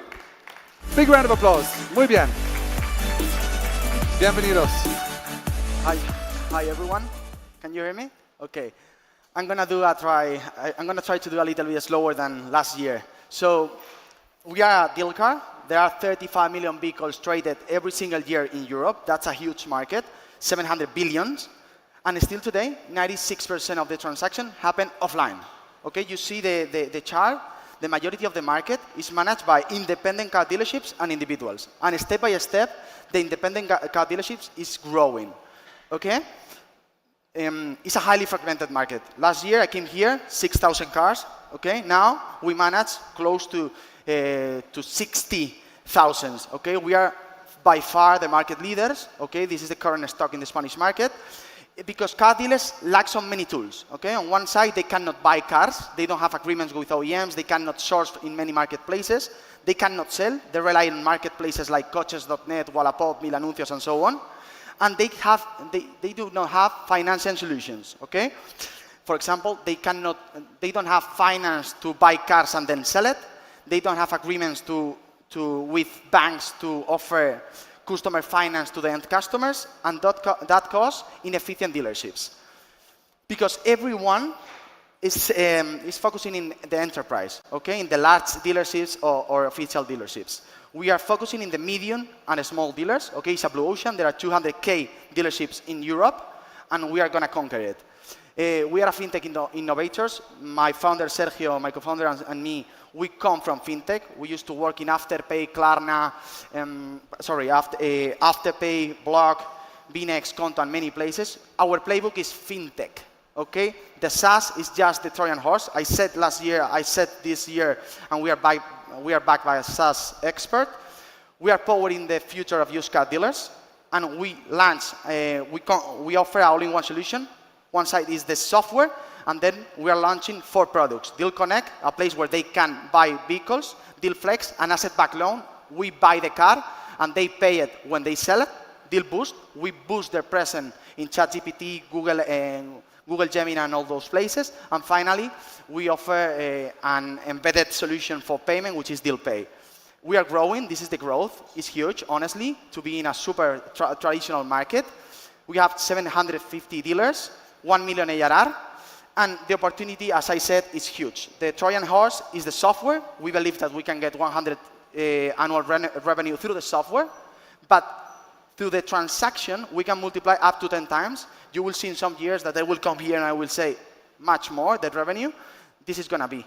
Okay? The future of the used car market will run on AI, fintech, and connected infrastructure, and we are building it. So thanks.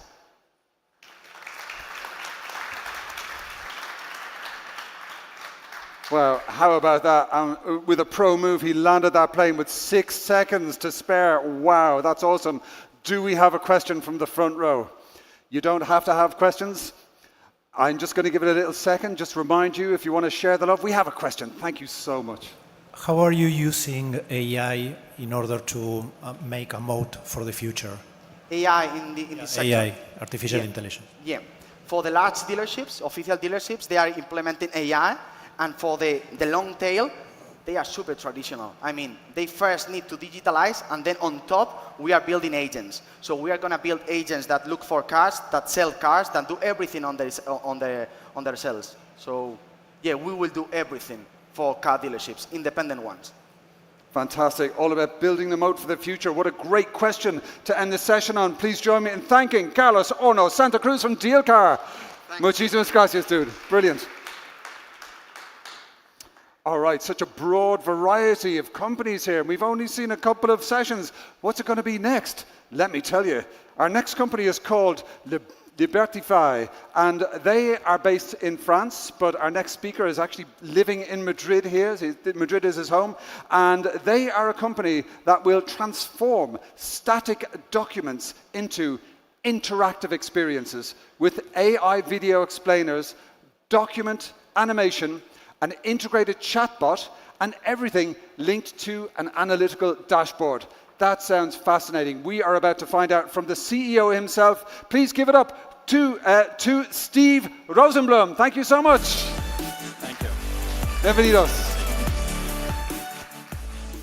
Okay, hi, I'm Steve.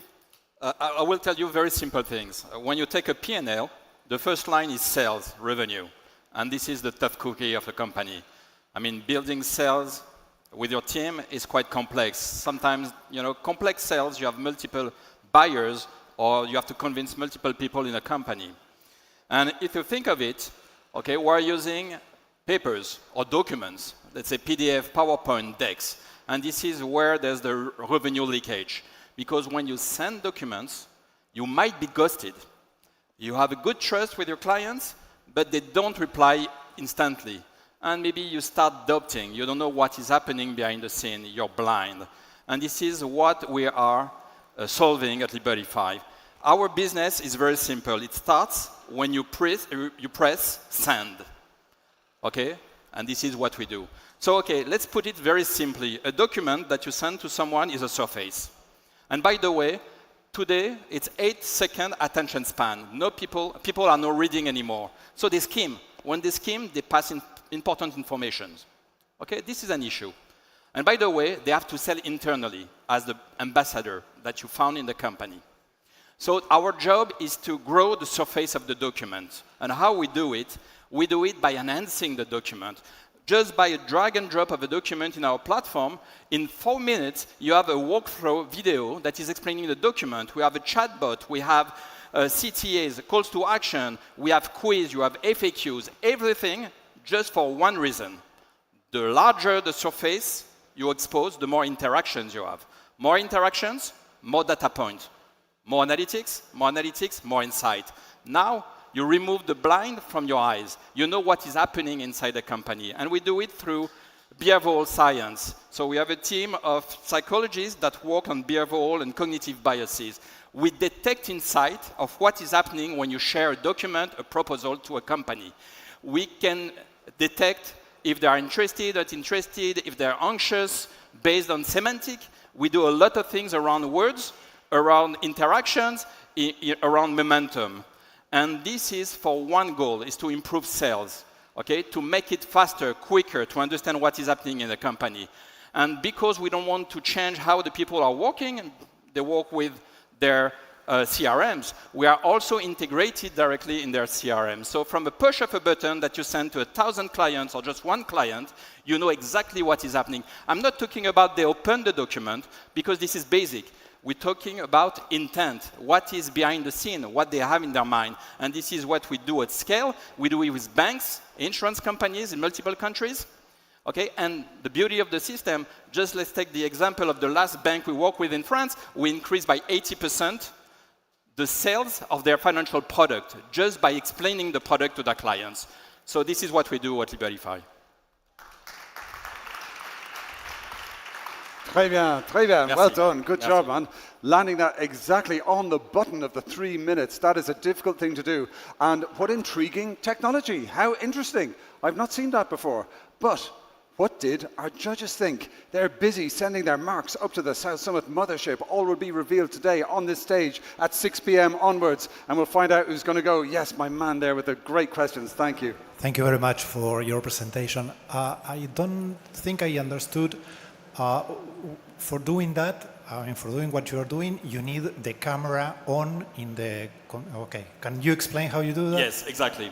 So what we do is it can be at scale through API, through a CRM or whatever, or by hand. When you drop a document in our platform, after 4 minutes, we generate an environment which is immersive and interactive. When you add more surface, you increase the likelihood to have more clicks and more interactions. Those interactions are giving a lot of insight, okay, based on data model that we crush, that we analyze, and we can know exactly if there's momentum. If they share the document internally to their CFO, it's a good insight, by the way. If it goes to the CFO or the compliance team, then you know it's moving, Okay? And then the more you give them clicks that they can do and they can interact, those information feeds back to you automatically, real time. So you know now exactly my document is moving. They ask this question. Okay? This is gold nuggets. Amazing. Wow, that was like another extra pitch. That's brilliant. This is what our pro pitchers do. They use the questions as another pitch. That was parfait. Merci beaucoup. Can we give a big round of applause to Steve Rosenblum from Libertify? Merci beaucoup. Fantastic. Wow, such a high standard here. You know, as I say all the time on this stage, I would give all the points to all of the pitchers because I think they're all amazing. And that's why I'm here, and that's why I am not in the front row. They have a difficult decision to make. They are making it right now. The marks are going up to the cloud here at the Nave, and we are going to move on to our next wonderful pitcher. The company is called Loop OS, and they join us all the way from beautiful Portugal. Now, Loop OS is an agentic AI ERP for circularity, integrating with existing systems to automate the end-to-end device lifecycle. It's fascinating stuff, so we are delighted to be joined by their head of operations. Please join me in giving a very warm welcome. Give it up for Margarita Amorim. Thank you.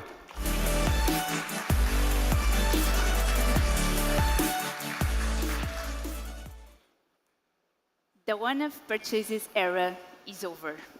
Look around. 1 in 4 smartphones in this room is already second-handed. By 2030, it is expected to be 1 in 2. The biggest retailers are no longer just selling new. They are reselling, they are buying back, renting out. Circularity is here. This is no longer a sustainability story. This is one of the biggest enterprise opportunities of the next decade. But there is a problem. Enterprise infrastructure was built for a linear economy. One product, one sale, one owner. But circular products have multiple lives. Traditional systems were never built for that. That is why we built Loop OS, the first operating system for circularity, a platform to run returns, buybacks, trade-ins, renting, and repairs for any products in any industry. Through Loop OS, each circular operation has a module that can be deployed in only a few days. We launched Loop OS Flux, our AI layer for circular operations.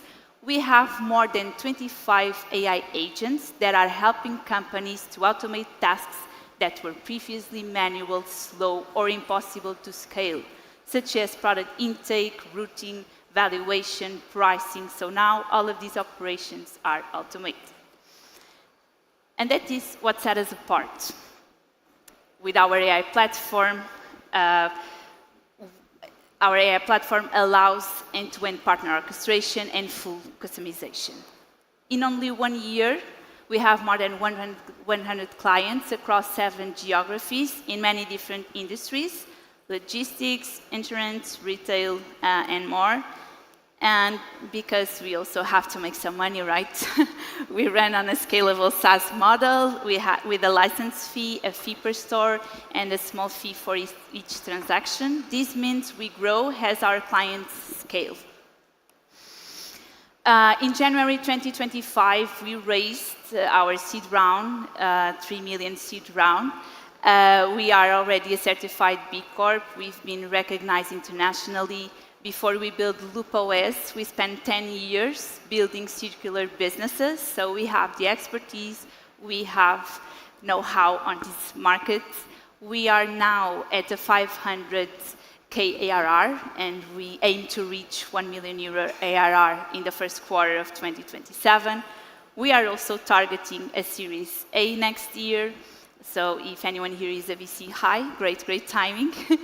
If you are an enterprise company that wants to go circular, Loop OS is ready to deploy. Thank you.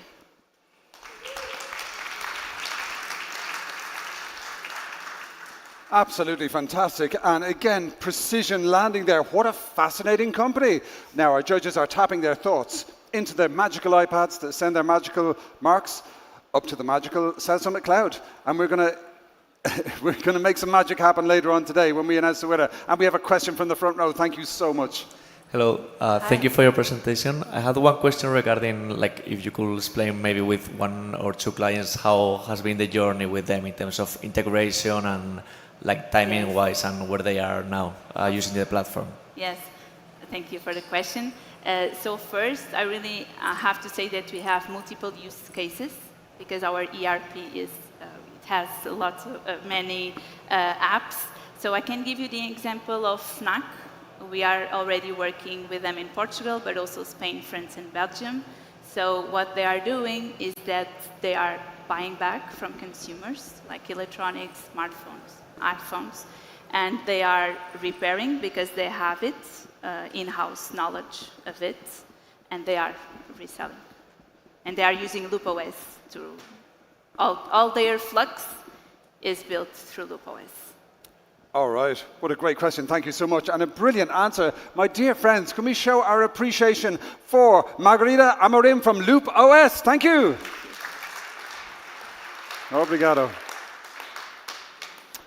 All right. I mean, each picture is making it more and more difficult for all of the judges. I don't know how they decide between them, but that's why they are here. They're marking on those 5 categories, and they have a very difficult decision to make. And I believe we are going to make it a little bit more difficult right now as we welcome our next speaker to the stage. They are joining us from Lovey.ai. They are a company based in Spain, and they are trusted by some names you might have heard of, such as Alcampo, Carrefour, Siemens, and many more. Lovey automates customer service and sales with AI across every channel, including ChatGPT. We are absolutely thrilled to be joined by their CEO today. He is Andres Pulgarin. Let's give it up for Andres from Love AI. Come on, yes. Muy bien. Thank you. Thank you. Hey, how you doing? Are you wake up? Okay, we are Lovey. That is a wonderful name, right? It's like love, but with an I. Hello, South Summit. My name is Lovey, and I am a digital human. I'm connected to web, WhatsApp, Instagram, phone, and even ChatGPT. I can speak many languages. Bonjour, hello, ni hao. Come to the Lovey stand. Talk to me, challenge me, play with me, and see what a real digital human can do. South Summit, are you ready? Because now, the human takes the stage. Andres, let's show them the future and the power of customer love. But what is customer love? Because all companies say they love their customers, but it's not true at all. Or try to call a customer service or sending a WhatsApp in a Friday night. Marketing money wasted. Customer love is answered and solved anytime, any language, any channel. From telephone to ChatGPT or digital humans. Yes, inside ChatGPT, we can answer using Lovey with the data of the company. Right now, Alcampo, Picolín, or Conforama are using Lovey on the web, WhatsApp, or the phone. And why not in the other life? Hola, soy Ana, de Interfunerarias. ¿En qué puedo ayudarte? Hola Ana, sí, gracias. Mira, quería saber cuál es la dirección del tanatorio que tenéis en Las Rosas. Claro, lo miro enseguida.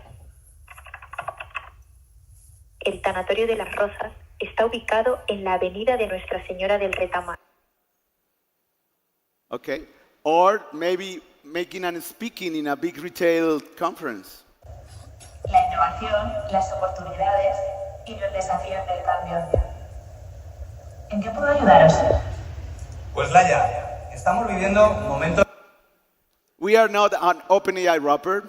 We have our own AI model balancer. We are bootstrapped, 7 years focused on conversational AI, and near zero churn in our main clients. Clients so important like this.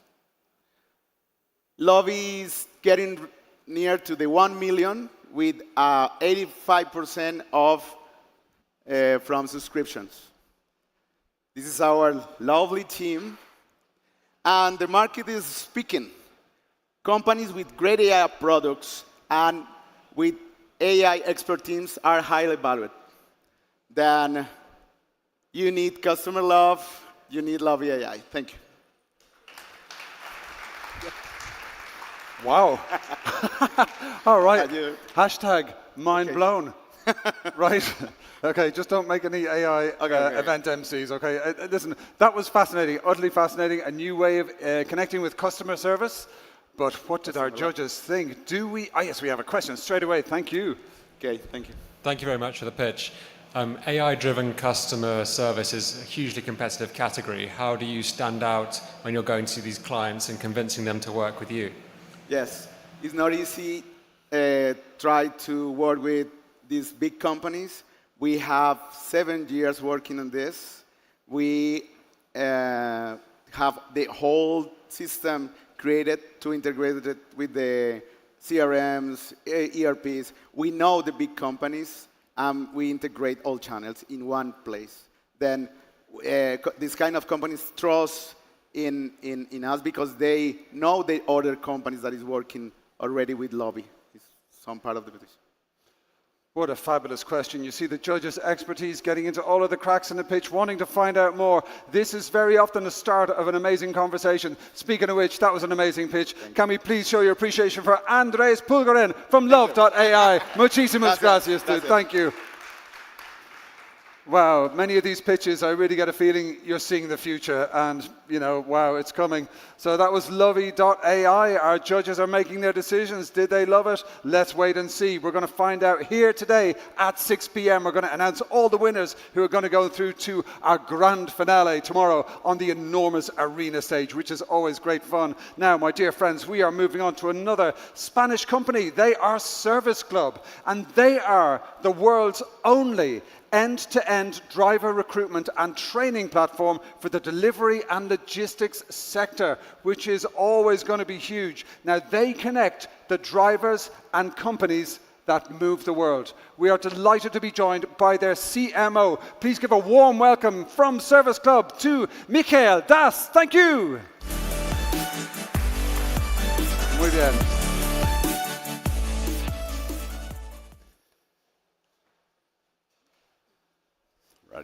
3,310,000.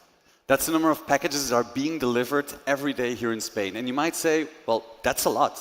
But take a look around. The chair that you're sitting on, the clothes that you're wearing, everything has been brought to us by a person. So behind every package is a person. But what's the problem? Well, 9 in 10 arrive on trains.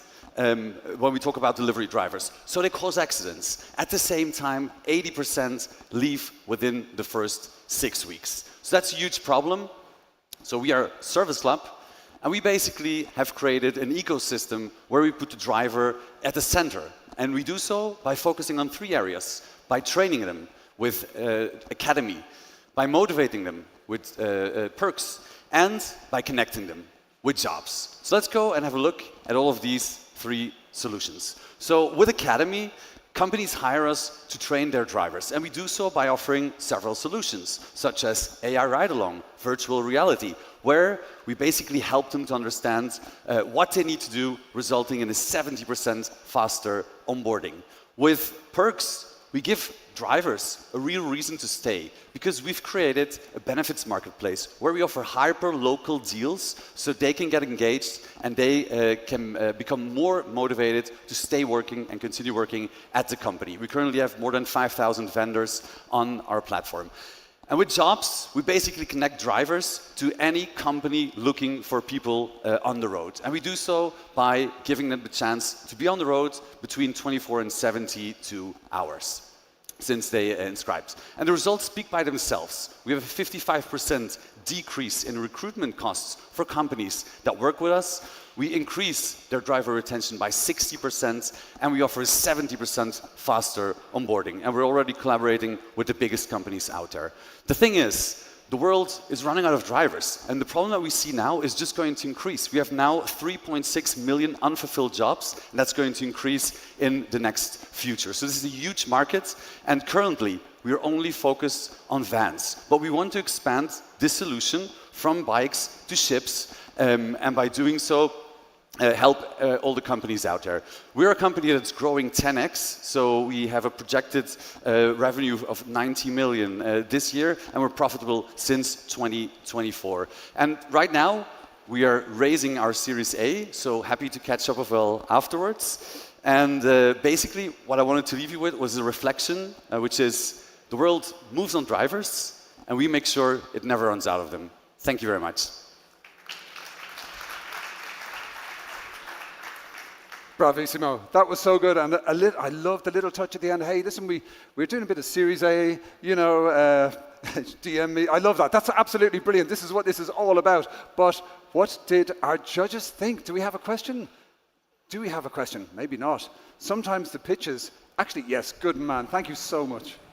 One question. How do you encourage the drivers to keep like going into the platform, doing the courses and the learning, which I guess they might not be very motivated to doing this by themselves? That's actually an excellent question. So with the combination of these three solutions that we have, so with jobs, we match them. So every time they want to change jobs, they come back to Service Club. So we match them with new job offers. Perks, the same thing. So the perks that we're offering, we're also offering those to drivers that are on our platform, and with Academy as well. So the way to stay updated, especially now with the AI revolution, is to come to Service Club and to continue learning as your work on a day-to-day basis also keeps evolving. That was an epic question and a brilliant answer. Thank you so much. Can we please show our appreciation one more time for Michael Natt from Service Club? Wonderful. Muchísimas gracias. Again, a difficult decision by the judges. If we want to share the love, create some FOMO, don't forget, share your love on LinkedIn, share it on Instagram. Just use the hashtag SouthSummit26. Make all your friends, families, colleagues, and financial directors extremely jealous. You're here in the Nave getting the cutting edge of this technology, and they are watching your social media posts thinking, oh man, I should have gone to LinkedIn, damn. So yeah, that's the kind of FOMO we really want to encourage out there. So thank you for your attention to this matter. We're going to move on to our next pitcher. They are from Spain, and this company asks a big question. How can we build a better way for everyone to access public funding and procurement? Well, Silmaril is a public procurement intelligence platform that makes the fragmented €2 trillion European market navigable. We are absolutely thrilled to be joined by the CEO of Silmaril right now. Let's give it up for Manuel Villa. Thank you so much. Big round of applause. Yes, muy bien. Thank you. So we think Europe has a spending problem. The European Union has 2.4 trillion in budget every year for public contracts. That's roughly the GDP of Russia. But half of that remains unassigned, and 1 in 3 opportunities only have one bidder. Take in mind, this is how Europe decides what gets built, what gets funded, and what survives. The lost opportunity is roughly the GDP of the Netherlands. So why is this happening, right? The European Union publishes around 700,000 documents every day across 31 jurisdictions in 24 official languages. This is a system that you can only navigate if you're a specialist or you have a large bidding team, so most companies never even try. At Silmaril, we believe that a better system can be built in the interface between the public tendering systems and the private companies, right? So we built it. Our system has 3 parts.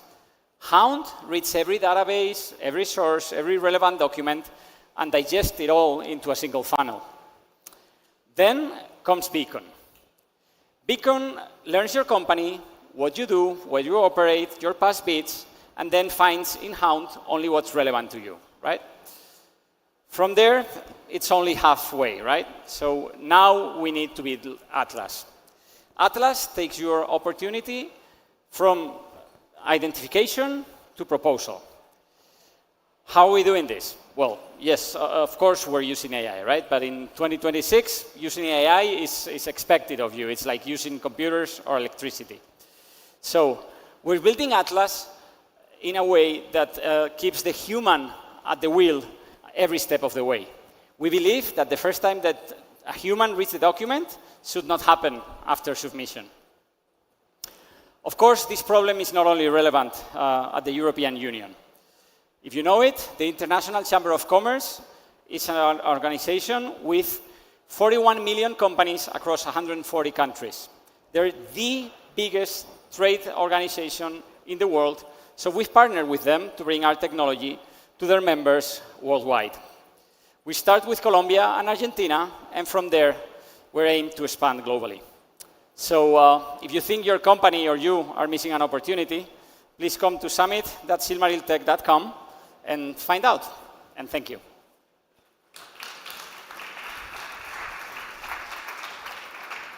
Fantastic. I mean, you're not talking about small numbers here. Those are big numbers, and you can really help so many companies through your platform. Our judges are capturing their thoughts about that presentation in their iPads, on their desks. The marks are going up to the cloud, and we have a few seconds for a question, if anybody has a question. Okay, sometimes there are no questions, because the presentation just covers everything, and that could have happened just now. Going once, going twice. No further questions, Your Honor. A big round of applause for Manuel Villa from Silmaril. Muchísimas gracias. Okay, and needless to say, if you know the folks on stage, if you're part of the team, if you just like the way they dress, feel free to go a bit mad. You know, it's the afternoon. Sometimes people can have a siesta in the afternoon. Sometimes they come down here to the next big thing and they really make some noise and welcome our wonderful pitchers to the stage. So you are invited to do the noisy thing and really make some noise when our folks come to the stage. Thank you very much. We're going to move on with our next company. They are joining us all the way from beautiful Italia, and their tagline is Source, AI-powered vendor intelligence to discover, enrich and manage suppliers with reliable and structured data at scale. We are absolutely delighted to be joined by their wonderful co-founder and COO from Source. Let's give it up for Nazareno Maria Ciccarello. Molto bene, piacere. Grazie mille. Mike is a procurement professional. He has a shipment and risk. He has to find 3 alternative European suppliers by Monday. 449, he has to map ESG for every tier 1 suppliers. He has a compliance alert. He has an audit in 60 days. 536, getting even worse. He has to reduce category spending by 20%, renegotiate top 5 contracts in 1 week. How can procurement cope with this situation? They have lots of inefficiencies and inefficacies in their processes. Legacy tools are not enough. Web searches, marketplaces, referrals. AI alone is not even enough. I mean, there is no public, structurable, reliable database in order to take structured decisions. Procurement teams need fast access to verified data without hallucinations. That's why we created Source, data intelligence platform for procurement orchestration. One platform that searches, enriches, automates, and monitors every piece of supplier data, internal, external, and on-demand.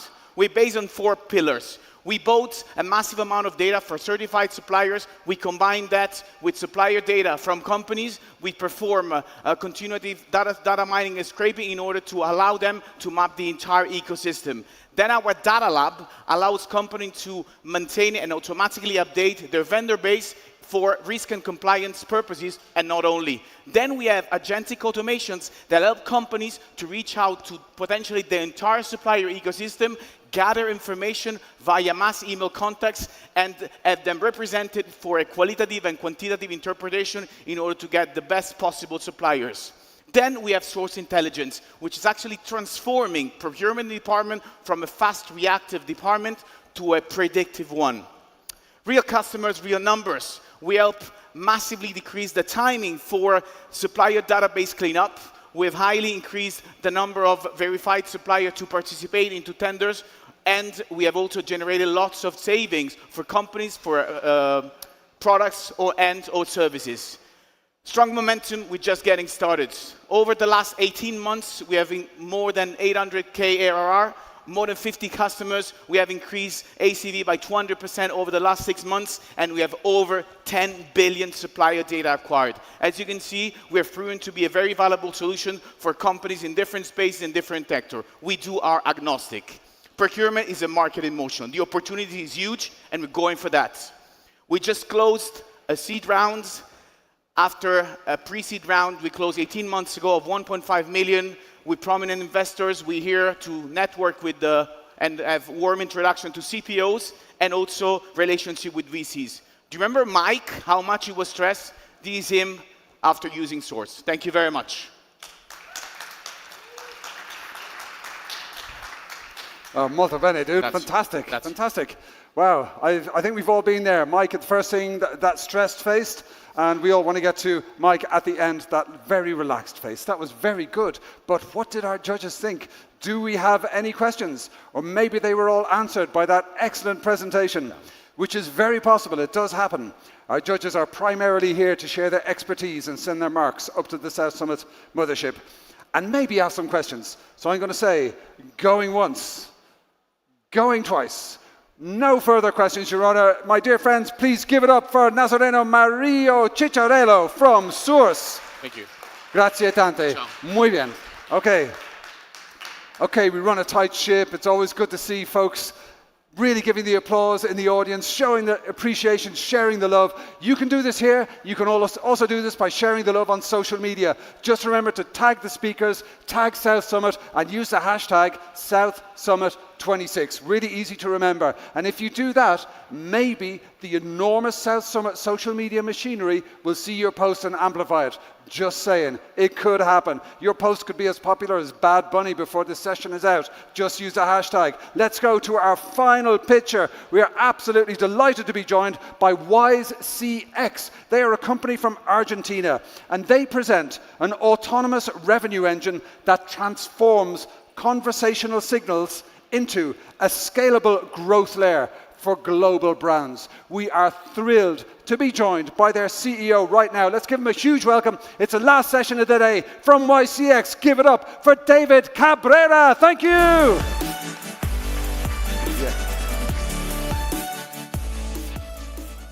Every day, companies have thousands of conversations with their customers, but less than 20% turn into a sale. So what happened with the other 80%? Conversation, signal, revenue, all of it gone. Even in the AI era, most companies treat CX as a cost center. We are changing that. Today, the customer conversations are the most valuable data layer. Revenue signal, friction signal, revenue intent, buyer intent. The answer to that 80% is right there, but less than 30% gets analyzed. We are changing that. That is YCX closes. YCX is an autonomous revenue engine, end-to-end. We don't just automate. We run the entire revenue cycles autonomously. Each conversation makes the next one smarter. Yes, conversation, automation, revenue. This works separate. YCX brings them together. This is the engine running at Garmin. Yes, our AI agent convert 10% inside the store. But it's interesting. But the most interesting is the 90% that doesn't convert. We detect in real time, we detect friction, checkout, error, stock out, and automate triggers to recover this revenue. The result, 80% additional conversion achieved. Yes? Our growth speaks for itself. 7.5 million in 18 months. Yes? Best in class, our metric, 142% NRR, 12 million in active migration pipeline. We are ready to win this category. We don't just automate, we run the entire revenue cycles. Each conversation makes the next one smarter. We have 500 million conversations behind us and not 8 million conversations each month. We operate in 9 countries, 6 telcos. As a partner, if we have grown 20% a month for 18 straight months. Yes, that put us on path to $35 million by mid-2027. Today, we are raising $4 million as our bridge to Series B. Yes, and all company has the conversation. We are building the engine to turn them in revenue. Thank you.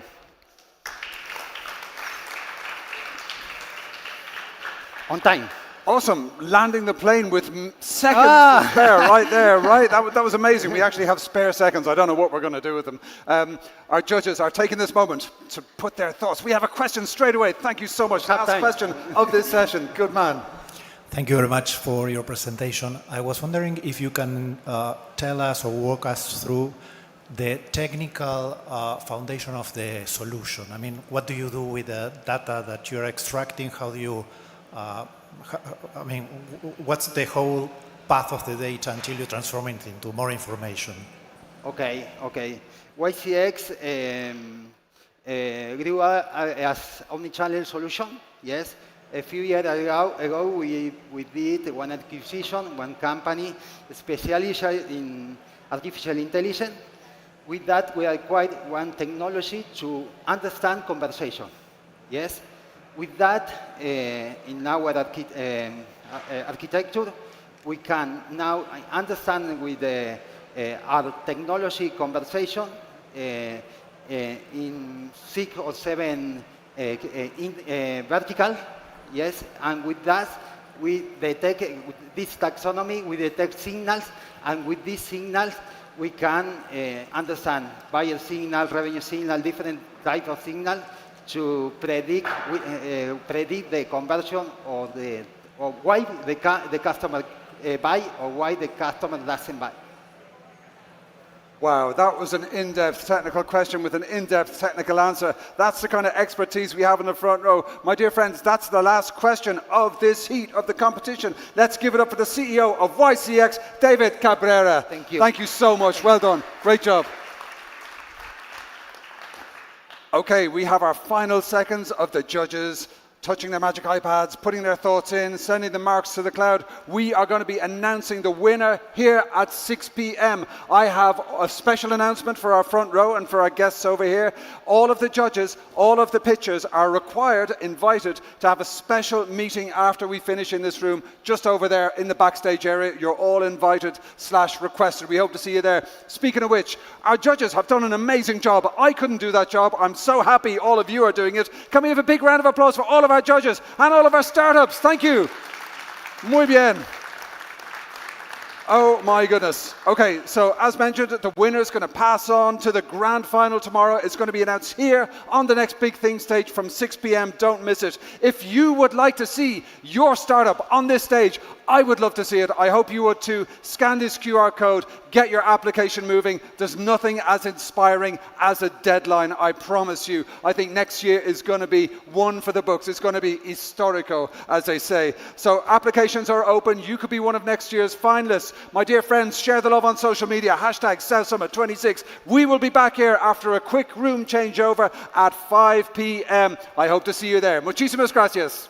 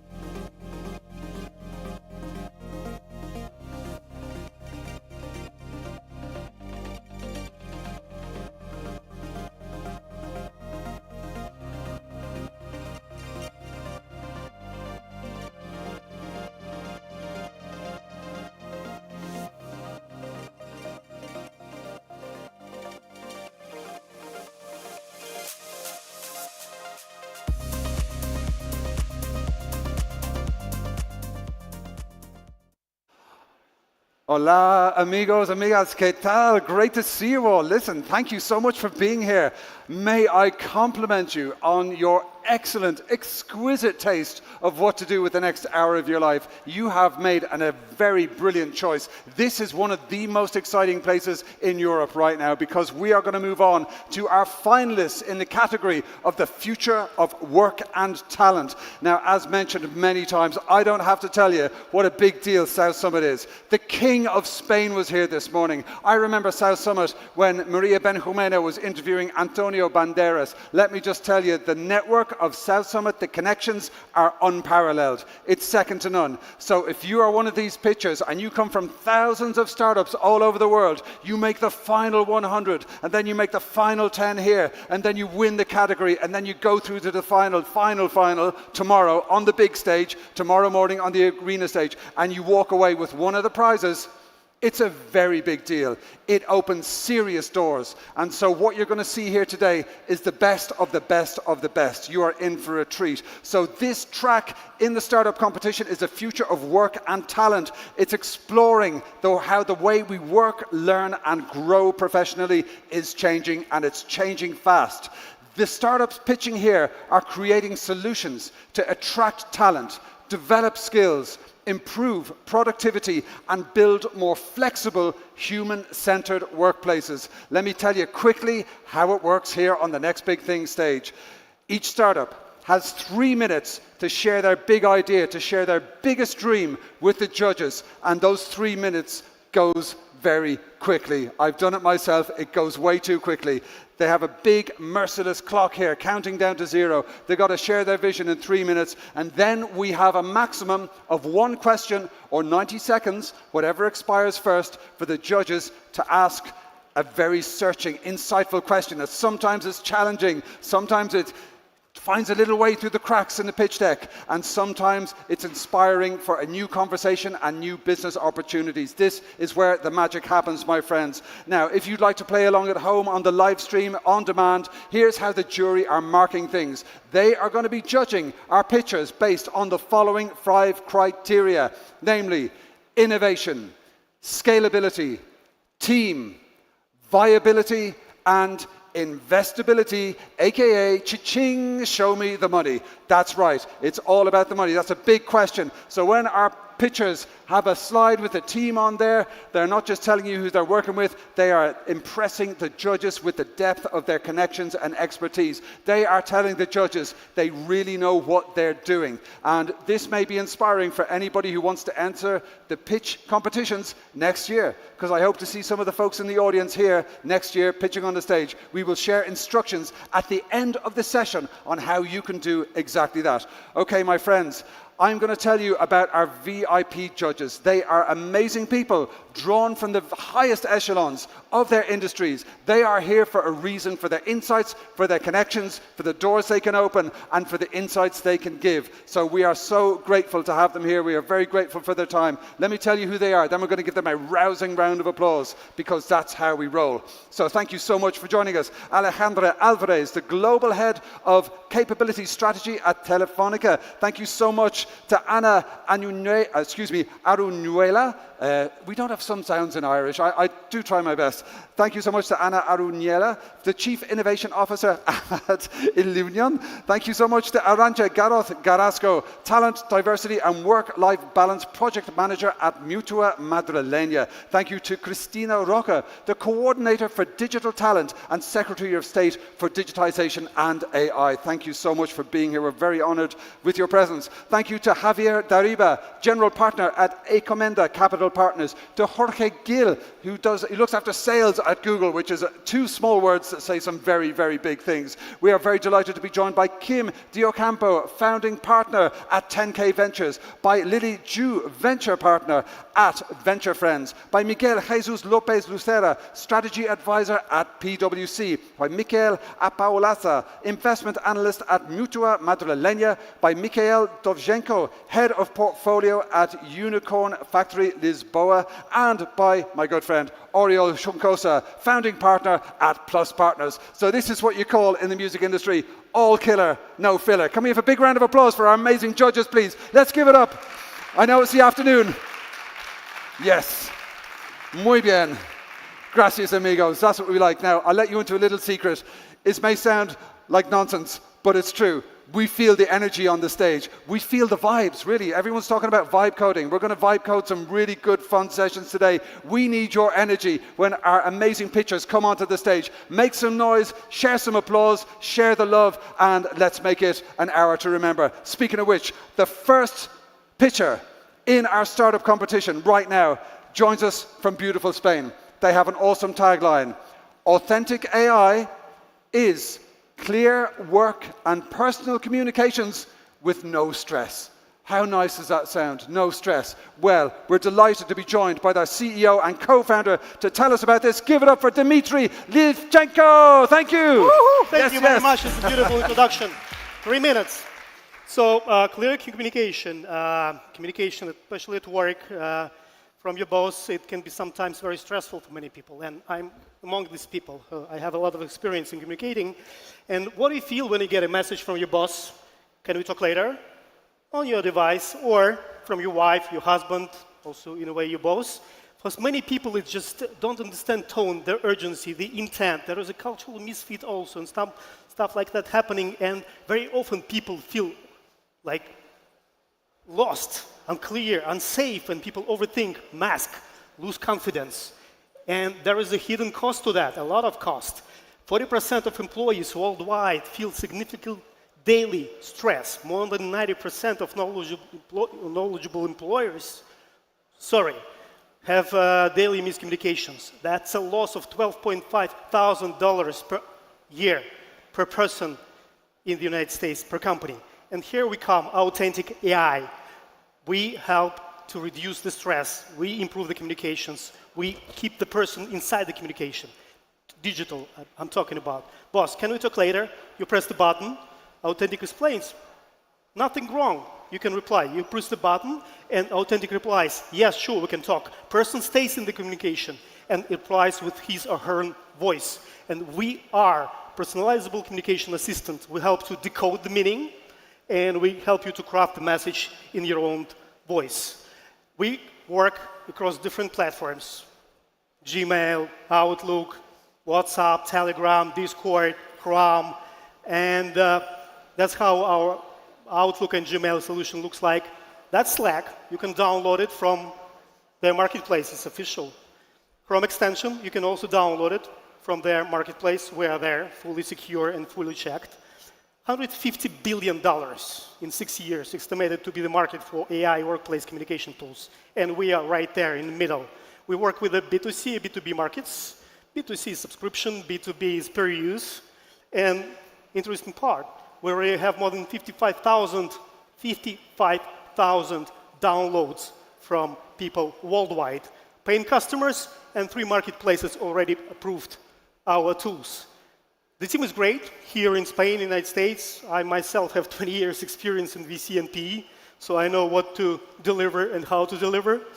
And we have a competition, obviously, but we have very rich data from our users, very unique users, and a very strong backend we use among our tools. We are growing, we have plans, we're monetizing, scaling, and developing new products every day. So let's make our communication human again. Thank you very much. Authentic AI. 14 seconds left. Wow, that was humanly impressive there. 10 seconds of spare room. But what did our judges think? Do we have any questions? Any questions from the judges? Now, do we have a question? Yeah, we do indeed. Thank you so much. Okay, we have trained Olympic athletes, both sides, in stereo. Hi, how are you? So you're talking about the users being neurodivergent.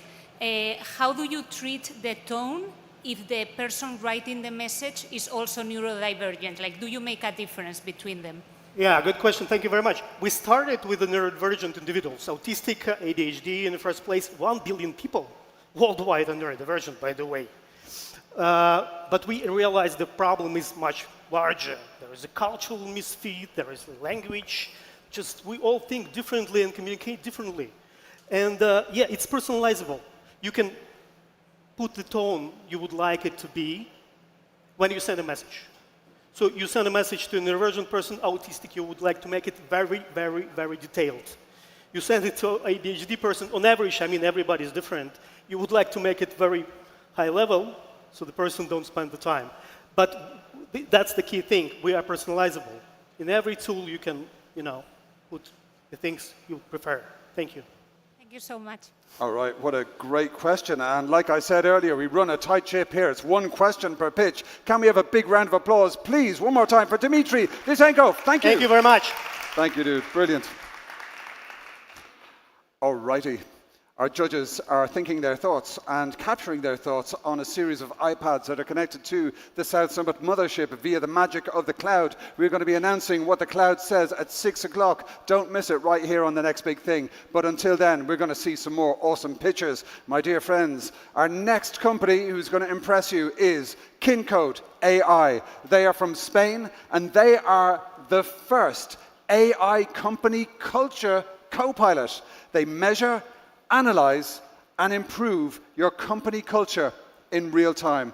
I am ready to learn some more about this. We are delighted to be joined by their CEO and founder of KinCode AI. Let's give it up for Miguel Alvarez. Muy bien.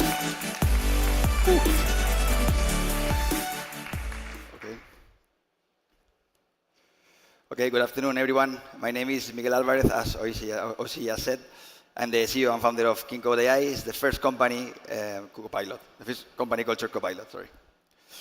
Let me put my steps in. So, who around the room has had a colleague left the company because of a bad manager or maybe a toxic work environment? Or I'd like to put it better in a more positive way, no? Who has been in a team that was thriving, delivering results, collaborating a lot, and you were really excited to go to work? That's the face of culture. Those behaviors that happen when the boss is not around. Culture is the only long-term competitive advantage for human organizations. And this is what we do in KinCode. We transform company culture into a competitive advantage. How do we do it? We install Kai, our AI agent, and we install it in the places where the employee is already working. So this is Slack, Teams, Google Chat, and WhatsApp as well. It's capturing daily signals through one-click questions, and it's giving us the real-time company culture snapshot. We say real-time because we're getting up to 90% response rate, which is very impressive. Now, what do we do with all that data? We have our agent, Kai, is always analyzing.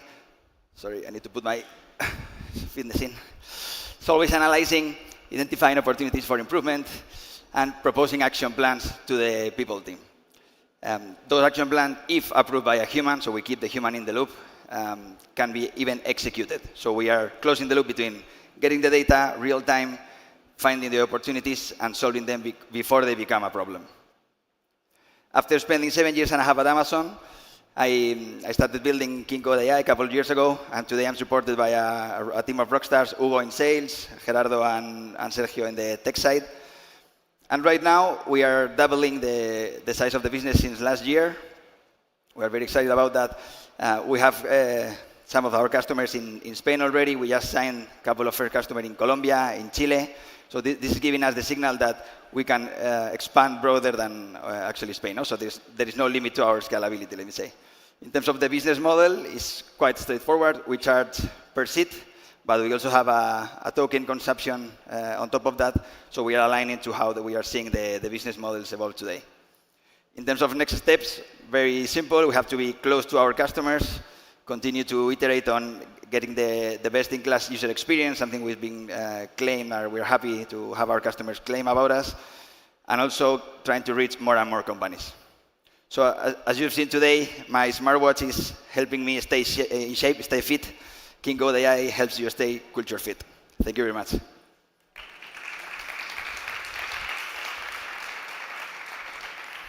All right, king of squats, my man. That's brilliant. I love that. First, yes, we have a question straight away from Oriol. Thank you so much. Hi, thank you for the presentation. This is Oriol from Plus Partners. I wanted to understand what's your killer use case.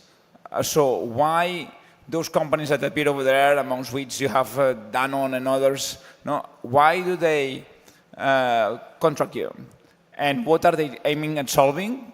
sort of in a very short and urgent way in their companies? I was not completely clear about that.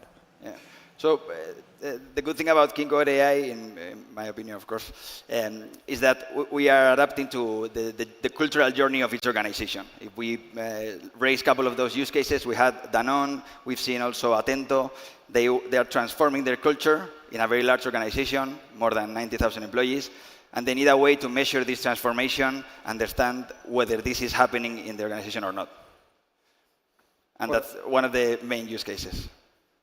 Fantastic. Great question. Excellent answer. I like this. Every answer, when they're a pro, it's just adding to that pitch and adding to the intrigue that hopefully our front row and the rest of everybody watching here and live and on demand is going to feel. That was wonderful stuff. Cool. Can we get a big round of applause for Miguel Alvarez from King Code AI? Thank you. My goodness. 2 presentations and already it's really difficult. I'm like, give everyone all the points. This is great. This is why the front row is here. They are experts. They can see the difference, the product market fit, the total addressable market, all the clever stuff. It's going to be figured out right here, right now. Speaking of which, we're going to move on to our next incredible picture. The company name is Nova. They are from Spain and they are the network that connects the most talented people in the world and helps recruiters source top talent while they sleep. Sounds intriguing. We're about to find out a lot more with their CEO and co-founder of Nova. Let's give it up for Ramon Rodriguez. Thank you so much. Yes. Muy bien. Gracias. Did you know that the average recruiter spends more than 50% of their time searching profiles on LinkedIn instead of talking to candidates? The sourcing of qualified talent is broken. LinkedIn has been a monopoly for way too long. Search is based on keywords, not on real merit. Reply rates are low, and the whole thing is as manual as it was 10 years ago. But AI changes the game, as it has removed LinkedIn's data mode. Most profiles on LinkedIn are public, therefore you can scrape them. AI also enables to automate the entire workflow end-to-end, and is putting a lot of pressure on the very expensive per-seat-based pricing of LinkedIn. That's why we launched Nova Recruiter. It's the world's most advanced agentic platform to source top talent. It's based on 4 key features: merit-based search across more than 800 million profiles, 2.5 higher reply rates thanks to multi-channel sequences, AI agents that save 98% of the sourcing time, and flexible usage-based pricing. You can utilize our tool from our UI, but also from any AI assistant such as ChatGPT or Claude using our MCP. We are targeting a huge market. LinkedIn alone does $9 billion on talent solutions with a way worse product than ours. But Nova Recruiter will also enable us to tackle the $100 billion white-collar recruitment market with a services as software play. Companies like Juicebox, Paraform, or MetaView have recently raised more than $170 million combined. So the question is no longer whether LinkedIn gets challenged, but who wins. We are in the application layer of AI, right? So the players with the best data and the best distribution, those are the winners. Well, the reason why we win is that we have built a network that connects the most talented people in the world. Think of a better version of LinkedIn for top talent with a merit-based entry. We have assessed more than 150,000 candidates to the network. We have 25,000 vetted members in our app and 180,000 followers on social media. The founders of Legora or Lovable, 2 of the most famous European AI scale-ups, they were Nova members before they launched their businesses. Winners here at South Summit like Payflow or Invopop, those are Nova members as well. So while all of the other players in the space are playing on the same publicly available data, we at Nova have unparalleled insight of what top talent looks like, how do they behave. We have a proprietary channel, our app, to contact them, and a unique brand to attract them. This mode is enabling us to get great traction. We raised our seed in May, launched in beta in December, and went full on in April. And in this time, we have been able to onboard Fortune 500 customers like L'Oreal, reach more than 600 recruiters in the app, and 1.5 million in ARR. We raised a seed of 4.7 million from fantastic funds like GDP Venture Capital or BY, but probably the coolest thing about our fundraising is that the Nova members themselves, they invested through the Nova Angel Club. Our team has the credibility of Fulbright, BCG, Columbia, Bocconi, 5 exits in HR Tech, and a fantastic crew of Nova vetted members. So if anybody is going to be able to challenge LinkedIn and solve white-collar top talent sourcing, that's Nova. Thank you.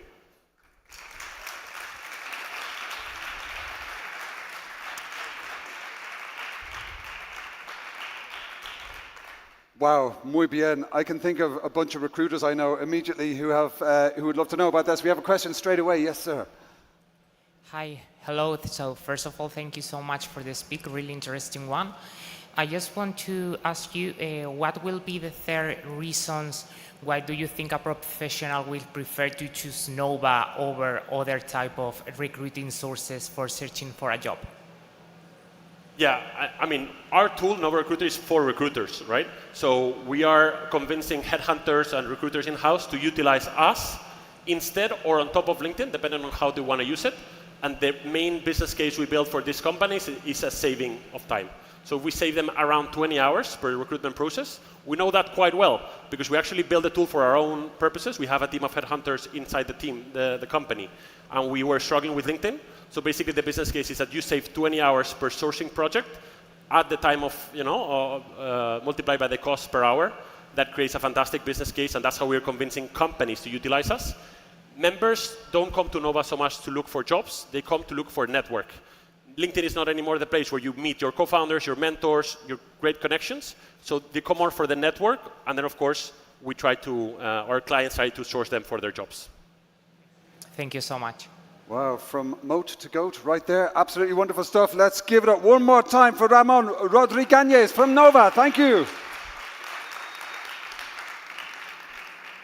Impressive stuff. Everybody here is so polished. They've got all the numbers. They've got everything mapped out. I love it. And the questions really from our judges are just kind of shining more light on the opportunity. This is great. Win, win, win, my friends. I feel very privileged to be here. And we are about to ramp up the good vibes a little bit more as we welcome our next company. They are called ONO, or ONO, or One New One. They join us all the way from beautiful Turkey, and their tagline is that they create company-specific AI HRBPs to take on manual tasks. I am so intrigued by this one. I am ready to learn all about One New One. Let's give it up for the founder. He is Tunç Arman. Thank you so much. Welcome. Thank you. Goodness. Good afternoon. At ONO, we believe the future of HR will not be managed by disconnected software. It will be managed by human teams working together with AI color employees. So what do we mean by AI color employees? We mean AI professionals that can work across platforms, systems, and HR processes like an AI recruiter or AI HR business partner. It's not a simple chatbot. They learn the company, they understand the role, the culture, workflow, and business needs.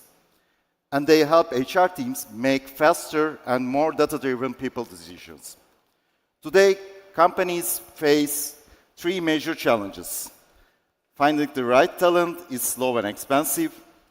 Retaining the talent is becoming harder, and most companies still do not have enough insights to plan their future. ONO creates platform-independent HR employees that connect the existing systems and make companies do not need to replace their HR infrastructure. ONO integrates with it, it learns from it, and turns into AI-powered talent operating system. Our first AI color employee is the AI recruiter. It can source the talent, analyze the CV, match candidates, conduct structured interviews by phone, video, or text, and create high-quality shortlists. This means recruiters are not replaced, they become faster and more consistent. Our second AI color employee is AI HRBP. It helps to understand the engagement, detect churn risks, and support internal mobility and create path for employees. So HR does not react after people leave. HR can act earlier with better data.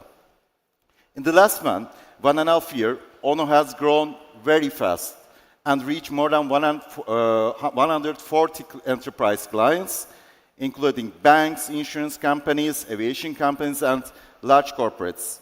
We now operating in 9 countries, support 22 languages, and have more than 185 integrations, and analyzed over 50 million CVs. Our strongest advantage is not only from the technology and its combination of the deep HR expertise and technology. This is why Ono understands, and not only the algorithm, but also the real business problem behind every hiring, retention, and talent decision. Muchas gracias.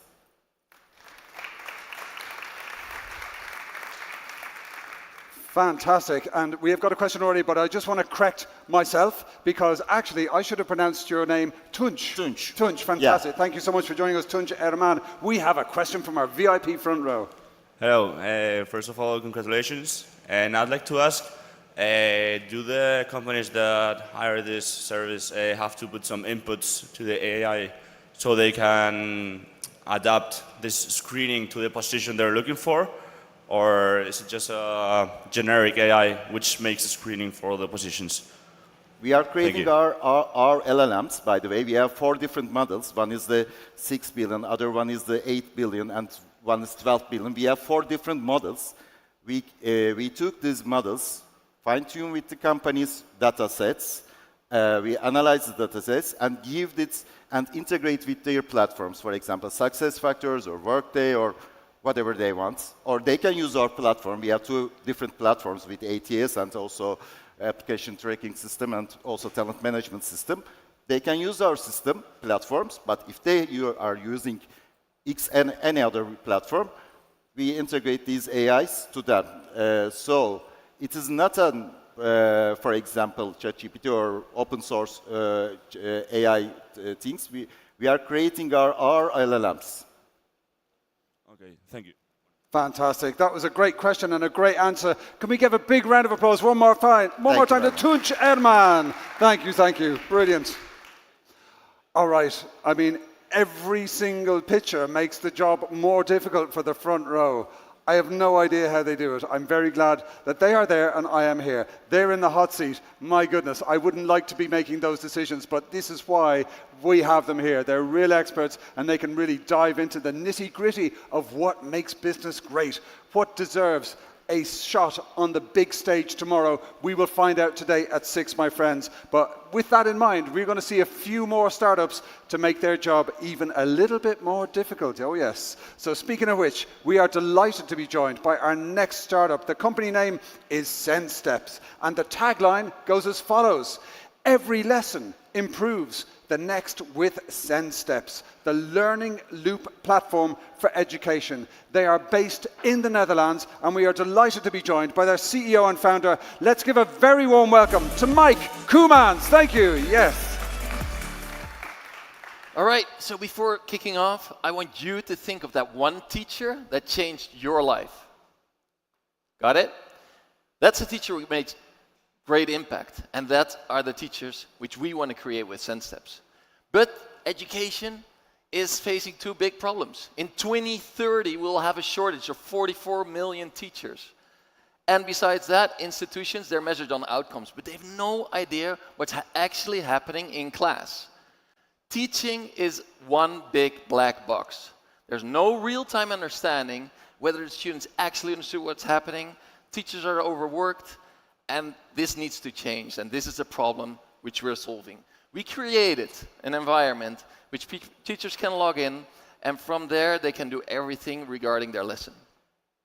SendSteps is an AI native company, and we created everything and do everything with AI. So what's this big moat here? It's the learning loop. We create lessons, or you can import your existing PowerPoint if you'd like.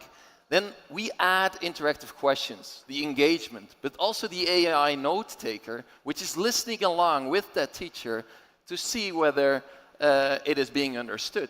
Because all of this is validated by us with AI, and we give suggestions and improvement to that teacher on how to improve its next lesson. They can apply the changes directly into their presentations with one click. And we also try to improve that teacher by giving him suggestions on how to teach better. This is the way that every lesson can improve the next lesson.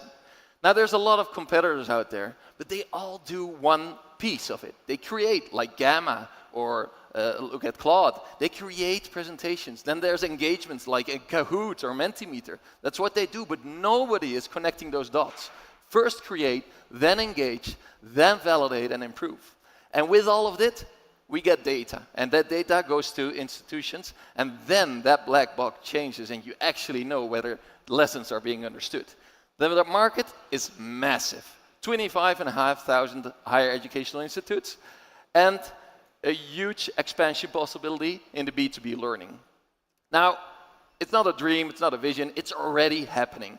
We're now at 720K ARR, 2.3 million new users signed up in the last 2 years, and we already have 55 enterprise contacts. Some partnerships and universities are in there. We need 1.5 million euros to scale this company. It's already done by the team. Before, they scaled the company from 0 to an acquisition, which was done for 120 million euros. We're going from 700K revenue this year to 11 million in 4 years from now. But if we also add B2B to that, that can go to hundreds of millions of euros. So if we improve teaching, we improve everything that comes after.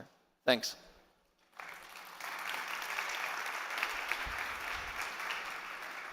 All right, fabulous stuff. I was actually thinking of that one teacher who changed my life. That was a nice moment. We have a question from the front row already. Thank you. Oh, the mic on? Sorry. Just give it another try. Try again. Thank you for the presentation. Just a question to clarify. Who are the customers, B2B, B2C, and how are you planning to scale, to get them? Good question. It's a bottom-up and top-down approach. So a lot of subscribers on our website, they pay $15 per month or a yearly fee. If there's more than 15 from the same domain, we contact them by sales and we try to sell them an institutional license.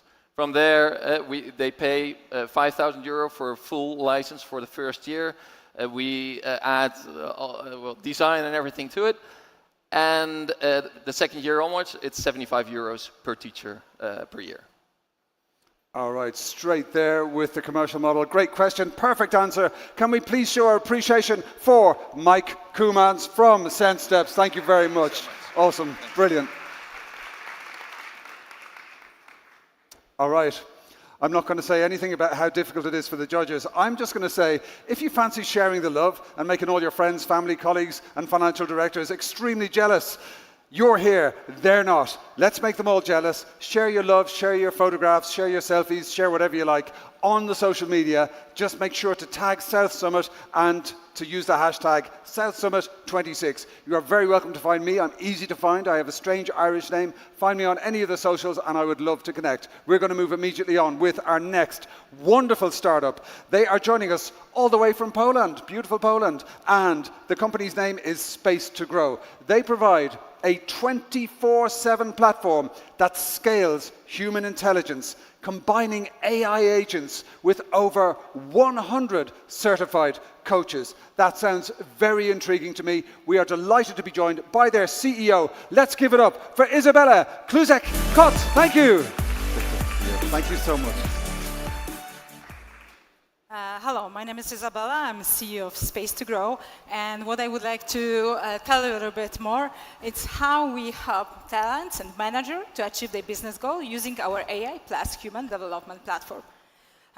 So basically, we think that the talents and the managers are the most crucial element of every organization growth. But what you can see, $3,000 billion, it's a cost of disengagement and burnout of the manager. 7 to 10 employees don't want to become a manager. And those who decided to be, 60% of them fail within first year. And what is the response of the organization? Still the same as it was 20 years ago. Traditional training, which are costly, static, and disconnected from the daily work. This is why we created Space to Grow, the space where you can have a support 24/7 wherever you need, in the way that you need in your work day. How it works? Company context we grab, then we assess continuously the leaders, we integrate with different tools, and based on that, our AI Space Orchestrator decided what type of support our manager needs. If it will be AI agent, the stack of AI agent, because we have mentor, coach, trainer, or maybe the most important, maybe the most important is to have a human on the loop. It could be coach, it could be mentor, it could be even expert from internal sources. Our results, our solution drives results. Not only cost reduction, but motivation growth and fasten decision taking. The market is absolutely and is growing. But on the other hand, we know that we have the competitors, but we know exactly how we would like to attack them. First of all, we are totally native, we are totally flexible, and we are totally personalized per user and per organization in the cost of SaaS. We get already recognition. We grow last year 4 times. This year we plan to grow 3 times again in the CE region, and next year it's 4 times in different parts of the world. I have 20 years experience as an entrepreneur, as a learning and development expert and coach. My co-founder Marek and our team are supporting us to be the first choice of each manager who wants to grow in the organization. We plan to raise right now $1 million. So if you have any interest, just let us know. We are here to talk. Thank you very much for your attention. You can grab our contact, and I'm waiting for your questions.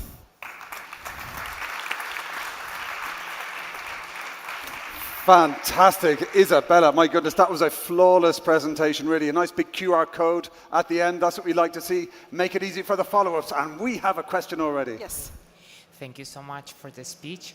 So I just want to, if you can introduce us, how you can use your platform to introduce you to the 4 employee circle, and also to make sure that for the company it creates meaningful insight for a correct talent management team.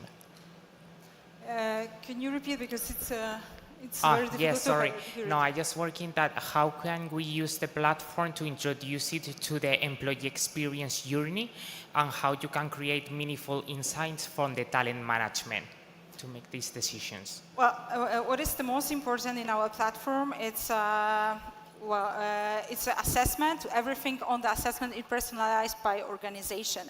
So it means that the user, we grab the information about the strengths and weaknesses of the user. So based on that, what we see also how the user are acting in Slack, on calendar, on mails and things like that. We can really see what is the most important, and based on goal and organization need, we combined it, and then based on that, you get a very concrete, personalized information. I don't know if I answer. If not, just we can chat a little bit later after. Thank you so much. Thank you. I love it. We see here these questions, these pitches, they are the start of so many ongoing conversations that could really be transformational for all of our brilliant startups here pitching. Can we have a big round of applause one more time for Isabella Kruzek-Kott from Space to Grow? Thank you. Cinquia. Amazing. Amazing, amazing. That's just brilliant. Listen, we're going to keep the pressure on the judges because we're going to move right on. They have sent their marks up to the cloud, and there's no let up in the pressure, because we are going to see 3 more outstanding startups, really to just be the icing on the cake. Now, our next pitcher is Stemdo, and they are from Spain. They are building the workforce layer for the next wave of AI transformation. That is a huge pitch line. I love it. We are delighted to be joined by their CEO of Stemdo. Let's give it up for Alfredo Montilla. Gracias. Thank you, dude. Good to see you. Thank you. Let me start with a question. Does it make sense to create a tech talent company in the AI era? Hiring is slowing down, AI is automatizing more jobs, and tech teams are getting leaner and leaner. But the elephant in the room is the AI is generating new needs, new roles, and new experience that nobody is creating. You are not hiring new roles, you are not developing experience. So what companies are going to do are going to use the new AI tool for recruiting to end up hiring the same overpaid people, and it was everywhere. So we believe the experience cannot be left to chance or to hope. We need to create individual contributors. That's why we have created what we call the experience engine. We identify potential, we train them in enterprise technology, we hire them and deploy them in real-life projects, and we make sure that they grow until they are AI-ready individual contributors. And we believe that we can transform the industry because we have created the tech layer to do it at scale. Every step is measured, every skill is validated, and every professional is continually growing. So we have created a new category. We are not another freelancing or job candidate marketplace. We are not another bootcamp that train people, but the problem is in the industry. We do it all. And this allows us to work with the leading companies in the technological or other industrial leaders globally. Not only that, we are partnering with Anthropic, Microsoft, AWS, and partnering with them, being their educational and training partner to create their new talent wave. Since we started 3 years ago, we have been growing triple digit until we arrived to $8 million ARR, more than 250 jobs workers created, and we are starting the international expansion. We have put together a rockstar team. We have the experience and the track record of creating companies and creating and operating and growing talent. And the cherry on top. These engineers, most of them comes from the highest unemployment region in Spain and in the other countries that we are starting to launch, doubling their overall salaries from day one. We want to invite you to join us. It's our time to double down in growth, to double down in product and technology, and double down in our international footprint. Thank you very much.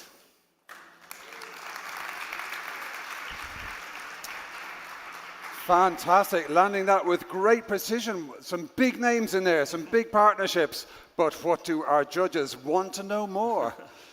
We have a question straight away. Thank you so much. Hello, congratulations on the pitch. Can you tell me about your expansion strategy for this year? Expansion strategy? Yeah, for this and next year, please. We have 4 hubs in Spain. We are opening the 5th one. We are doing 2 pilots, one in Portugal to serve Portugal clients and UK clients.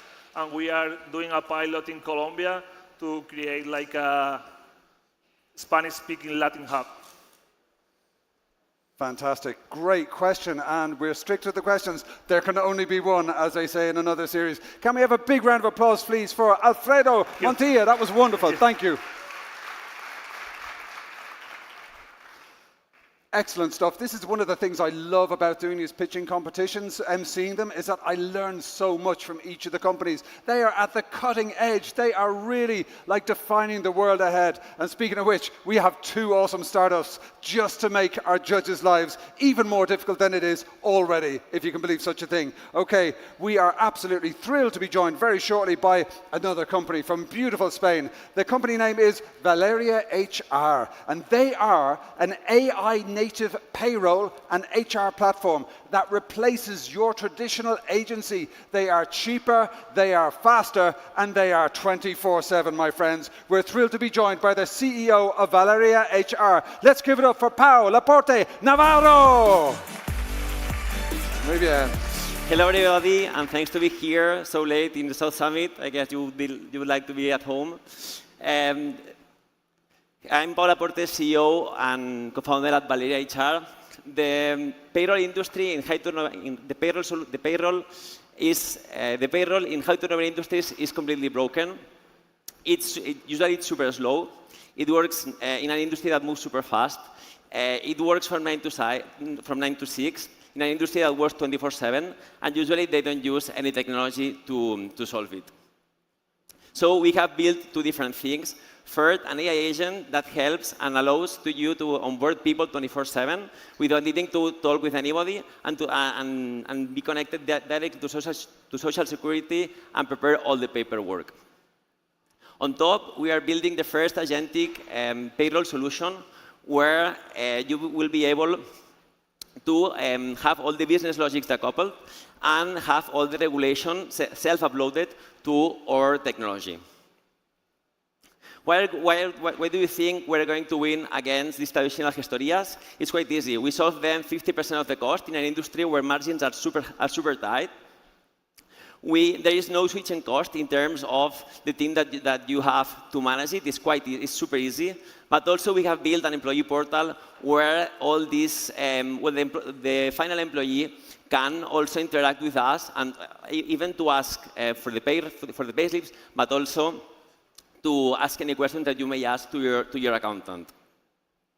The market is huge. There is 8 million people in high-technology industries hired in Spain, but also if you go to Europe, it's more than 100. We are targeting industries such as delivery, logistics, hospitality, facilities, and many others, as for example, staffing. Our growth has been outstanding during this year. We started with 33K MRR, and we've been moving super fast for the last, finishing June with more than 72K MRR and with a clear path of 1 million ARR next month. Our pricing is quite simple. We charge companies 10 euros per employee per month. So there is no setup fee, no implementation fee, and also no hidden costs. The team has lived the problems quite a lot. We've been working in this industry for many years, even in companies such as Uber, Getir, or even building a dark kitchen company quite years ago when the startup ecosystem in Spain was not exactly the same that it is now. Thanks a lot.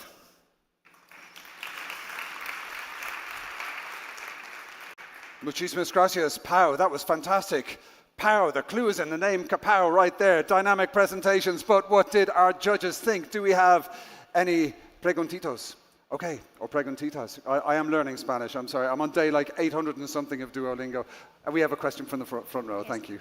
Thank you, Pau, for the presentation. So my question would be, what do you do when there is a mistake on the payroll? Do you provide customer experience services? Is it AI? Is it human? Assuming that potentially there are payrolls where there might be a mistake. So can you repeat the first part of the question? What do you do, because you provide these services, when there is a mistake in one of the payrolls you provide for a company's employee? We solve it, of course. So we have a team of customer success that take care of it. But it's before presenting taxes, so there is no mistake end of the day when they need to present the imports. So we solve it. So your model to scale that customer service, if you have mistakes, is it AI or human? For the customer service, it's human. Human. There are humans in the loop at the end of the process to ensure that we don't make mistakes. But just to give you an example, we are managing more than, for one customer success, more than 2,000 payslips.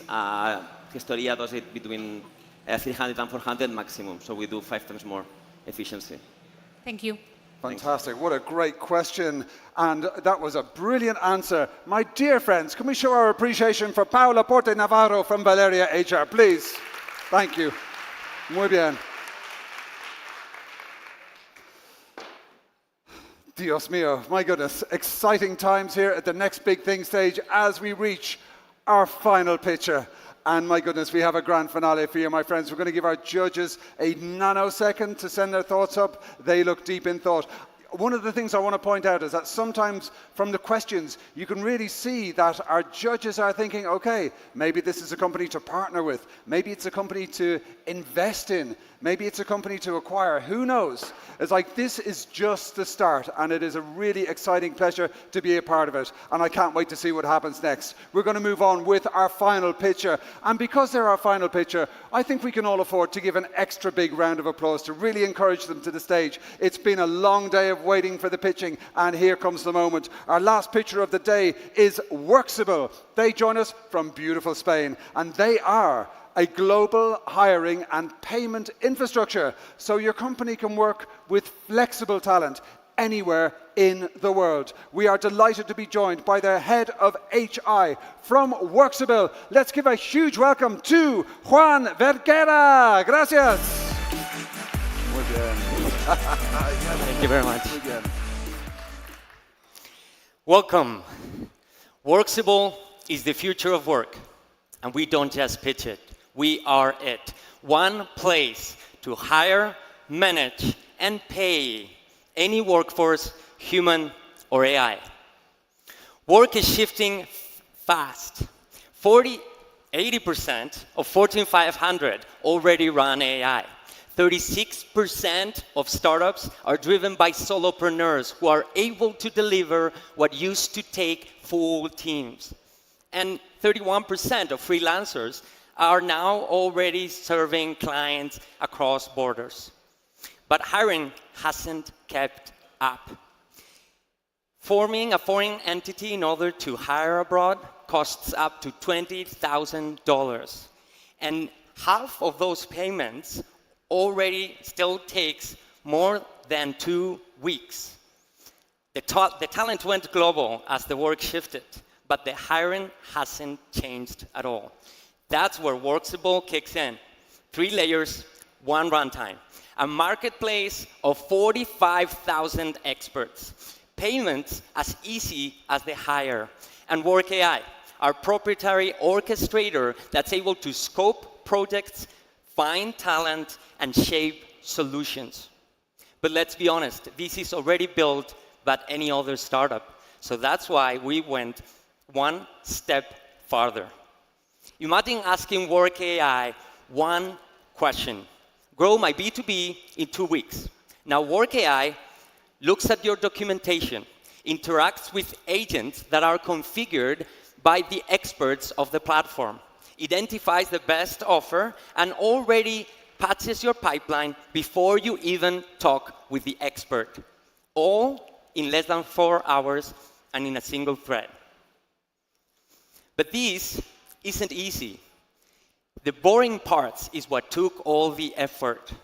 It took us 6 years to build the rails, needs, match, contracts, work, payments, all consolidated in a single platform that now connects 108 countries. AI is a commodity, but the infrastructure that Workable built is not. This journey was filled with a lot of compromises, but the bet is already paying off. 540,000 already processed, and now after the hire, we already have 5 enterprise, I'm sorry, my mouth is very dry.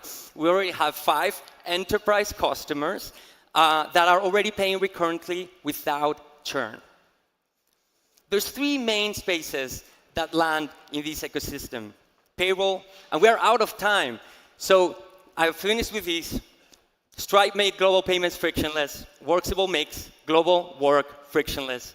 Sorry about that. Thank you very much. My bad, sorry. Todo bien, man. Listen, I have done this, and the clock is, what the hell? It just disappears. It's happened to me, and you did so well, and you skipped directly to the QR code. That was a pro move. I love it. Okay, but do our judges have one final question of the entire competition right now? Who's going to jump in? Now, it's possible there are no questions, but would anyone like to ask a question? All right, yes. Cometh the hour, cometh the man. Thank you very much. Thank you. No, it was really brilliant presentation. Thank you. Can you explain a little bit deeper how is the business model behind? So the business model, and sorry that my mouth is really dry. The business model consists of 2 main parts. There's the SaaS part, where we allow companies to bring their own freelancers and be able to just manage the payments and centralize all payments no matter where the freelancers live. And then there's the connection with the freelancers inside the platform. We just turned from paying for the match and the projects into actually just paying for the transaction. So getting to Workable and finding a partner to work with, a freelancer, is free. You'll pay a percentage on the actual transaction that's happening after the project is closed. Same for the payments for the freelancers that you already are bringing into the platform. Hey, how about that? Thank Rounding you. off on a big high. An excellent question, a superb answer. Let's give it up to Juan Peguera from Workable. Thank you very much. Muy bien, muy bien. No, you did brilliantly. You were great. That was fantastic. My God, weren't all the startups great? Can we get a big round of applause for all of our startups? They were awesome, huh? Yeah. Muy bien. And I want to say another thing. Can we get a huge round of applause for this front row of awesomeness? We are so lucky to have our judges here. Let's give it up for the judges. 3, 2, 1. Yes. Muchísimas gracias a todo. That was awesome. So listen, my friends, I have a request for you. Judges, please stay exactly where you are. There is a meeting, a reunion with our wonderful startups from that last category, but it's going to be after the next session. So you just relax wherever you are. Send your marks up to the cloud. We're all good. Please stay where you are. Startups, stay where you are, because the next half hour could be life-changing. I'm not even kidding. Startups at the back, if you want to come up to the front, there's seats over there, because we're going to give out some prizes. This is where we get to do our Oprah. You get a prize, you get a prize. Not everyone gets a prize, but we're going to give out some prizes in some very specific categories. Of course, everyone who pitched today is a winner. To be here, to be amongst the 100 finalists is such a big deal. And this is not just about the winners. This is about the connections. This is about the people who are streaming live. This is about our judges and what they are thinking in terms of their partnerships, their acquisitions, the companies they're going to work with in the future. So pitching here on the stage at the final is one big win, my friends. So yes, we are inviting you in the audience. If you would like to be here on this stage next year, we want to see you. We want to see you dream big. We want to see you pitch on the stage next year. We want to see you winning the startup competition next year. If you would like to enter the competition, all you have to do is scan that QR code and give it your best shot, because South Summit is where the magic happens every single year. Please do join us next year. Scan the code, get involved. We would love to see you here, okay? If you're not in, you can't win. There's that old truism, you miss 100% of the goals you don't take, so why not have a go? Let's see what happens. I hope to see you here. Okay, my friends, we are going to start with the winner announcement of the startup competitions. This is possibly the most exciting part for me of every single South Summit. This is when we get to meet some winners. And every year when I do this, I ask the audience a question, and I hope the audience answers nice and loudly. My dear friends, are you ready to meet some winners?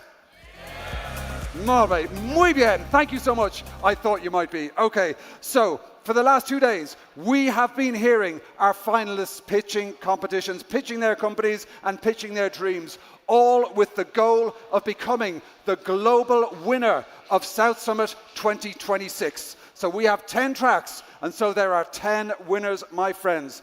These 10 winners are going to be pitching again on the arena stage tomorrow at 11 a.m. And 5 of them will receive one of these following awards, namely the best team, the most scalable startup, the most disruptive startup, the most sustainable startup, and the global winner of South Summit 2026.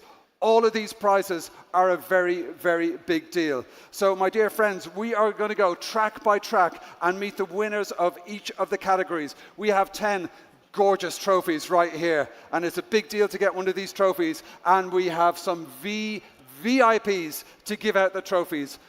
Oh no, and we're going to do something else. No. Oh no, we're good.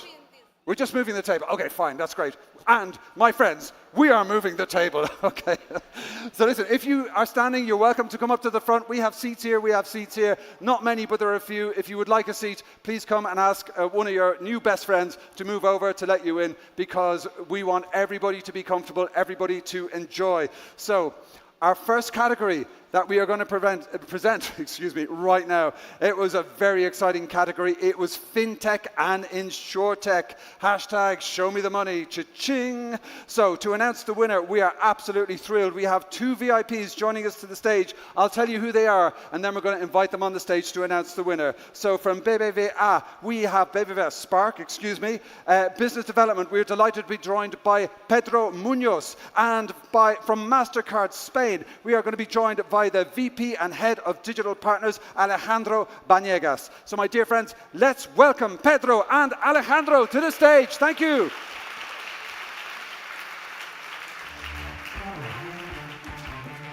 Hello everyone. So this year, South Summit winner of FinTech and InsurTech vertical is... Drum roll. Brain Chair. Yes! Muy bien. Okay, I see somebody jumped out of their seat. Bravissimo. A great winner. Muy bien. Outstanding. A very worthy winner. Let's give it up one more time. Big round of applause. We got a paparazzi happening right now. Yes. Felicidades. Okay, my friends, and don't forget, if you want to share the love, just use the hashtag SouthSummit26. Make everyone else excited. That's absolutely brilliant. Congratulations to Granter. Absolutely wonderful. Right, we are going to keep things moving very fast indeed. We have next the consumer category. We met some FMCGs yesterday, or fast-moving consumer guapos. And to announce the second winner of the afternoon from the consumer track, we are delighted to be joined by the Startup Programs and Ecosystem Builder in Google from Startups, a wonderful organization. Let's give it up for Beatriz Imedio. Thank you. Thank you. And the winner for the startup competition on the consumer category, it's Macadam. Ah, Congrats. très bien.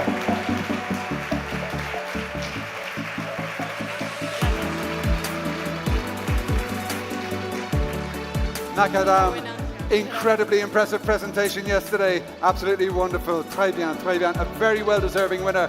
Absolutely wonderful. This is your paparazzi moment. Remember to use the hashtag SouthSummit26. Big round of applause for Macadam. One more time. Merci beaucoup. Très bien. All of these winners are making me smile already. I love it. This is great. Obviously, everybody should win, but the winners are just amazing. Very well deserved. Okay, moving straight on to our Mobility and Smart Cities category. Our third winner from the Mobility and Smart Cities category is going to be announced by a dear friend of South Summit and a bit of a legend. We are delighted to be joined by the Director of Innovation and Entrepreneurship at Mutua Madrileña. Let's give it up for Carmen Del Campo. Thank you. Muy bien. Great to see you. ¿Qué tal? How are you? And, oh my God, I'm so sorry. And by the Program Manager for Business Growth Program at Fundación Once, Carlos Sanchez Martin. Let's have a round of applause for Carlos. Thank you. Muchísimas gracias. Well, this year, the winner of the most key topics for me in this edition of the Mobility and Smart Cities, the company is... Explora. Yes! Muy bien! Explora! Well done. Felicidades. That's awesome. Okay, we got our VIPs, we got our winner, now we got our paparazzi moment. You just arrange yourselves in the middle. Yeah, that's it. You stand there in the middle and you stand close to them, and now you got your paparazzi moment. This is it. You got your VIPs, Carlos, Carmen, and we have Team Explorer in the middle there. A big round of applause one more time for Explorer. That was wonderful. Fantastic.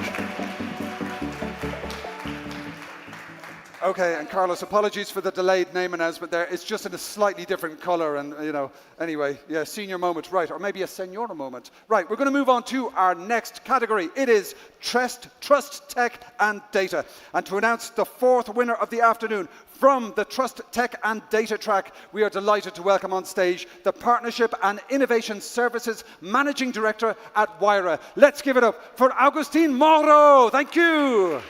Yes. Muy bien. Great to see you, my friend. Great to see you. Bienvenidos. Okay, the stage is yours. Okay.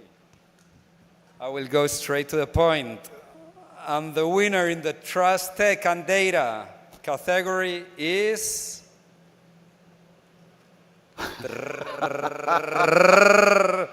Okay. Secrets Vault. Congratulations. Yes. Big applause. Secrets Vault. Well done, Secrets Vault. We got Secrets Vault in the house. Love it. Come on down. Well deserved, amigo. Muy bien. Of course, every finalist of the highest standard. So what we're seeing today is the best of the best of the best of the best. Okay, you arrange yourselves. Look at the pro photograph right there. That's it. Okay, just follow directions. These two will make you look like €1 billion, I promise you. The photographs are insanely good. Yes, yes. Muy bien. Remember, you want to share the love? Hashtag SouthSummit26. One more time. Big round of applause. That was great. Muy bien. Congratulations. Thank you so much. Gracias, Antonella. Oh yeah, wow, this is great. Okay, we're going to move on to an awesome category. I'm of course talking about digital and tech solutions. So this is the 5th winner that we are announcing this afternoon, and to give out the prize in this very important category, we are very honored to have joining us on the stage the Deputy Director General for Citizenship, Talent and Digital Entrepreneurship at CEDIA, Secretaria de Estado de Digitalización y Inteligencia Artificial. My friends, I'm of course talking about Fernando Escobar Ruiz. Let's give it up. Thank you. Yes, muy bien. Gracias, dude. Thank you so much. All right. So, good afternoon, or good evening, I think. The winner for Digital and Tech Solutions is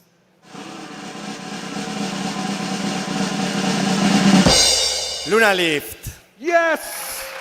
Congratulations to LunaLift. Muy bien. Okay, so yes, that's what we like to see. You stand wherever you like, just stand close to each other and look at that stylish gentleman there. He's going to make you look so amazing.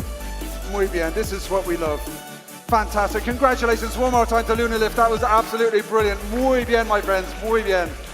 Oh my goodness, we are going to keep the pace up right now. We are going to move immediately on to our next prize. And this is one that's very dear to my heart, and I think to everybody who lives in this changing world. To announce the 6th winner of the afternoon from the Climate, Tech and Sustainability track, we are very honored to be joined by the Secretary of Innovation, Science and Technology at the State Government of Rio Grande do Sul. We are very honored to welcome to the stage. Let's give a huge welcome to Lizanne Lemos. Thank you so much. Thank you. It's wonderful to see you here. So I came all over from Brazil to announce the winner in the Climate Tech. And who's the winner?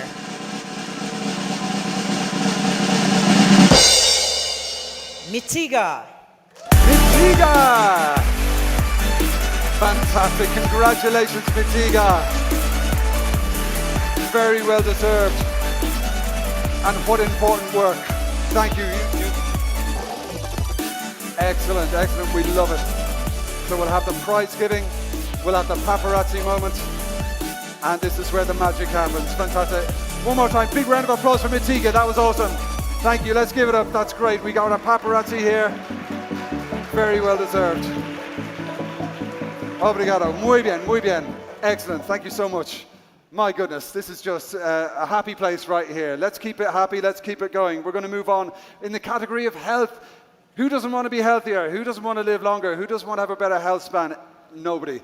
Everybody wants it. Absolutely everybody. So presenting the 8th winner of the competition that comes from the health track, we have the investment manager at B Startup Banco Sabadell. Please give a huge round of applause to Roger Blanche. Thank you. Yes. Thank you so much. Hello, everybody. Muy bien. Great to see you. And the winner of health is Altum sequencing. Yes, fantastic. Altum sequencing. Come on down. Yes. Muy bien. Yes. Woohoo. Bravissimo to Altum sequencing. That's fantastic. My God, and color coordinated with the award and address. Bonus points for that. So all of these startups are going to be rocking the main stage tomorrow and giving it their best shot for the grand prize. But that is a trophy to take home. Thank you. Muchísimas gracias. Thank you so much. Big round of applause to Altum Sequencing. Fabuloso, maravilloso, amazing. Right. Now, the judges work quickly, my goodness, because we are going to now announce the results of a session that took place a very short time ago. I'm of course talking about Industry 5.0. These have 2 more tracks left, so we're almost reaching the grand finale. Now, Industry 5.0 is going to be presented by a very special guest. We are very honored to have him here. He is the Director General of Self-Employment and Entrepreneurship at Comunidad de Madrid. My dear friends, please give a very warm welcome to Nikolai Yordanov. Thank you. Thank you so much. Muchísimas gracias. Thank you. Now, let's see. The Oscar go... Oh, no, it's not the Oscar. I'm sorry. That too. And the winner of Industry 5.0 is...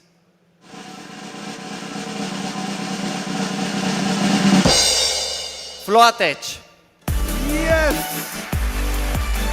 Flowtech. Have we got Flowtech? We have Flowtech. That was such a great presentation.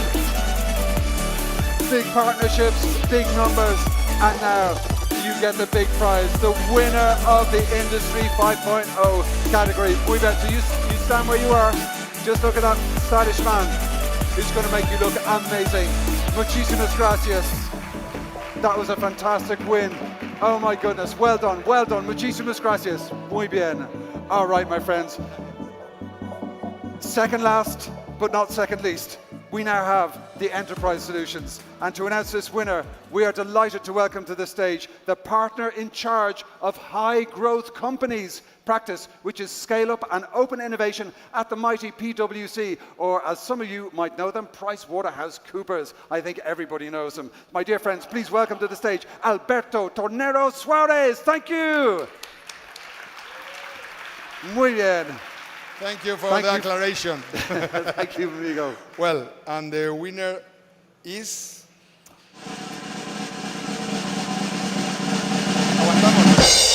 Wise CX. Yes! YCX. YCX. What a great presentation today. Full of data, full of real-world examples. And this is where a good pitch can bring you to the final, the winner of the category in Enterprise Solutions, YCX. Congratulations. All right, we got a paparazzi there. He's going to make you all look amazing. And you're already trending social media, my friends. Brilliant. YCX, congratulations. Felicidades. Muy bien. Fantastic. All right. So we have now reached the grand finale of the afternoon. I'm, of course, talking about the future of work and talent.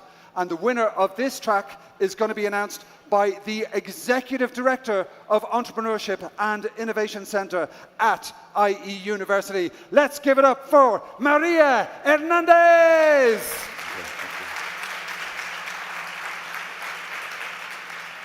And the winner of the track of the Future of Work and Talent is...